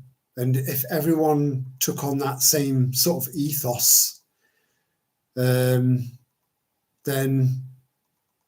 it would be over tomorrow, really. It would. But unfortunately, there are a lot of souls that need to be woken up and,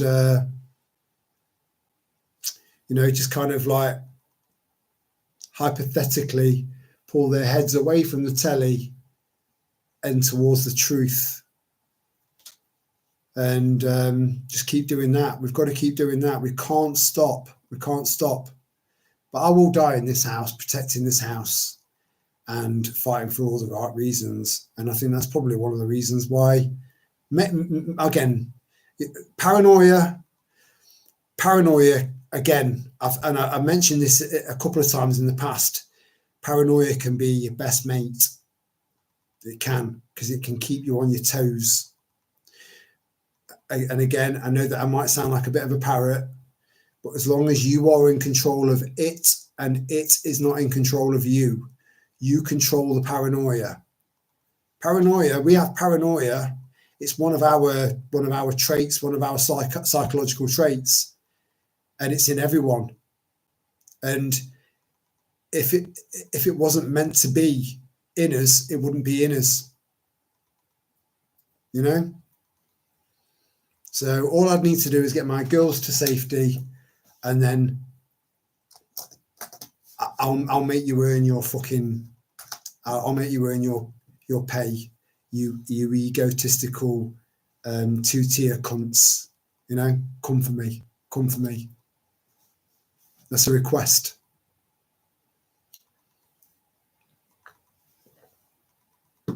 I've had some people say, well, not some, one person say, are you fucking suicidal? No, I'm not. And I think you know I'm not, you know? I just think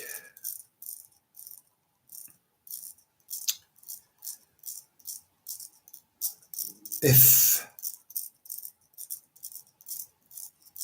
people like me aren't prepared to stand up to bullies, because I've stood up to bullies. I got bullied. During my childhood, I got bullied and bullied and bullied and bullied. I was a sensitive kid, you know, until that one day, you know, where I fucking snapped. And that was it. No more bullying. No more bullying. You know, and then, so I had all that shit at school, and then I'd go home to an alcoholic, violent mother that had it in for me out of 6 of us. I brought that to an end as well. You know, I took control.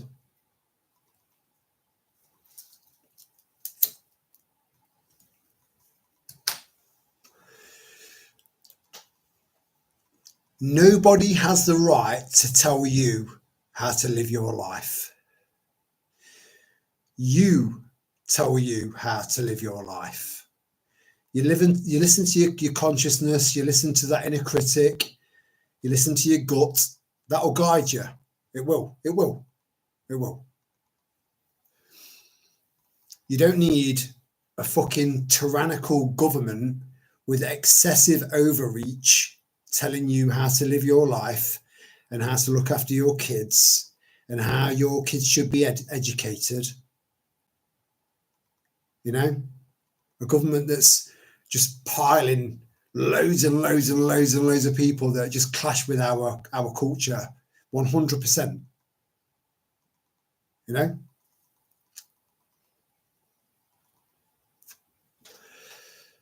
They have absolutely no power over your autonomy.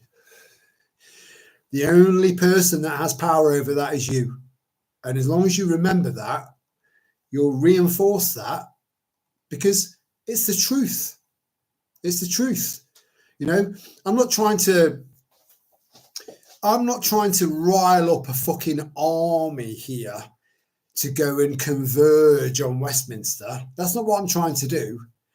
If or when that happens, it will happen organically, and it will happen, you know, because eventually people will just start thinking, where did all this shit come from? How did it come to this? And they'll be looking at the House of Commons and the House of Lords, and they'll both fall, and they'll be repopulated by people like us.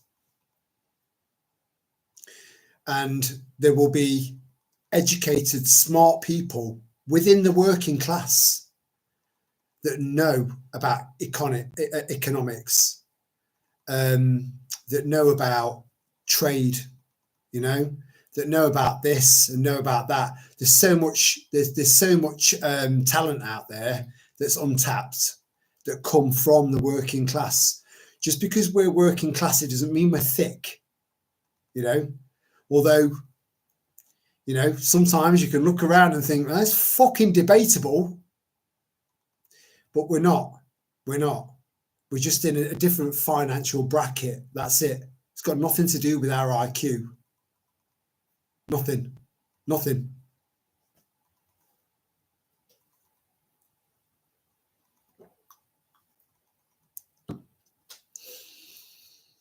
So that could be possibly because of some of the stuff I've said, you know, some of it's been pretty inflammatory, but it's been honest, you know. And again, people have had their doors knocked on for way less than I've said, but I'm ready for it. I'm ready for it.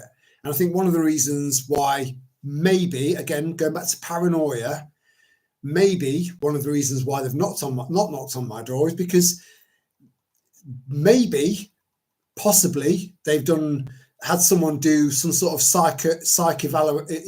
psychological evaluation on me, and they'll know that I mean what I fucking say.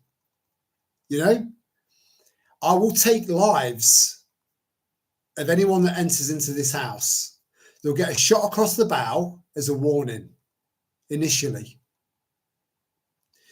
But I've wargamed for them getting in any window, any door in the whole fucking house. I've wargamed it all, and it's all logged. It's all logged.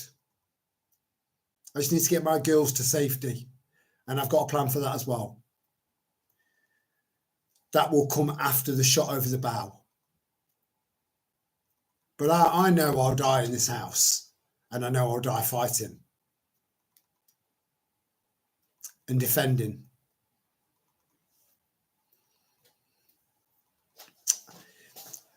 some would maybe question my reasoning behind that.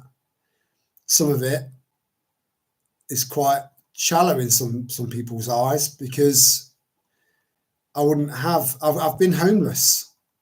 I've gone from homelessness and sleeping on the streets to owning what is now worth £200,000 worth of house outright, no mortgage. But it came at a fucking massive cost.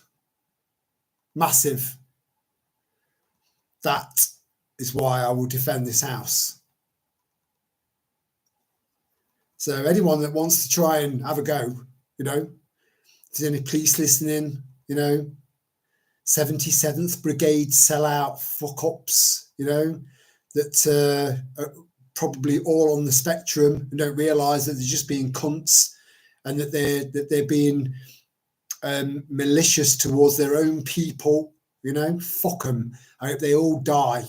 I hope they all die for what they've done, because they've just stabbed us all in the back. That's all they've done. Our own people, our own army. Just one section of our own army. I don't want to tar the whole army with the same brush. Just that, the 77th Brigade. I mentioned that in a video when no one had ever heard of it.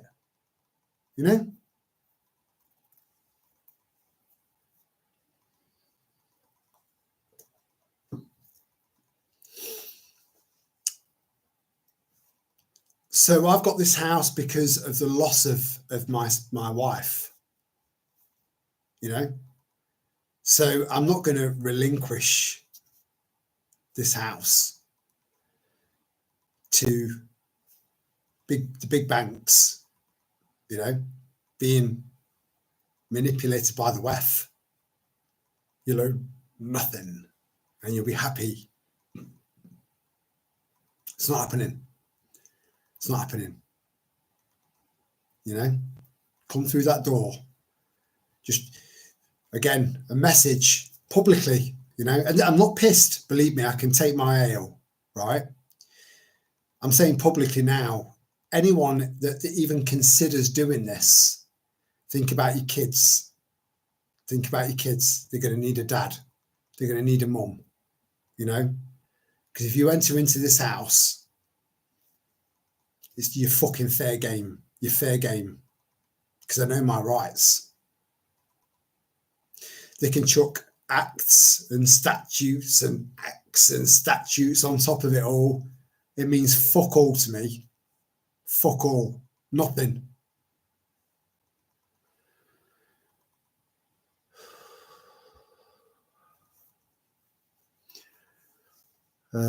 Right, let me just make sure that I've kind of, I need to, I'll go on one. Yeah, you can sprout just about anything. Yeah, you can. Yeah. Garlic's a good one, you get more out of it because you still get the goodness of the garlic. I mean, garlic, I grow so much garlic. I've got so many. When next time I'll do a little walkthrough of kind of, and what I'm going to do is it's quite painful for me to go through old photos and old videos. It's real. It's I don't expect anyone to understand unless you've been there. So I want to try and find this video of what the garden was looking like when Sal was alive. And you'll see just how incredible this garden looked. It was like a show home garden where they'd invested fucking shitloads of money into making it look absolutely perfect. And that was Sally. I did the groundwork. I did all the hard work to create the canvas, and then Sal did the painting. And I'm the artist, I'm qualified to teach art, but she was the one who created the painting, and it's nothing like it was. And I'd like to get it back to the way it was. So I'll post that at some point. I'll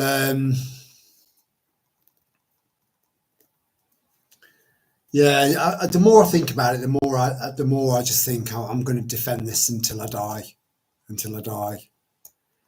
And in the meantime, just continue to make videos, no self-censorship, encouragement for anyone to say whatever the fuck they want in the comment section, you know. Unless if you turn out to be a proper fucking donkey dick troll, we'll tolerate you for so long, but then either Michael or Lana will just fuck you off, you know. Because I'm probably a little bit more. I'm probably not more tolerant than they are. I just think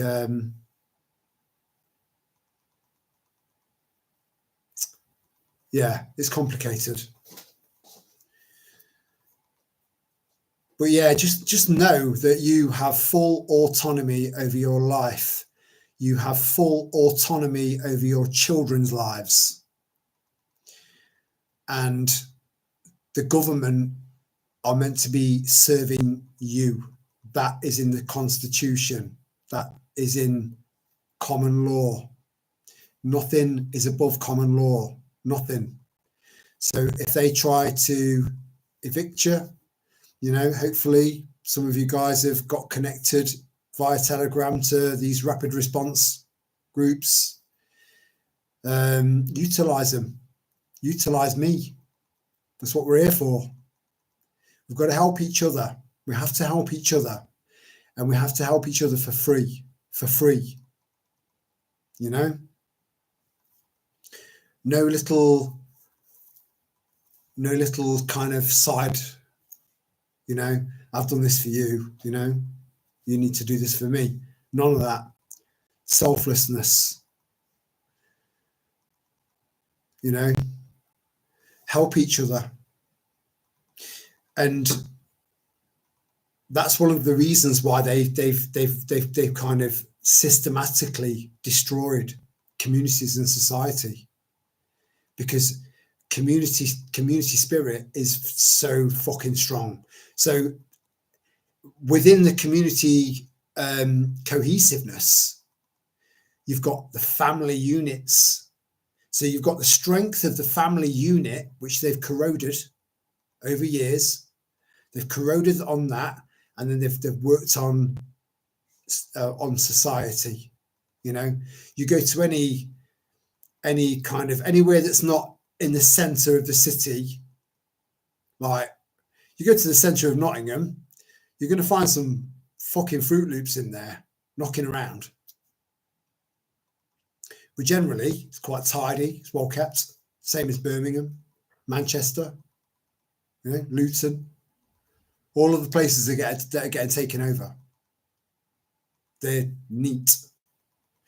But you go off into the little towns within that postcode of Nottingham or Manchester or Birmingham, you know, and not to mention all the towns up north, you know, the Bradfords and your Leeds is a city. Yeah. You know, again, you go into the town centre, it looks all right. You go into like the kind of the slightly more depraved areas, you know, where poverty is kicked in, and you might as well be in fucking Bangladesh. And again, when you bring the third world in, you become the third world. And I've been watching a few videos of people that have been quite reserved, you know, to some degree over the last few years, turning around and now saying what we've been saying 2, 3, 4 years ago. That you bring the third world in, house them, and that area that they're being housed in turns into a proper fucking shit tip. A shit tip. So we've gone from people not that long ago, really. And you know, when you look at the human race or recorded human race, and get that into perspective on a timeline, it was literally sort of yesterday almost, really, when British people were out batting their rugs, getting, de-dusting the rugs, sweeping the doorsteps, making sure the net curtains were white as fuck, pride. They had pride in where they lived, even though they were skint as fuck. Skint. They had pride. You move the third world in, it turns into a fucking shithole.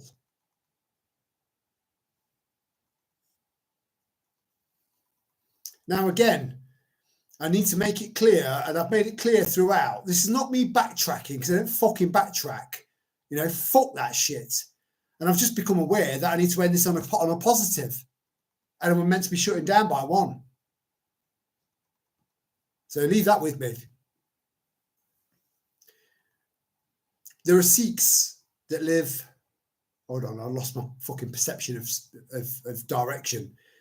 Down there and to the left and to the right, Sikhs.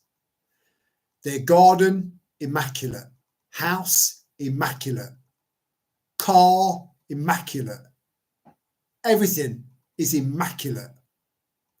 I know Hindus, their homes, immaculate. Gardens, immaculate. Car, immaculate.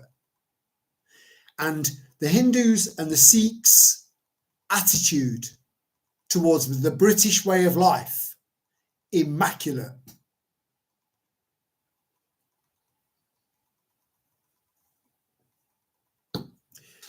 You see, it is possible for multiculturalism. It is possible. But not at this rate,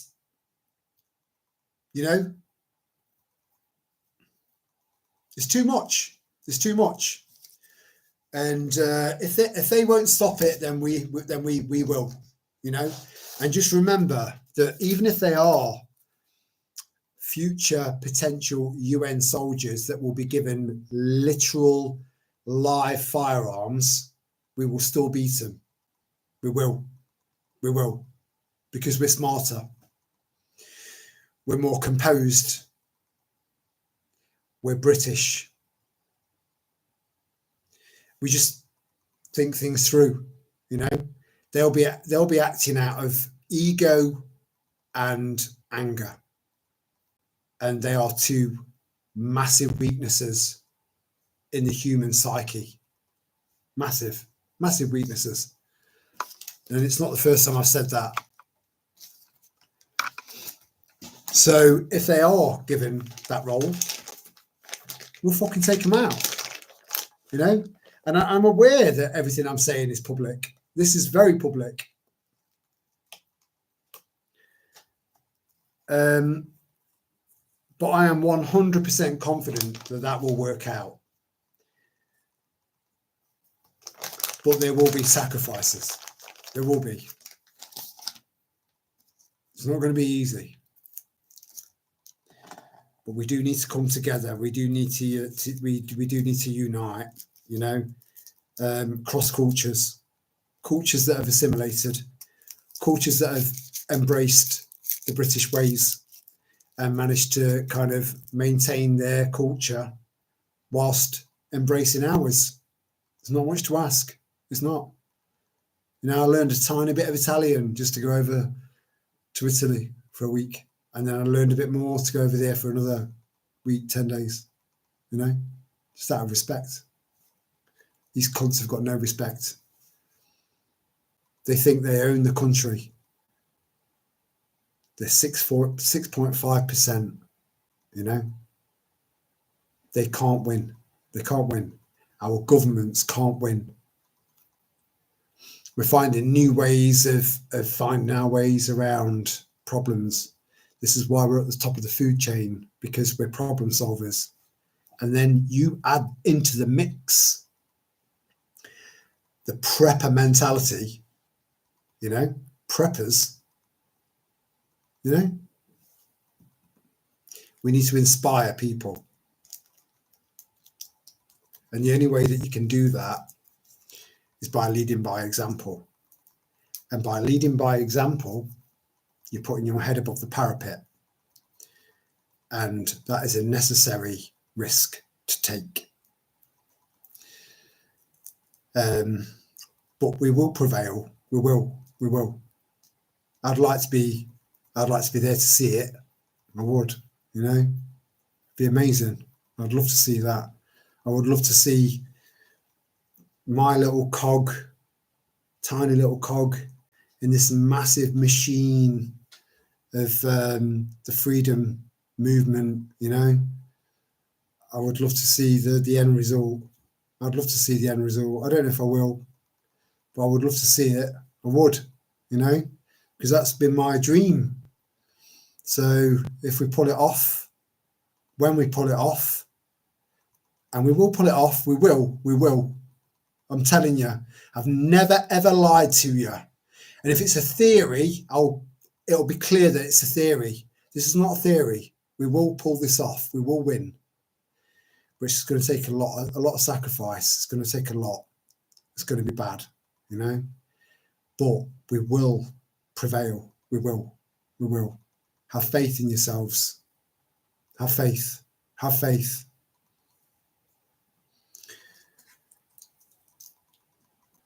And just try and develop as many skills as you can, So you can try and, in the short term, try and sort of live kind of in a parallel.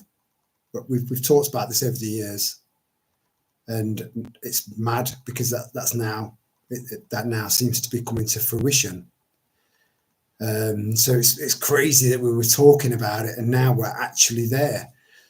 But I knew we were going to get here. I knew we were. I wouldn't have bothered doing all of those prepping videos and those talks and those walk and talks if I didn't think that this wasn't going to come to pass. I don't waste time. I don't waste my time. Any effort that I put in is worth putting in. I'm a very efficient man.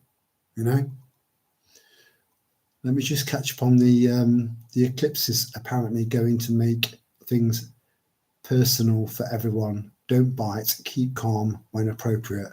Spot on, Maria. Yeah, we are civilized. They are not.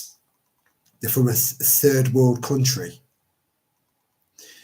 So to any police officers or the 77th Brigade or anyone that wants to put me on a list, if you think I'm being a bit racist, please forgive me. But these cunts are savages and we aren't.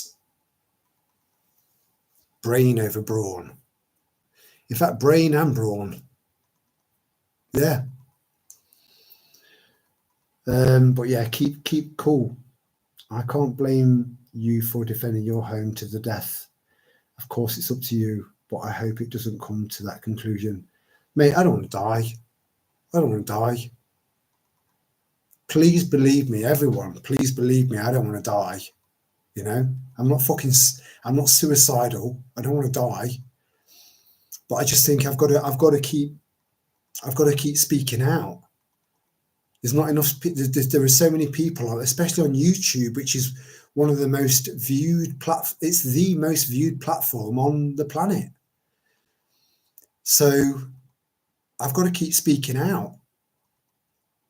There are so many people out there that claim to be part of what we are, that are they're self-censoring themselves and bleeping words out and all sorts. They're staying well within the fucking guidelines, and that annoys me. It annoys me. It pisses me off. So it's going to be left to people like me to carry the fucking torch and say, this is how it should be done. This is how we should be. No retreat, no surrender, speak your mind, be fully autonomous, and just be authentic, just be genuine, be real. Don't fucking self-censor yourself because you're making yourself look like a twat. You see, I don't really know what YouTube's proper guidelines are. I've never looked because it's irrelevant to me. Because I've got full autonomy of myself. I lead myself, you know? So if I've got something to say, I'll fucking say it. I don't go out of my way to make people feel low down, or I don't come out with racist slurs, and there's no point in that. What's the point in that? I'm just being realistic. And if the powers that shouldn't be think that I'm too realistic, fucking come for me. It'll be the worst day of your fucking life. The worst day of your life. Now I've got to try and end it on a positive.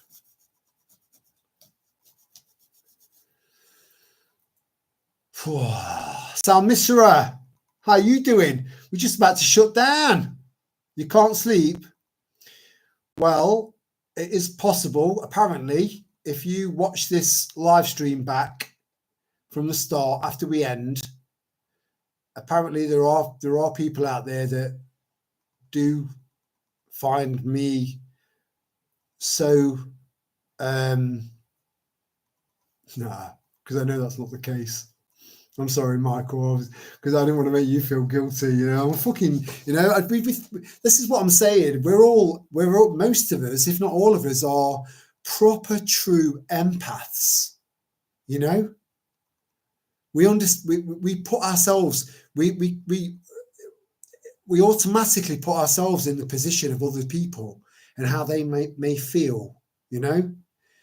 So trying to find the balance between being an empath and a fucking warrior, right, is very difficult to balance out, because so like I said earlier on, if the police come to my door and they try breaking into my house, I will see them as a threat to my life and I will act accordingly, which will mean,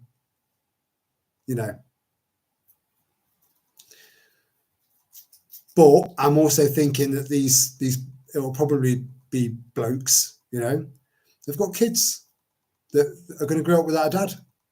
That's a fact. So to anyone with any nefarious ideas on conversion on this house, when you're not welcome, just be prepared for the absolute fucking worst, because I do think outside the box. I've been thinking outside the box for 5 years now. I've been wargaming for 5 years now, and I've got everything down to a fucking finest detail. And it won't turn out well. It won't turn out well for you. So leave me the fuck alone, and leave everyone else the fuck alone, and fuck off. Go and work for the king, because that's who you work for. You don't work for us. You work for a corporation, the Crown Corporation. You've got nothing to do with us. You've got no authority over us. None.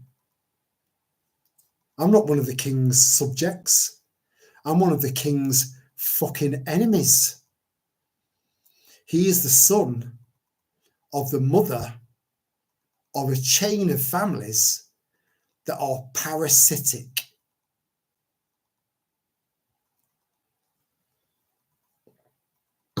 So I don't deal with corporations, and the police are employees of a corporation. So you might as well be a burglar, a potential rapist, or dog killer, or whatever. It doesn't matter to me whether you're wearing a uniform or not, whether you're ballied up or not. None of it makes any difference to me. You break into my house, and it will be a fuck around and find out, and you will come off worse than me. So I've just made that public, and I mean every single word. If anyone's heard me slur my words, thinking, "Oh, he's pissed," you couldn't be further from the truth. I've said this right from the start, going back years, and I stand by it. I've got 10 times more conviction on that than I've ever had. I'm a very, very determined man, There's very, very little life can throw at me now that I've not had to fucking deal with. Very little, very little. So I'm fully trained, ready for this, both physically and psychologically. So your fucking move, but I will continue to speak the truth. And all I do is urge you guys to try and look at as many perspectives on everything as you possibly can, including what's happening in the Middle East. You know, there's a genocide going on.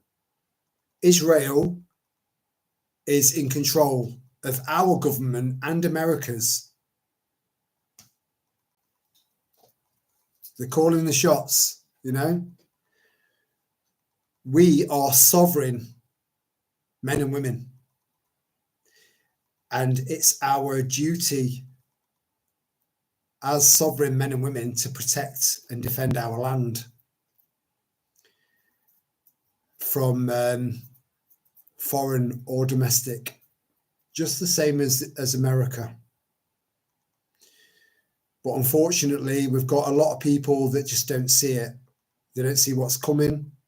They don't understand what's happening, both here and America, you know, and Australia. It looks like they might be the first to fall out of the Five Eyes. And a country will only fall when the people within it run out of fight. And I've got enough fight for all of you. So never give up, never give in, you know, because the alternative doesn't bear thinking about.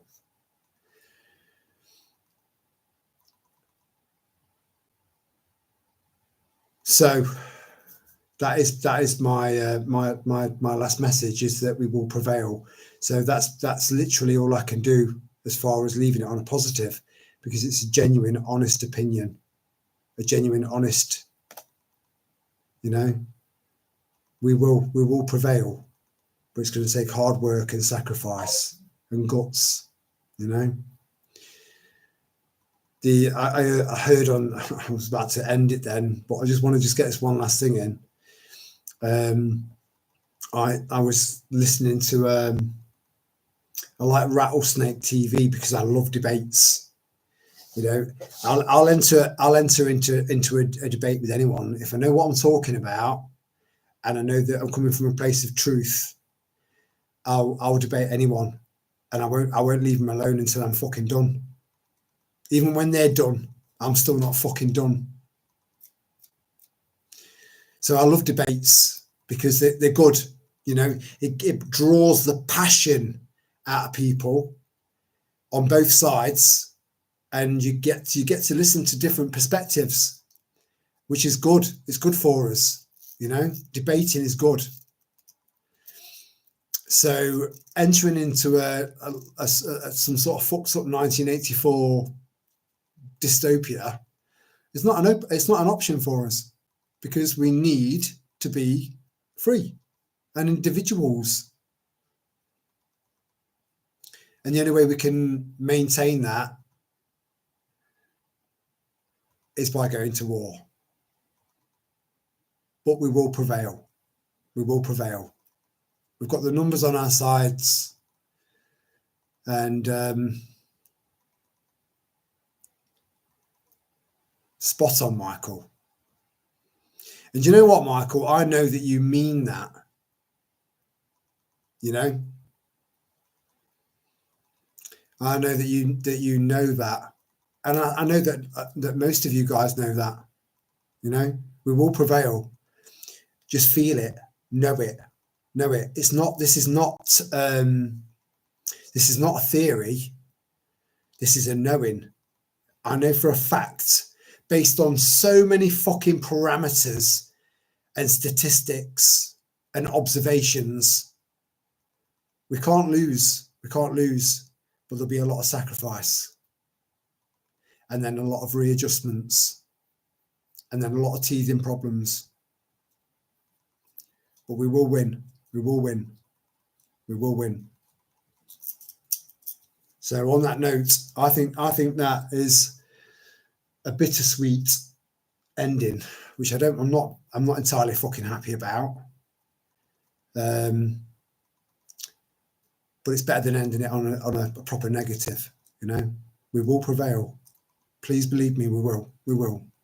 I've put so much thought into this. You've got no idea. So on that note, I'm going to pour myself another drink and I'm going to fuck off to bed, get my head down, do some breathing. I've been sent an email from Lana with some stuff that might help me sleep. I don't think I'll need any help tonight, if I'm honest. But yeah, to everyone else, you know, make the absolute most of your weekend for starters.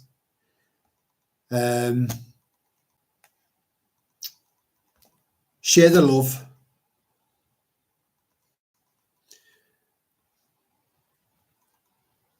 Stay focused, stay determined. Everything, nothing lasts forever, you know. We are going through an extreme transition at the moment. That's what we're doing. That's what's happening. And they are throwing everything that they've got at this to try and fuck us over and make us feel defeated, when the truth, which is absolute, is 100% contrary to their belief system. They've lost the plot. We haven't, and make sure you don't. So much love to you all. Have a great weekend, and I'll be in touch soon. See you in the next one. Much love, and ciao for now.